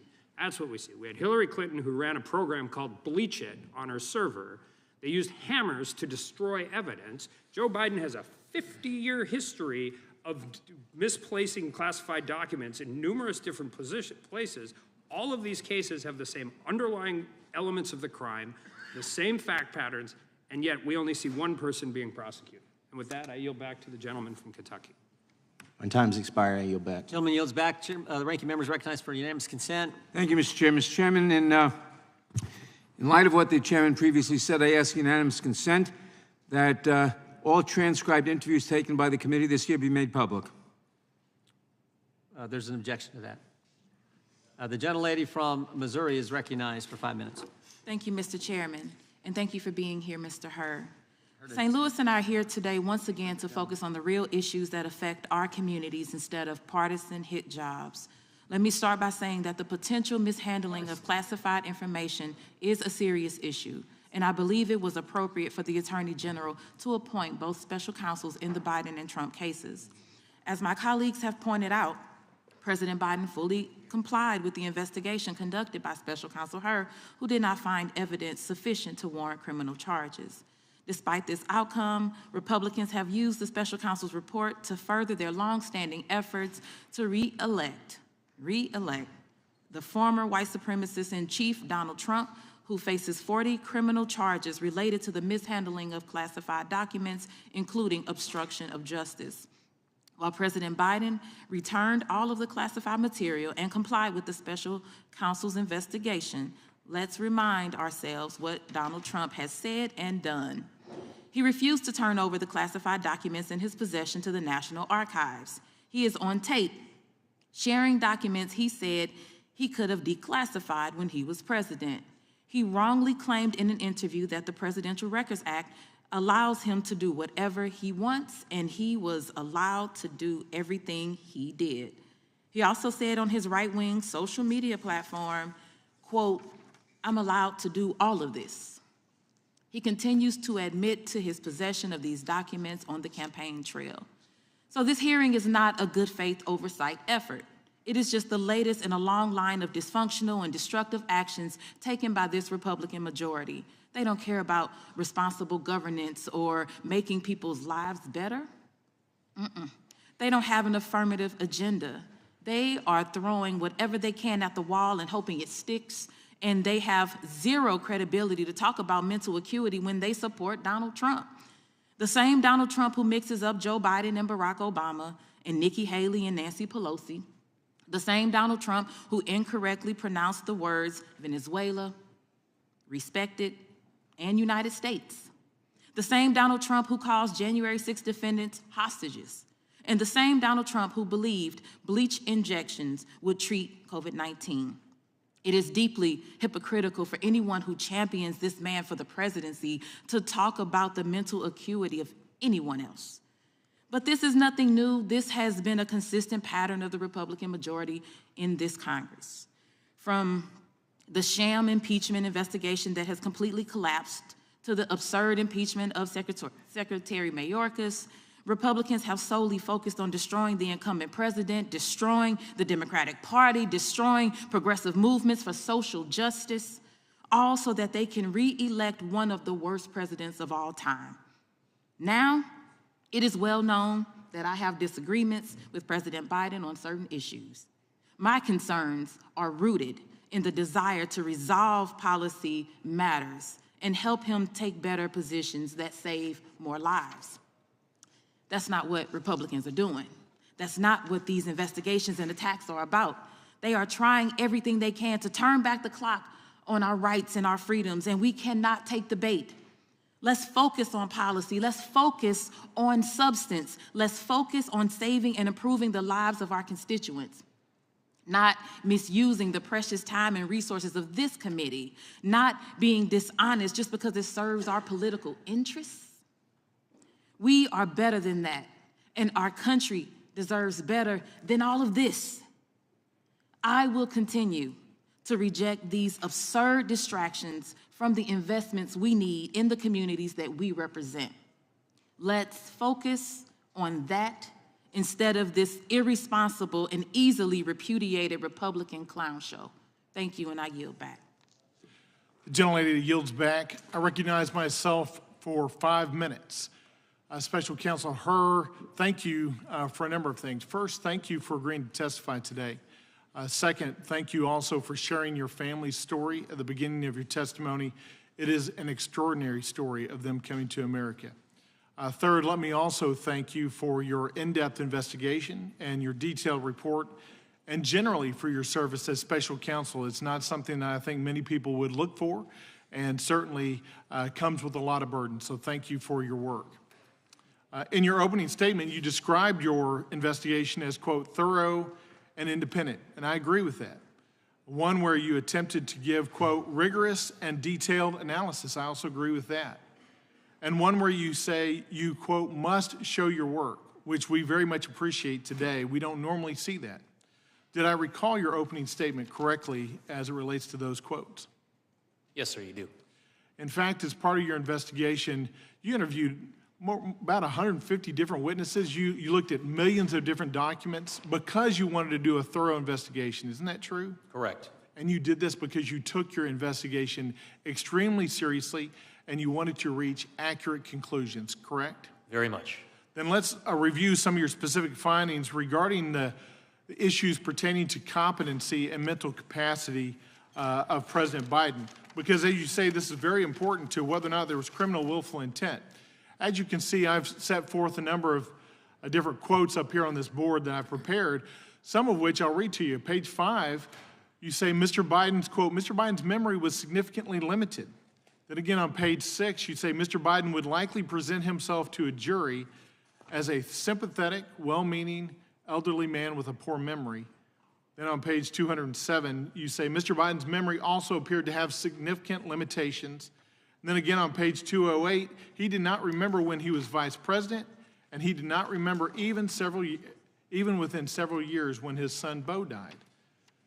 You finally make the statement on page 248, quote, for these jurors, Mr. Biden's apparent lapses and failures in February and April 2017 will likely appear consistent with the diminished capacities and faulty memory he showed. Those were astounding conclusions to me, and as I look through those quotes, I have to say I hearken back to my time before Congress. I was a judge, and one of the things that I oversaw was guardianships. And frankly, when I read your conclusions, red flags began to go up in my mind because I oversaw hundreds of guardianships back in Texas. And as I saw your conclusions, I began to wonder, what does the D.C. statute say about guardianships and how you define an incapacitated individual in Washington, D.C.? And I want to show you this statute because I presume, are you familiar with the statute at all? I am not, Congressman. So I didn't think that you'd probably reviewed that. So let me just read to you some of these, some of the definitions here. An adult whose ability to receive and evaluate information effectively or to communicate decisions is impaired to such an extent that he or she lacks the capacity to manage all or some of his financial resources. That's the first part of the definition of incapacity, an incapacitated individual under the guardianship statute in the District of Columbia. And quite frankly, I see tons of overlap from what you set forth in your testimony, in your written report, and the definition here. The phrases are almost identical. I would posit that if he cannot manage national top secret resources, I'm not sure how he can manage his personal financial resources. And given your report's findings that his memory was, quote, significantly limited, and that he is a person with, quote, diminished faculties, and with, quote, faulty memory, it makes me wonder how close he is coming to meeting this definition of an incapacitated individual, such that he should have a guardian appointed by the D.C. courts for his personhood. There is at least, I believe, a prima facie argument to say that there is substantial evidence to indicate such. And you mentioned it's not just what you've written in the report, but it was the demeanor of President Biden as you interviewed him. I'll say in conclusion, whether he does or does not meet this definition, I believe your findings raise significant concerns about his current fitness for the office of the president, and certainly his fitness going forward in the future. And I appreciate the fact that you were brazen enough to raise this issue in this report because you knew this would be significant in your findings, but you did so based on a very significant, very detailed, very thorough, independent report, and I praise you for that, doing your duty in such a way. Thank you, Special Counsel. I yield back. Gentleman yields back. Mr. Hur, we have votes on the floor. We have a few more members who will do their 5 minutes of questioning. So we're going to recess, and then we will convene 10 minutes after the conclusion of the last vote. I believe we only have a couple votes. Is that right? 2 votes. So, but you know, Congress, that'll take a while. But we'll get back here as soon as we can. And there's food in the back room for. I think we still have some left that you're welcome to. With that, we stand in recess until 10 minutes after the last vote.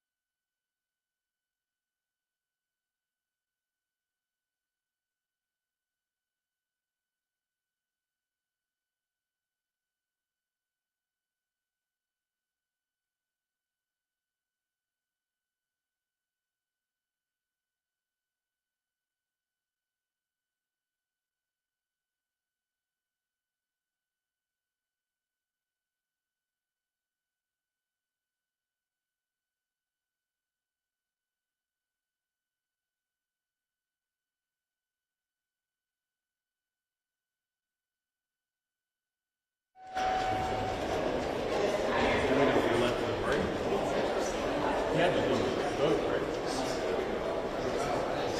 He must have gone to vote. We got it. You can't get past it.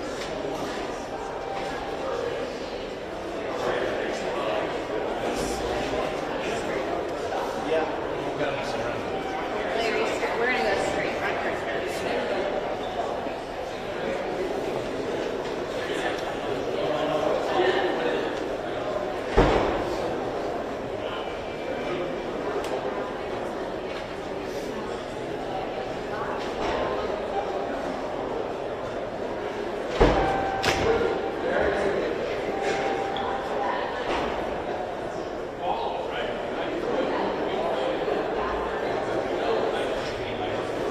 Hey, boys. George, chairman. Do we care about the chairman?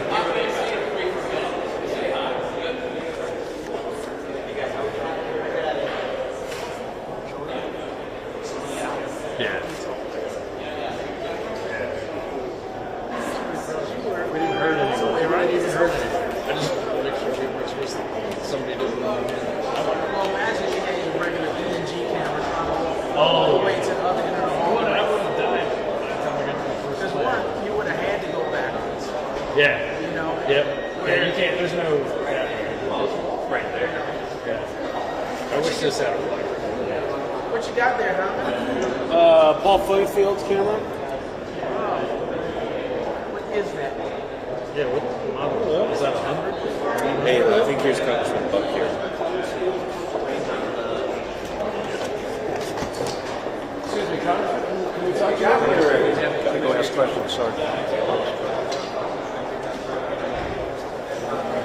Why did you decide to announce your resignation by the end of next week, not wait for the end of your term? I just feel there's an important work to be done concerning the election and how we choose candidates. So we want to get involved in this election cycle and make sure we choose the best candidates we can. Did you give the speaker a heads up? Yes, I did. Yes, I did. Half hour before, I called and left him a message on his personal cell phone. Yes. Can you talk about this? Can you talk about your decision? About as well as he talked me into some of the votes.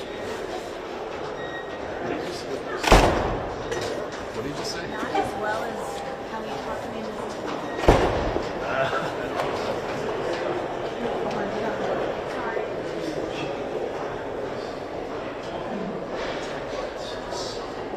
All right, well, that's one of them.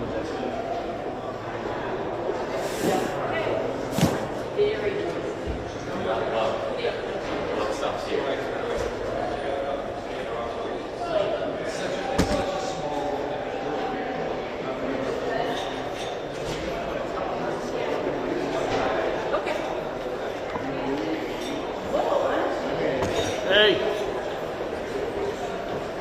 Wait, you show up to come up to clean up? Just come in, let us do all the work, and then you come in and you let us do all the work, then you come in and take the credit? Is that what this is? Yeah. How are you? Good. How you doing? Huh? What do you think about that? Have you ever done it? Or not really? You're not in the hearing? No, I have no idea what's going on. We're getting into it.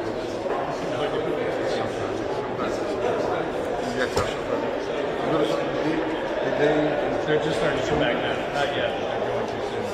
George just went in, the chairman just went in. So good to see you. All right, man. Be careful on that. Okay.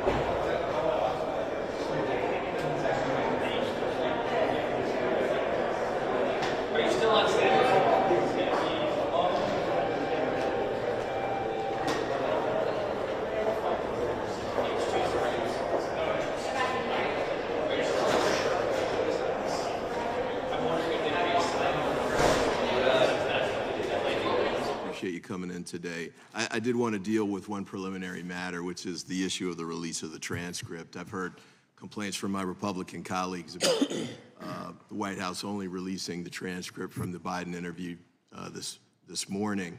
But I have to note that there are, I think, over 90 transcripts that are being held by the majority here in the Judiciary Committee and Oversight Committee for interviews that we all care about. They all go directly to issues with respect to the alleged impeachment inquiry. It's kind of the pot calling the kettle black, it seems to me, as an understatement. So I noted too that when the ranking member requested the majority release the transcripts, the chairman objected. So I hope that we can move forward in the mode of cooperation and sharing information. I think it's just reasonable to do. Mr. Hur, I wanted to thank you again for the work you did. I don't agree with everything you wrote in the report, but that's the nature of the business, I think. But I did want to ask you about this. I know you started off with, in the first line executive summary, we conclude that no criminal charges are warranted in this matter. And I take it that's still your position today. Yes, it is. All right. You also noted a little bit below that, for the reasons summarized below, we conclude that the evidence does not establish Mr. Biden's guilt beyond a reasonable doubt. You still share that, still hold that view? I do. Okay, and even though you objected to the use of the word exonerated, from your perspective, he's been cleared of all criminal charges in your investigation. Is that fair? I determined that based on the evidence, criminal charges are not warranted. Okay, and I did want to go to the issue of material distinctions that you raised in your report between President Biden and former President Trump. We've got a document up here that lays some of it out, and you've answered some questions about this already, but I think it seemed to be highly relevant in your analysis that President Biden cooperated, and I wanted to walk through a couple of those points. One is that he turned in classified documents to the National Archives and to the Department of Justice upon request. Is that fair? That was a factor that we considered, yes, Congressman. All right, he cooperated with your investigation? Yes. Consented to the search of multiple locations, including his house? Correct. Sat for a voluntary interview? Yes. And that was 5 hours over 2 days? A little over 5 hours over 2 days. Okay. Turned over and allowed investigators to review handwritten notebooks he believed to be his personal property? Correct. Now, with respect to the comparison with former President Trump, and I believe this is on page 11, which is still in your executive summary. And I'll just read part of this to you. Unlike the evidence involving Mr. Biden, the allegations set forth in the indictment of Mr. Trump, if proven, would present serious aggravating facts.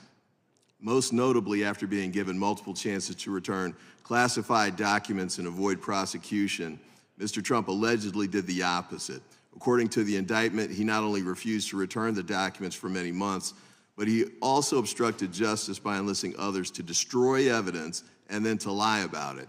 In contrast, Mr. Biden turned in classified documents to the National Archives and the Department of Justice, consented to the search of multiple locations, including his homes, sat for a voluntary interview, and in other ways cooperated with his investigation. That's from page 11 of your report? I see that language on page 11. All right, and you still stand by that language? I do, sir. Okay. And this is this is your report. You take full responsibility for everything that's in the document? I do. I stand by every word in it. All right, all right. Wanted to ask you a couple of questions. One is with respect to the surprising line of questions you got right before we broke about guardianship, which seems to me like a dramatic stretch of the anything that was remotely involved in your report. Did you raise any kind of issues about Mr. Biden needing guardianship or anything along those lines? Nothing relating to guardianship appeared in my report. Okay. And so I guess you made the one point about him being an elderly man with poor memory, but are you saying did you say anywhere in your report that you thought not only would he be unfit to handle his own finances, but he'd be unfit for public office? My report did not include any opinions on those issues. Okay, I see my time is exhausted, but thank you again for your testimony. I appreciate your efforts. Gentleman yields back. Gentleman from Virginia is recognized. Yield to the chairman briefly. I think the gentleman for yielding, I'm just pointing out Mr. Ivey raised the issue of transcripts. He has complete access to every transcript that we have done in a congressional investigation. He can go, he could show up for all the depositions, like frankly, I show up for most of those. So he has complete access to that. What we don't have is access to the transcripts of all the witnesses. We only have Mr. Biden, and we don't have access to the audio tapes of all the witnesses, which is will what the we're gentleman seeking. yield? It's not my time. I yield back to the gentleman from Virginia. You're speaking, but it's not your time? It's my time. You yield it to me. All right. I thank the gentleman. Special Counsel Hur, thank you for being here. Your story is an impressive one. Your achievements are impressive as well. You've been a prosecutor for many years, correct? Yes, sir. I was not a prosecutor for more than a couple of years, but I still remember my record in jury trials. Do you remember your record? It'll take me a little time to reconstruct, but I think I could get there. Is it above 500? It is above 500, yes, sir. Okay. Well, I'm curious because the evidence that you outline in your report is pretty significant when it comes to evidence that after his vice presidency, and I'm reading from your report, Mr. Biden willfully retained marked classified documents about Afghanistan and unmarked classified handwritten notes in his notebooks, both of which he stored in unsecured places in his home. Further, you noted that there's evidence that he willfully retained the classified Afghanistan documents, including the Thanksgiving memo, and had a strong motive to keep such classified documents. You outline what that motive is. Can you tell me what is the motive for keeping the Thanksgiving Day memo? One of the motives that we addressed in the report was that the issue of whether or not a troop surge should be sent to Afghanistan in 2009 was a hotly contested and debated issue within the Obama administration back in 2009, and one in which then Vice President Biden had a significant role and he felt very strongly about.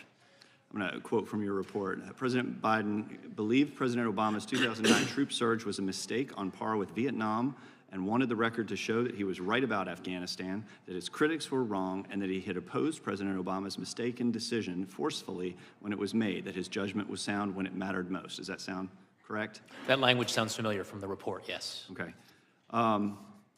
That is pretty significant in terms of a motivating factor for retaining those documents, wouldn't you say? That would be a factor that a jury would assess in considering whether or not Mr. Biden had criminal intent. And I also know that President Biden was working with a ghostwriter on a book, Mark Zwanecker, correct? Correct. And your investigation concluded when President Biden began work on his memoir, correct? At what time did your investigation conclude? With respect to the second book published in 2017, we identified evidence that Mr. Biden began recorded conversations with Mr. Zwanitzer in 2016 before the end of Mr. Biden's vice presidency. And it's your understanding that while Mr. Zwanitzer interviewed President Biden, he read classified information from his notebooks nearly verbatim, sometimes for an hour or more at a time, correct? Correct. And was Mr. Zwanitzer authorized to receive this classified information? He was not. And in fact, in their February 16th meeting, which has been alluded to earlier, isn't it true that President Biden read aloud and nearly verbatim classified information regarding the actions and views of U.S. military leaders and the CIA director relating to the foreign country and a foreign terrorist organization? I believe that occurred, that was captured in a recording later in 2017, I believe in April of 2017, not February. Okay. And Mr. Zwanitzer became aware of your appointment as special counsel, correct? At some point, Mr. Zwanitzer did become aware of my appointment, yes. And upon learning of the investigation, Mr. Zwanitzer deleted digital audio recordings of his conversations with Mr. Biden during the writing of the book, Promise Me, Dad. Correct. Did investigators with your office interviewed Mr. Zwanitzer about the deleted recordings, and he admitted that part of his motivation for deleting this recording was because he was aware there was an investigation, correct? Correct. And did this conduct raise concerns with your office? It did. We considered it to be significant evidence that we needed to follow up on. Significant evidence, and I would argue that you also had significant evidence surrounding the retention of these documents, the storage of these documents, and even though there was a bit of a disconnect between what a reasonable juror could conclude The intent was there, the motive was there for the book, for exoneration, and I would argue that you had enough to move forward. My time has expired. I yield back. Gentlelady from Vermont is recognized for 5 minutes. Thank you, Mr. Chair, and thank you, Special Counsel Hur, for being here today. I know it's been hours and hours, and I really appreciate you staying to the bitter end here. And I think it speaks to the possibility and promise afforded by this nation that you, as a child of immigrants, sit here as special counsel, and I, as a child of an immigrant, sit here as a member of Congress. There is a lot that's been said today, and part of the challenge that I have is trying to translate this for my constituents back home. And so I want to start with sort of the top line. So you were tasked with identifying whether criminal conduct occurred regarding classified documents. And after over a year of investigation, including 150 witness interviews and over 7 million documents reviewed, you wrote in the first sentences of the executive summary, quote, "We conclude that no criminal charges are warranted in this matter. We would reach the same conclusion even if Department of Justice policy did not foreclose criminal charges against a sitting president." Were those your words? Yes. Thank you. So let's get into it. Mr. Hur, at any time did DOJ leadership or the Attorney General attempt to influence the outcome of your investigation? No. Do you believe it's important that the special counsel investigations or any DOJ investigation be impartial and free of influence from political actors? Yes. Do you believe you were independent and thorough in your report? Yes. Do you think it's true that you received no pressure from Attorney General Garland in this matter? That's correct. Is it true that you had all of the resources that you needed enabled for you to conduct your interviews, to conduct your investigation, and to complete your report? Yes. Is it true that you recommended that the Attorney General decline to charge President Biden? I submitted a report to the Attorney General explaining my decision that criminal charges were not warranted in this matter. Right, so you said on page 1 of the report, quote, "We conclude that the evidence does not establish Mr. Biden's guilt beyond a reasonable doubt." Is it true that your report ultimately concluded that the evidence did not support a finding beyond a reasonable doubt that President Biden willfully retained classified materials? Yes. Is it true that President Biden cooperated with your investigation? Yes. Is it true that President Biden sat for an interview with you the day after the October 7th attacks in Israel in the midst of an international crisis? He sat for interviews over 2 days, October 8th and October 9th. Thank you. Is it true that that President Biden allowed the FBI to conduct thorough searches of his home and his beach house? Yes. Is it true that your report found multiple possible innocent explanations as to why the classified documents ended up where they did? As part of our analysis, we walked through a number of different explanations that defense counsel could present at trial if this case were charged. And as you said on page 6 of your report, quote, "In addition to this shortage of evidence, there are other innocent explanations for the documents that we cannot refute." Your report reads— I see that language, yes. Thank you. Your report reads, "With one exception, there is no record of the Department of Justice prosecuting a former president or vice president for mishandling classified documents from his own administration. The exception is former President Trump." Am I reading that correctly? Yes. Is it true, or is it correct that your report recommends no charges and that that would be the case even if he were not a sitting president? Correct. So what we've had today is hour after hour after hour of trying to distract us from the clear statements that come through this report. And you yourself have said multiple times today, there was no attempt to obstruct justice by the president, by the Department of Justice, by the Attorney General, that you had all the resources that you needed to conduct a fair and thorough investigation and report, and that what you concluded was, in fact, the evidence was not sufficient to bring charges against the president for mishandling documents. I thank you for being here today. I yield back. Gentlelady yields back. The gentleman from South Carolina is recognized. Mr. Chairman, I'll yield to you such time as you may consume, sir. Oh, I appreciate the gentleman yielding. Mr. Hur, why did the White House lawyers go look in the first place? My understanding is they went to the Penn Biden Center. Why'd they go look in the first place? Look for classified, mishandling of classified, look for classified documents. Why'd they do it? What we identified through our investigation was that at a certain date, members of the president's staff went to the Penn Biden Center in order to get a better handle on what the information, what kinds of evidence and what kinds of materials were at the Penn Biden Center. Were they specifically looking for potential documents that were classified, or was it a broader initial look? My understanding is that it was a broader initial look, and I'm looking at Chapter 14, page 257 of my report about a visit in March 2021 to the Penn Biden Center. Okay. In March? In March of 2021. And was this after the Justice Department began their investigation into President Trump? I confess I don't have the date of the beginning of the investigation into President Trump at hand, Chairman. I believe it was the same month. I believe it was after, so I was just curious of that. Now, one other thing I think is important for folks to understand is President Biden had this information everywhere. You said they initially went to the Penn Biden Center. Which location was it at? Do you remember when they initially did their look? Was it at the transition office? Was it at the temporary Penn Biden Center in Chinatown? Or was that at its current location where the Penn Biden Center currently sits here in, final location, I guess, in D.C.? You remember? I believe the visit that I referenced in March 2021 that's described on page 257 was to the Penn Biden Center's permanent and current location. Permanent and current. So there were three places, those three places classified information was at. Is that fair to say? That's correct. The initial transition office, immediately after the end of the vice presidency, the Penn Biden Center's temporary office, and then the Penn Biden Center's permanent office. Okay.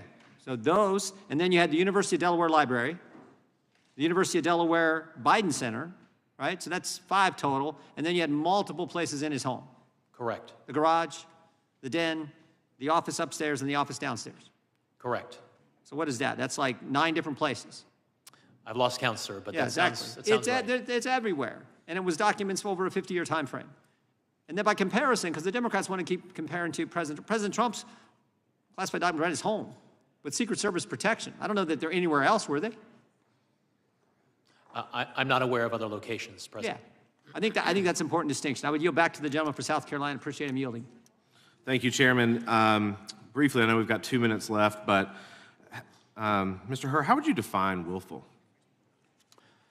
With respect to the intent of willfulness, what a jury has to conclude is that someone knew that their conduct was illegal when they engaged in that conduct. Right, it's intentional, right? It's not by accident. It's not accidental or involuntary. Correct. Okay, so here's where I disagree with your portion of the report on willful, is that you have a gentleman who served 36 years in the Senate.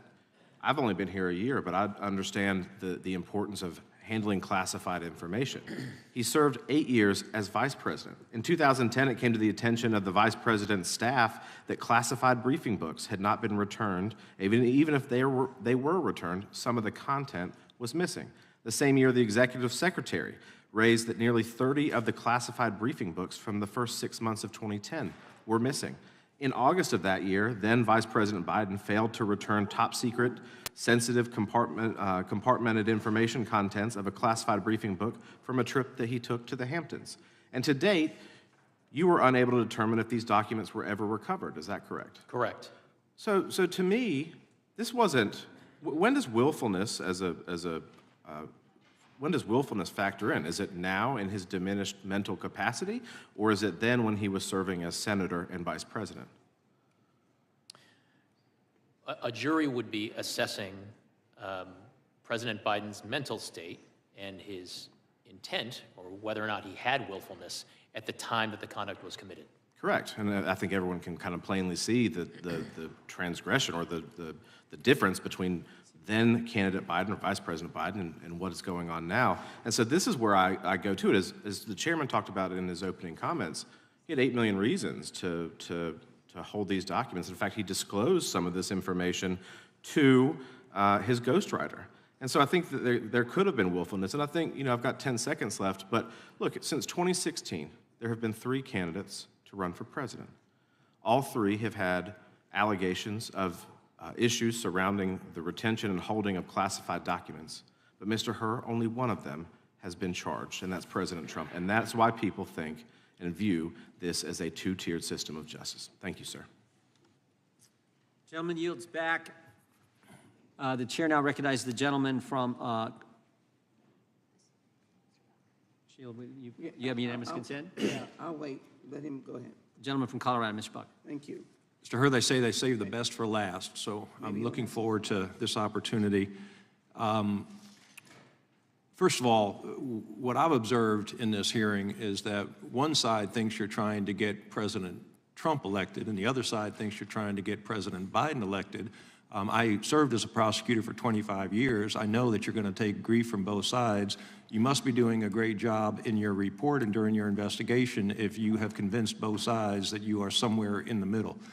I commend you for your background. I would have loved to have met Chief Justice Rehnquist. What a hero to conservatives and really Americans, and that must have been a great opportunity for you. But when both sides attack you, my admonition is welcome to Congress. How many, I do have a question, and it goes along the lines of what Mr. Armstrong and Mr. Fry were asking you earlier. I'm really confused about willfulness and your view of willfulness. It's clear to me that at the time, Vice President Biden knew he had classified documents. He told his, after he left the vice presidency, he told his biographer, ghostwriter, those classified documents are in the basement. So he had the mental state that he had classified documents. He also knew that his basement was not a SCIF. It is not a secure area. And so at the point, if at that point in time he said, oh my gosh, I've got to call the archivist, I've got to call Secret Service, somebody, and get these documents taken away, perhaps he has this defense of acting as quickly as he knew about the documents. But I don't see where the willfulness is missing when he had those two. The element's pretty clear. He possessed classified documents. He held them in a non-secure area, and he did so knowingly. He knew he had classified documents in an unsecure area. Where is the willfulness missing? Well, sir, prosecutor to prosecutor, I certainly agree with you that the evidence in the form of the audio recorded statement where the president said to his ghostwriter, I just found all the classified stuff downstairs, that is evidence that that any prosecutor would present as significant evidence in a case if this went to trial. And reasonable jurors might well infer that President Biden formed criminal intent based on that piece of evidence. But what we did in our report was to try to walk through exhaustively. You know well as a prosecutor, you need to assess with a very cold eye the strengths of your case and the weaknesses of your case, and try to anticipate arguments that defense counsel might well present at trial. And what we tried to do in our report was to walk through potential arguments that would be presented by defense lawyers at the president's trial, and to determine how, by our judgment, how jurors would receive and perceive the evidence presented, including but not limited to evidence relating to the president's memory gaps that were in various pieces of evidence that we assessed. So how do you overcome that recording where he says, I've got classified documents? He's 30 years in the Senate or whatever it is. He obviously knows how he has to treat classified documents. I've got classified documents in the basement. What is the defense to that? That it was a made-up recording, that it wasn't his voice, that everyone was wrong? How do you defend that particular fact, as well as I did a lot of tax cases. You had to prove a pattern of conduct. And in this case, he had a lot of documents in a lot of places. How do you overcome those things? Yes, Congressman. So we walk through a number of different evidentiary gaps that reasonable jurors might focus on, as well as a number of different defense arguments that the president's defense lawyers could present at trial. The first is a theory or an argument to the jury that the president, yes, he did say to his ghostwriter, I just found all the classified stuff downstairs, but then soon thereafter forgot about the documents. And therefore, it would be difficult to convince a jury that actually he willfully, he knew that it was illegal to keep the documents and he continued to do so. A second argument that we considered is that perhaps these documents never actually were in Virginia in his private rental home there. Perhaps the documents were there by virtue of staff or himself having those documents at the Delaware home from the time that he was still vice president all the way through the time of their being discovered. And finally, another theory that we walk through in the report is that there were 2 folders of marked classified documents relating to Afghanistan found in the box in the president's Delaware garage. One of them contained national defense information, and the other, it would be a more difficult task to persuade a jury that it did contain national defense information. So that argument would be premised on perhaps the president was referring to the one folder that didn't contain national defense information, but was not. It would be difficult for the government to prove beyond a reasonable doubt that he possessed the one that did contain national defense information. So I just laid a lot on you there, but we do our best to explain that at some length in the report. Thank you. I yield back. Gentleman yields back. Mr. Chairman, Gentlelady from Texas recognized. I thank you. There's been a lot of time being shared, Mr. Chairman. I asked your very brief indulgence. Wait. You got a unanimous consent, or you asking a question? Your brief indulgence and unanimous consent dash question. No. You can do a unanimous consent request, but you don't get to get another round. Someone comes to yield you time, but I don't think they can do that because everyone on the Democrat side has taken their time. You know that I appreciate the gentlelady from Texas, but you don't get to go 2 rounds. I'm not trying to go 2 rounds, but you got a unanimous consent request you want in the record, state so. If not, then I am getting ready to do the unanimous consent request, hoping that someone would come through the door. I ask unanimous consent. It could only be a Republican because all the Democrats have spoken. I ask unanimous consent that we add to the record as stated from page 1 of the executive summary. We conclude that no criminal charges are warranted in this matter. We would reach the same conclusion even if the Department of Justice policy did not foreclose criminal charges against the sitting president. I ask unanimous consent that that sentence be put in. Secondarily, I ask unanimous consent and a unanimous consent to add something to the record that's already in the record. God bless you. We'll do it. Thank you. And I add, with the emphasis of Sheila Jackson Lee, it does not have. And I particularly ask that this be added to the record that Mr. Hur stated that Biden couldn't recall when his son Beau died. I add unanimous consent out of an article in Politico and indicate that there was no mercy given to Mr. Biden and no mercy given to him in the decision of this report. Without objection, so entered. Mr. Hur, even though there wasn't a question in there, do you want to respond to any of that?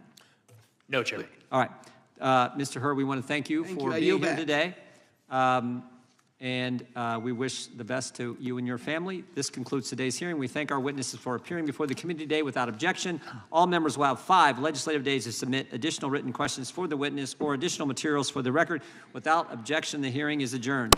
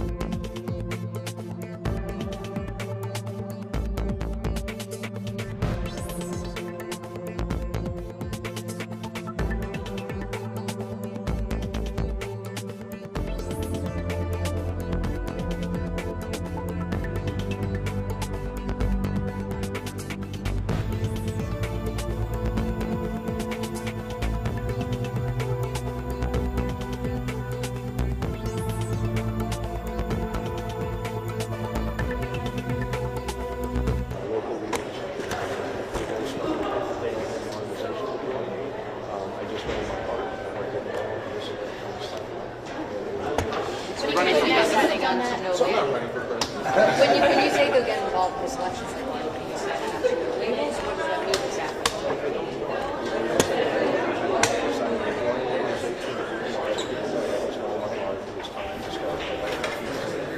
So, Congressman Buck, talk to me about what has frustrated you so much about this era of politics, and particularly Congress. What's made it so difficult? You really need me to say that. You do need me to explain what's so difficult about this place.